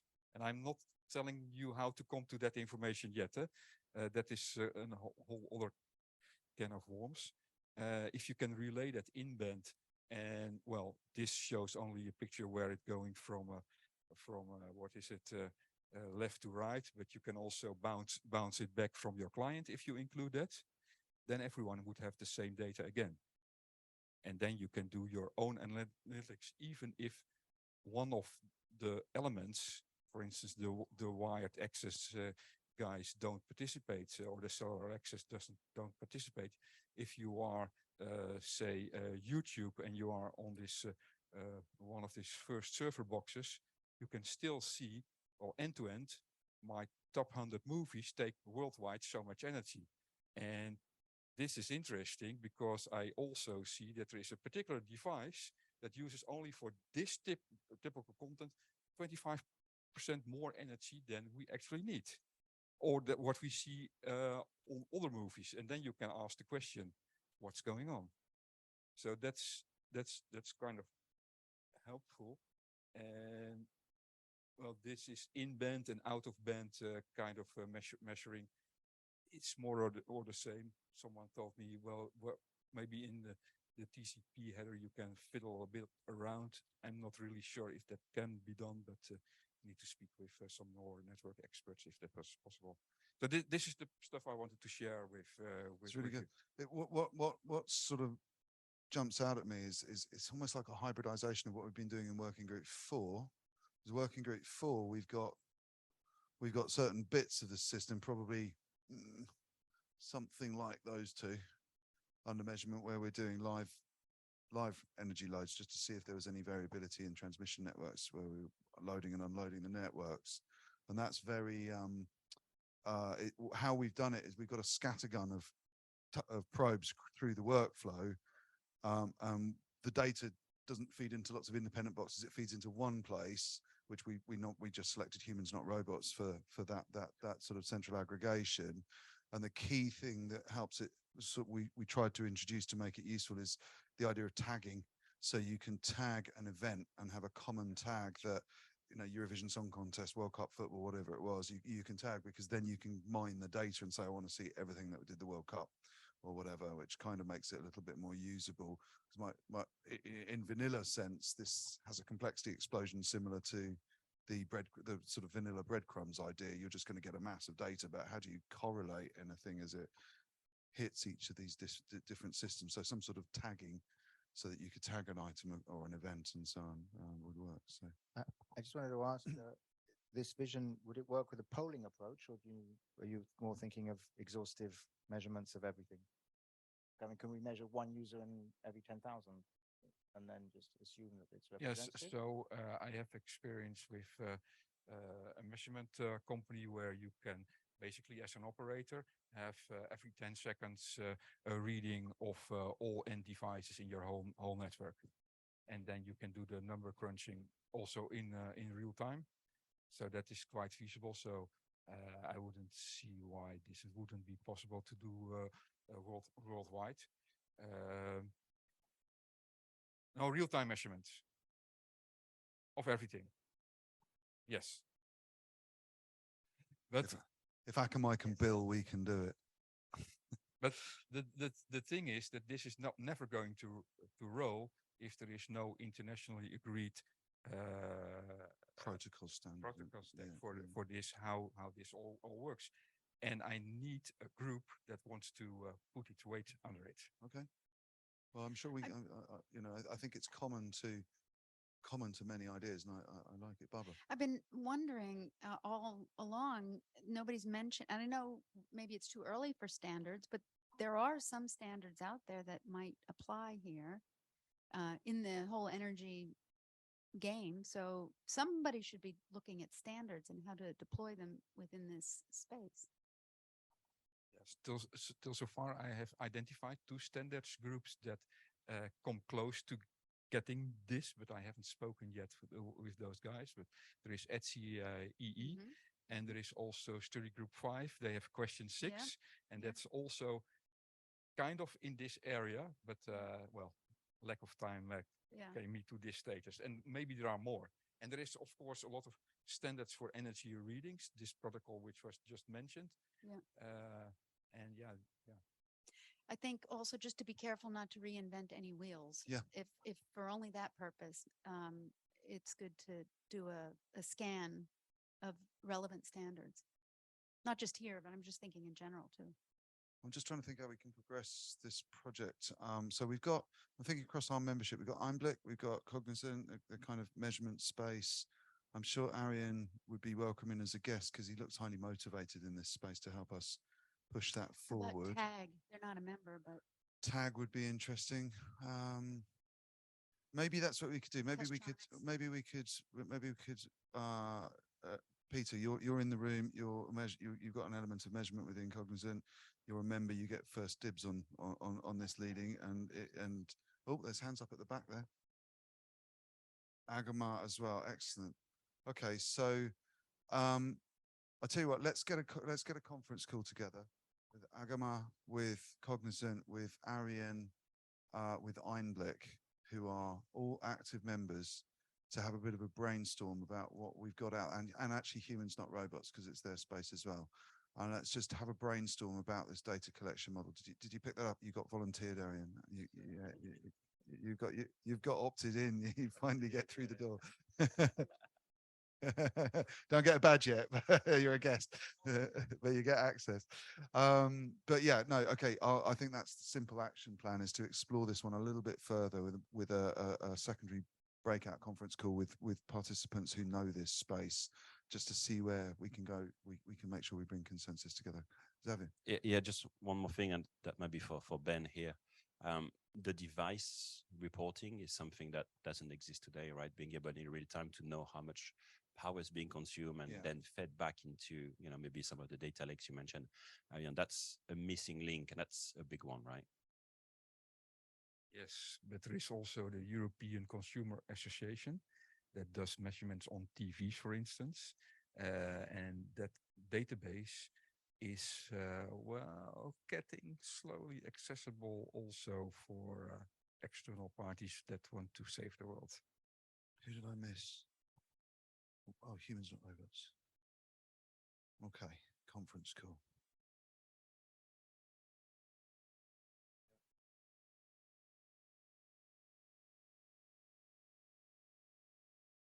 Oh, my school teacher would love my handwriting. Oh, it's not up there. That's even better. Let me just share that back up so that you get a sort of bit of a sense that we've got on the same page together. You stop sharing, share content, screen, start broadcast.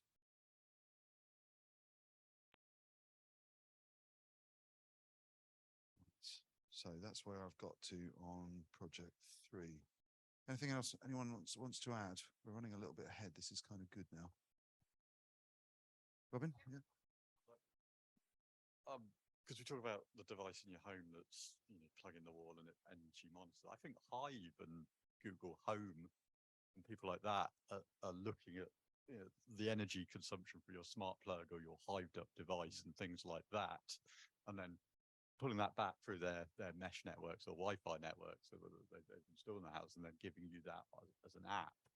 So I was wondering where, to Xavier's point as well, it's like if there's devices that are exposing this data API within the device framework that, hey, I could potentially read and put into the player of DAZN, and then the sensor, something like Conviva, can collect that data from the player. Is there, that go back to a cloud thing there? But I don't know enough about what Samsung or LG or what was interesting, I spoke to, actually, Agama might be able to comment here, but I spoke to an old friend of mine who's now director of engineering at Netflix. He looks after porting their Netflix app into different set-top boxes and so on, thinking, oh, maybe we could just convince him to read the power and post it in somewhere.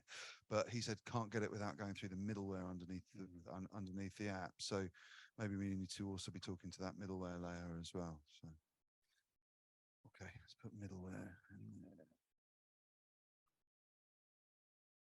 Okay. Anything else we need to sort of ring fence into breadcrumbs for the moment? I think that this will need a further discussion before we can really formalize it into a project. There was a moment about 15 minutes ago, I thought we were ready to take this one around the back and shoot it, but actually I don't think that is the case. I think it is just probably the most complicated one on the table. Yeah. Okay. It looks like we're getting do the resharing tango. Hold on. Let's just go back to here and let's get on to the last one. I know we've done coffee. You can't have another one. Oh, where's it gone? I've lost 3. There, hardware. Right. This one has got. This one's got sort of 2 elements to it. This one we can go and look at the individual devices, or we can look at a macro level about moving workloads to the best location in terms of energy to process. So let's just deal with the first model. So immersion cooling. Okay, so I've gone on about this to a number of working groups and so on. I'm quite a big fan of this. I don't mean the cargo container of servers that was just dropped into the sea off Norway or whatever it was a few months ago. Cool project, but that's not what I'm really focused on. I was actually looking at mineral oil cooled computers. Okay, so if you haven't seen it, there was a group who run a data center somewhere in the UK. They rang me up. It was really interested in what we were doing. And I was like, okay, tell me what you're doing. They got a video and they had a server in a rack and they'd measured the air conditioning power and they'd measured the power of the server itself and got some idea of how it performed in a normal use case. They then opened the server and had a video of them pulling all the fans off and all the moving parts. And I was thinking, this is going somewhere interesting. And they very quickly powered it up and measured it before the chips melted and took it out. It already lost about 40% of its power because most of the power is being used by the fans. Okay, which is interesting. Then they picked the server up and walked over to what looked like a rack on its back that had been turned into a fish tank. And they lowered the server directly into this tank of what I thought was water at the time. It clearly wasn't. It was a mineral oil, which apparently you can drink. It's organic. It's not very nice to drink, but it's probably it's finally a use for olive oil. And then in the corner of the fish tank, I want to call it fish tank now. In the corner of the rack, they had a 35-watt motor, just pumping. It's like a fish tank pump, circulating the mineral oil across everything, and out the back of the rack, off to a heat exchanger where they were repurposing the heat instead of just blowing it out into the atmosphere. And by the time they'd done that, they could build their data centers without air conditioning as well. So that took another 30% of their overall infrastructure power. So that's a huge, huge energy saving. Now, for that particular project, my dream, and this is my challenge to all of you in the room, is what I really want is somebody to give to provide something like an on-connect or an open cache or a ghost server that can deliver, what was it, 1.7 terabits or something off the back of it, whatever those top end boxes are doing now, that's being used as edge caches. Fully load one, test its power in a data center, work out from the PUE of the data center, work out what power it's actually using, including the DC, and then do a comparable performance and load test submerged in a tank of mineral oil. I thought this was going to be a trivial thing to do because I thought you could just blag a server and we can just rack it up and try it and then de-rack it and drop it into a tank of mineral oil. And then somebody pointed out that once you dunk this potentially 20 or 30,000 pound box into a tank of mineral oil, you can't really take it out and do anything with it. And I also pointed out that it's got operational considerations as well, because you can't get in and easily change hard drives and so on. But it feels like it was snorkels and masks swimming around the day. But it's got, from a greening or streaming point of view, being wearing cards on a sleeve, the video that I was shown by that data center was extremely impacting. I mean, even describing it to you, I think you can visualize it well enough, but that is quite an impacting story. So as a communications tool, if we run a project around something like that, it's very easy to make a little video and say, look, that's 60-70% energy saving. And it's visceral. Is that the one that heated the pool? Is that Yeah, the one it that went off to a heat exchanger that then heated the local swimming pools as well. So that it has a very prominent community impact. Absolutely. So it's a really good project in terms of communications. Now, anyone got a 30 grand server they want to throw into a tank of mineral oil to try this out? I have to ask. You know, Ross Video might be interested. Ross Video, thank you for volunteering them. Let's, do you want to put that? Do you want to do the sketching for this one? Because yeah, let me stop the share and you can take over. But it's not limited to two things. It's not limited to servers. So we could potentially try this with other bits of kit in the infrastructure, cheaper bits of kit. The other thing is that there are immersion cooling systems which simply pipe the oil directly to where the heat sink was. And then you can remove that as well. So that's a sort of mid-tier stage. It's still going to need some broader cooling. This particular part of this hardware project is going to be a little bit binary. But does anyone have a piece of interesting kit that we can look at, whether we can make significant savings, ideally in the data center environment, but could be applicable in the home environment, could be applicable in the encoding farm? Come on, it's only 20 grand. It's not a big spend. You guys are all big companies. Xavier's hands got. Rudolph's got a piece of kit to volunteer. Hold on, microphone coming. But First of all, I think yesterday or the day before, TNO in the Netherlands published an article about this on microfluid cooling of chips. So Ian is your guy for some people who work on that. Then there are two startups in the Netherlands, one called Ixora and the other one Asperitas, who both work on doing cooling with oils and stuff. And they're making some progress in that and finding some initial customers, I think. So maybe we need to reach out to them and see if we can get some of our workloads put into their kit. Might be the other way around. So something like that. I know that there's a data center in the Netherlands who's working on actually deploying this at some scale and actually delivering heat back to the local heat net. So, and I think it's Intel who has just decided to throw like 500 million or $600 million at this problem. Because they too are seeing some possibility there. Practically until recently, all of this was great for supercomputer style, and that's where it until recently was used mostly. The biggest problem you had was that there was basically no infrastructure, so that big tub of mineral oil is a stunning mess to deal with on a data center floor. The data center floor is also not necessarily built for it, for the level of pressure that it provides. So, but the industry is seeing the problem, and therefore the likes of Intel actually putting money towards practical implementation so that it actually works with real life kit, where you can actually pull out blades and replace them because, well, you need stuff dies certainly at the scale of hyperscalers.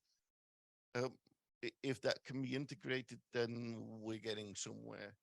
But yeah. Okay, well, I mean, Intel are members, and we spoke with Intel about this project, and Nash has gone off to go and look and see what test kit, what facilities they've got. So I think there's a will. I mean, I think the easiest way to do this is if you're broadly up for trying your workloads out in that sort of environment, and if we can talk to enough hardware providers like Intel and non-members as well, like some of the ones we've mentioned just now, Ross and so on. Have we got them up on the board? So yeah, I did reach out last week. So sorry for those online. Ben just asked why don't we reach out to the company that brought the idea to us, and that I did reach out to them last week. They just haven't come back. So the point of contact I had with them has just retired, but he's forwarded it to the CEO. So with any luck, they will re-engage. But there does seem to be 2 or 3 operators coming up with this type of modeling, and I think if we can create an environment, I'm assuming you folks would be up for getting some of your codecs or your distribution models and so on and trying them out in those environments. Xavier? Yeah, I was just going to say, I think working with the likes of Intel or AMD on this is the right approach. We've been able to prototype some workloads, some optimizations on new chips and all that, and those guys typically have the resources to go and experiment, right? So it's probably the right angle. Okay, so and we are courting Supermicros at the moment as well, so they might be good people to engage with. Yeah, I was just thinking, relating this to the codec stuff from earlier. It's just a thought that we had the idea of looking at different ways of delivering the minimum quality and just evaluating what the power consumption was. Right? It's almost like with this, we could, rather than trying to do it all ourselves, we could just sort of set the challenge of, what power can you deliver these streams at, and open it to the whole world of different cooling approaches and whatever else. And I guess our challenge then would be to come up with a way to get a consistent, fair, if we ultimately ended up listing, these guys can do it for this watts per hour, these guys, we need a fair test defined, wouldn't we? And there's a whole raft of small startups that are creating green data centers. I mean, I just was working with one on one of our webinars last week in France. I mean, there's several in France, and I'm sure we can easily find volunteers there. That's what they're all about. Perfect. I don't know if you guys saw the video clip of the deer that had broken into the Amazon data center last week, took down a bit of Amazon East, running around. It's a good little bit of video because it bypassed everything you could possibly imagine in a high security data center. A deer got through a window, charged around the data center for 3 or 4 hours, knocked out everything in the data center. So I've now got a picture of tropical fish swimming around through immersion cooled oils and breaking out all over the place, wildlife in the scene. Ariane, you've got the mic. Yes, this is about doing things in the data center. But you can also look at dedicated silicons for doing video processing. NetInt is doing, for instance, interesting stuff. I've been approached when I was at KPN for also optimizing storage, where you basically keep the highest profile in your storage and then do a just-in-time transcode if another profile is being required. Because basically after 1 week, the majority of video is not watched anymore, and then you basically can throw and save a lot of power in the storage there. So yeah, AMD. I'm sure if we can sort of get that the server fabric worked out, and we can start to plug quite a lot into that environment. Okay, so I'm going to take it that people are generally up for playing in that space. Let's see if we can create a test space for that. So finally, there's yeah, it is a bit more complicated than a fish tank, but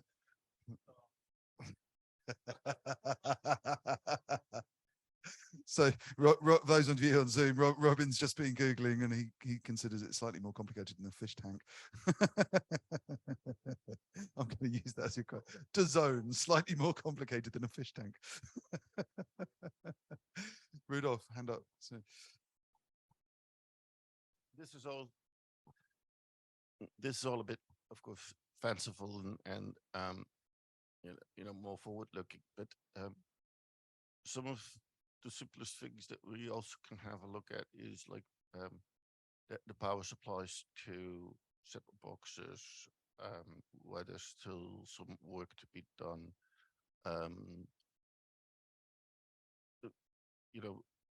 In the data center, that they're pretty much optimized these days, but when you go out into the field, sometimes there's lots of kit that needs to work on AC, but might also work on DC and then be more efficient. Deutsche Telekom, I think, saved 90 gigawatt hours by moving their network in the field to DC. All such things, of course, can create massive savings, and simplifying that, not needing active cooling, just being able to do passive cooling and on stuff. It's quite a bit when you look at it. Or, getting rid of ports like somebody suggested this morning. Why do we still have antennas built into TVs when, at least in the civilized parts of Europe, most people just have a fiber connection to it and don't actually need the antenna for anything?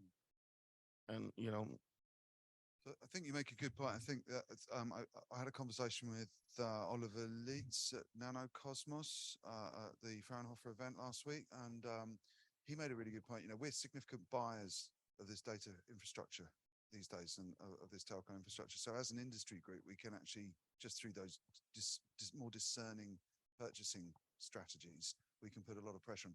I think that's really where this hardware group goes. It's like we don't talk about carbon. Hardware's not really specific to the streaming industry. In most cases, ASICs and FPGAs, maybe slightly GPUs, slightly different argument there.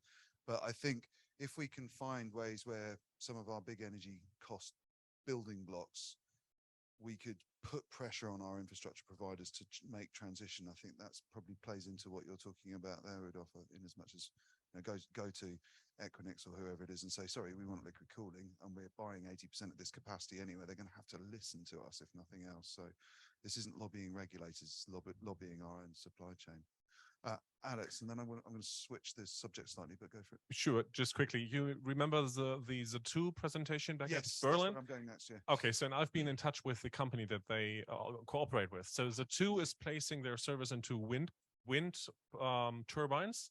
And this is a company from Paderborn in Germany. They operate wind parks, and they are using the base of these towers as data centers nowadays. So I've been in touch with them, and so I'm now receiving some more details on how they do it. But they have ample capacity. They can't ingest all of their power into the grid, so they're using it for powering the data center there.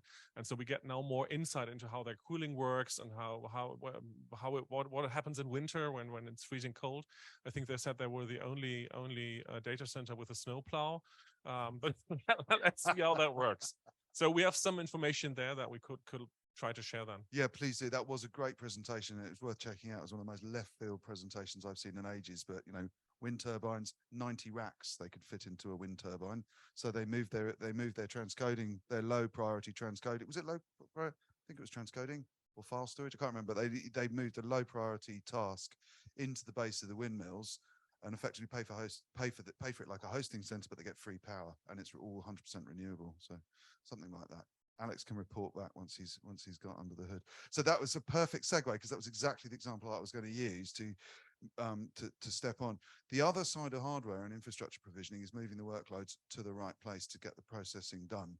And I'm being badgered by Scottish, what are they called? It's like the Department of Trade and Industry for Scotland. They have an absolute over provisioning of wind power. But they can't get it out of Scotland because the electric grid isn't. It's a sort of similar problem to Germany, that the electric grid isn't capable of taking all the surplus power and distributing it to the rest of Europe. So they are looking to try to make more use of that. And it's actually much easier to run a fibre into Scotland than it is to bring national grid out of Scotland. So I was talking to them about an example, which was I did a webcast for a group called NJFX, who used to take part in New Jersey, I can't remember, Fibre Exchange, I think they were, who ran a fibre from New York to Norway to the base of all the 7 fjords, which give them constant, I think 7 years of continuous power stored up in those fjords at any one time, which is why there's a massive campus of data centers now built out at the bottom where the cable landing station is, and they are really driving for long tail storage. So there's lots of super dense storage going on buried under the mountains in Norway, as a sort of place to leave your cat videos, which is perfect. But it's not necessarily the right place to do transcoding because they don't necessarily, they have a consistent energy supply, but it's not necessarily something that they can treat as volatile. Now, run a fibre from Norway to Scotland, stick your transcoding engines in the bases of the windmills in Scotland. You don't even need to build a data center, but it's almost no energy in theory to transfer the files from Norway to Scotland and transcode them into the latest, greatest codecs and then send them back to Norway. So that's an example of moving the workloads to better resources for better energy provisioning. So I put that one out there, and I think we should actually reach out. Scottish Enterprise, that's the group. Scottish Enterprise have really quite significant budgets to try and play with some of those things. And I am going to try and sort of, unless anyone's got a showstopper for me here and now, I am going to try and put pressure on Scottish Enterprise to resource us to play in that space. So if anyone wants to sort of get involved in that, then the transcoding people in particular, that seems to fit. But I put it open to the floor. Are there other workloads like that which we can either move to Scotland or we can move to other places in the world where we could go, I was going to call them Zatu's windmills, but to Germany and so on.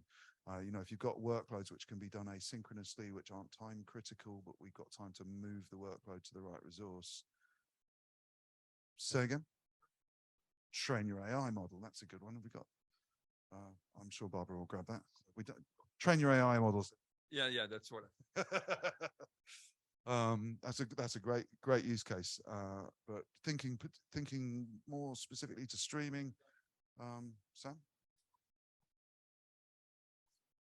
Maybe slightly different, but I'm aware there are operators out there or services, let's say, who are also looking at moving stuff they do in the cloud down onto people's devices, which may well be the wrong way to go from a sustainability perspective. But I just thought I'd note it because I think it's quite interesting. We're talking about large scale as well, so things could move. Whether that's something we ought to get ahead of, it's just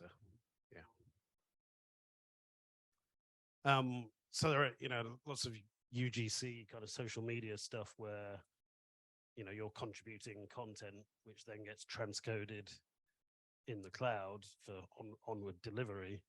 There are people in that space looking at bringing it, offloading some of their own cloud costs by making it happen on the device. Yeah. Dumb question, but wouldn't that therefore mean that the best thing to do is get the person contributing the video to transcode all the renditions on their device before they upload them? Is that the same? Okay. All right. I thought you were taking a video and then going, oh, somebody needs to transcode and putting it out to a sort of SETI model or something. Okay. Well, right. Interesting. Yeah. Somebody doesn't pay for it, yeah.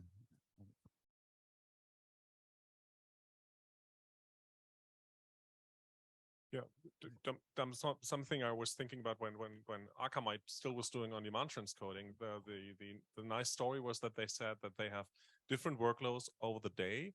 So they have peak hours in the evening when everybody is consuming streams, but the main on-demand transcoding load is over the day when the editorial teams are producing their content. So using the same machines for transcoding all over the day and then switching them over for using more like streaming service in the evening was something that absolutely made sense. And looking into these synergies, like where can I use the same silicon for different use cases that have different time patterns, might also be something of interest. Rita? Sorry. Yeah, bit of consideration to look at here is that there are lots of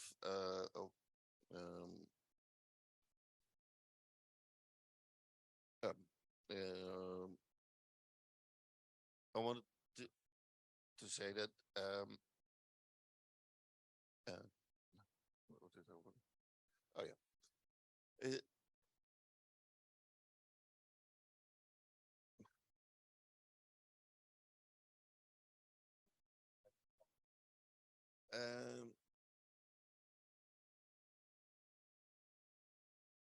Okay. Oh yeah.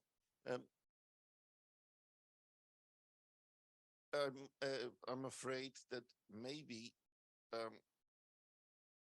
it actually is that currently the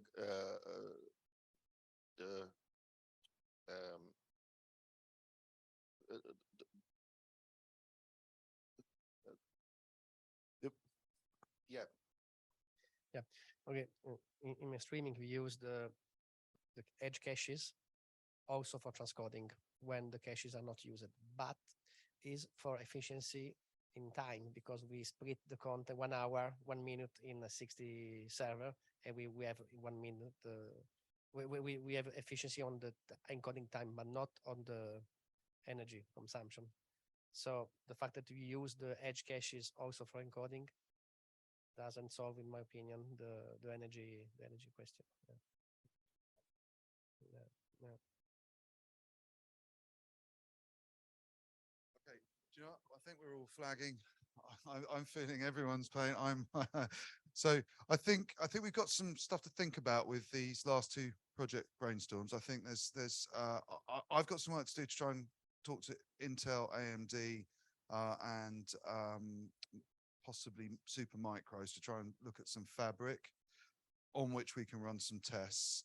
What I'm going to ask you all to do is just think a little bit about workloads that we could test in those, in those different environments, but also just to flag that Scottish Enterprise in particular have got an abundance of renewable power that they would like to offer to the streaming industry as a way to create some enterprise opportunities for them, but they'll help seed that.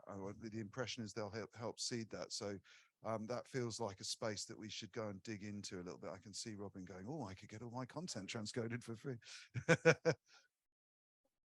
Yeah, exactly. So, you know, let's see if we can stand something up before IBC to actually use those. I'll get onto Scottish Enterprise and I'll get onto Intel and Supermicros and have a little fish around on the hardware thing. So I'll take the lead on the hardware optimization project.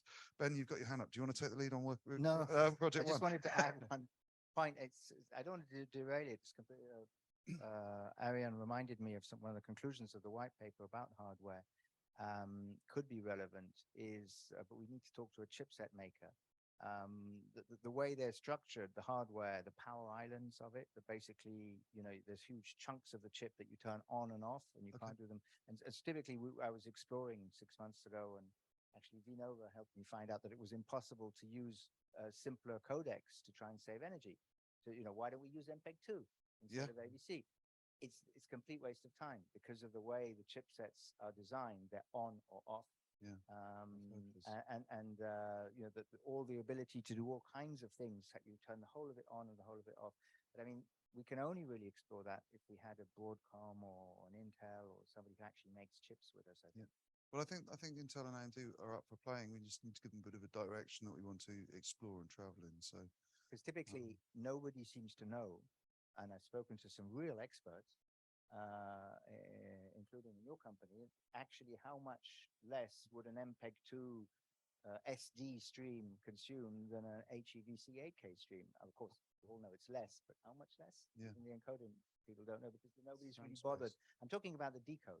They all know by heart the encode. They spend ages on that, but I'm not so worried about the encode because that happens once for, you know, a few million decodes, and nobody seems to know about the decoding because it's on and off. Just in terms of scale, as a general point, ASICs like that are incredibly efficient as well. So we are talking about, I don't know, maybe millions of devices, but we're talking about minuscule amounts of energy. Millions of milliwatts, remember, are megawatts. Yeah.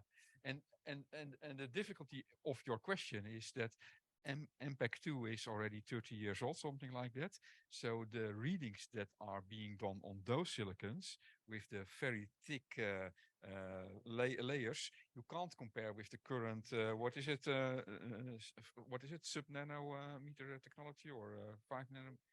Yeah, 8. So that also makes, I know that, the operator I used to work for changed from one silicon to another silicon, going to, I think, 5 nanometers. And that saved, quite a number of watts in the setup box. So using very thin layers, newest technology saves energy. There's a member, actually, we haven't had much profile from them yet, called Coherent Logics, who are introduced a chipset which is Harvard architecture based, which is very well suited to streaming and so on, but there's just no code written for it yet. So, but we hopefully will get more demonstration from them in due course. And they're citing in the tests they've done, or the models they've built, they're citing massive energy savings like FPGA style and so on. So there's some stuff happening there. Did you have your hand up? Or did I just wander down here for no reason? I just wanted to say hi. I've got the mic today. I can't talk.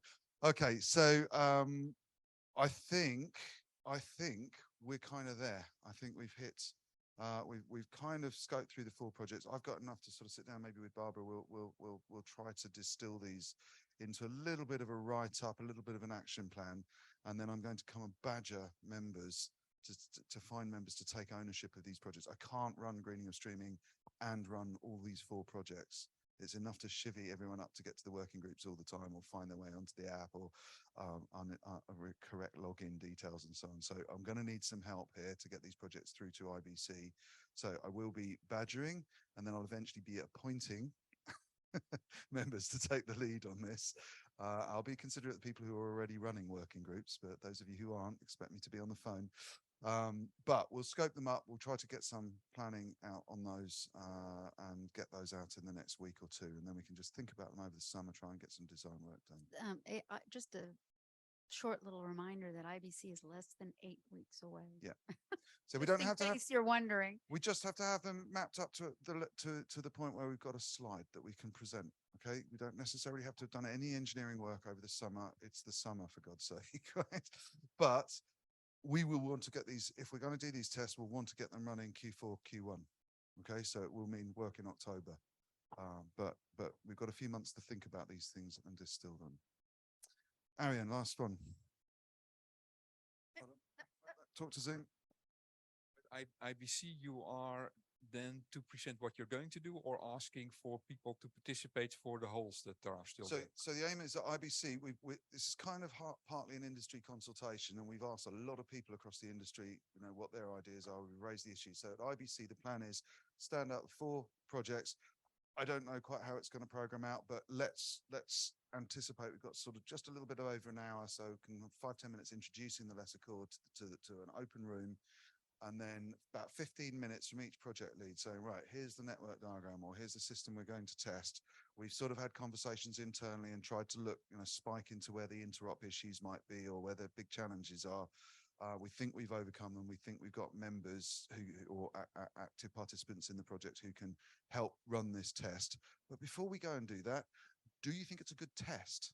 That's the question to ask the industry again, because there's no point in herring off and everyone goes, well, that was a waste of time. It's not interesting. It's not valuable. It's not practicable. So that's the point at IBC where we stand those ideas up and say, do you think this is a good idea? And this is a much more concrete thing to put to the industry. If at that point, people don't come up to us and heckle and beat us up, or Tommy doesn't write us up and tell us we're all wrong, yeah, then if at that point, then it's probably worth us investing the human resource, the capital investment, whatever it needs to make those projects happen.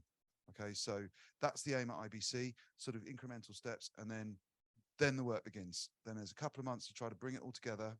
Might be delayed, I don't know, but we've got to set some targets to try to get this back to old waterfall project management.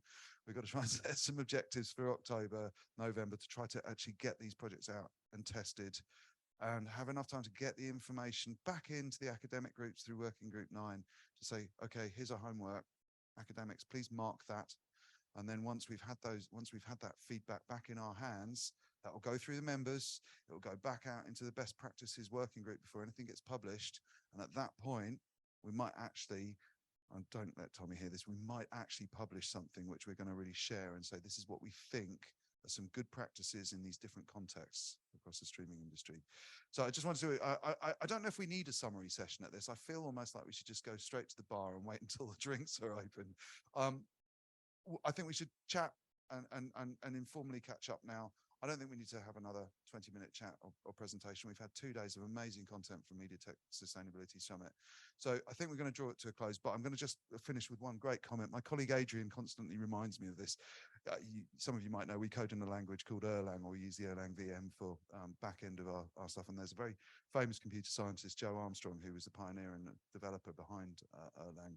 And he was once asked how to make software more efficient. And he said, write it today and wait 10 years. So I'll leave you that thought. Thank you. Brilliant day.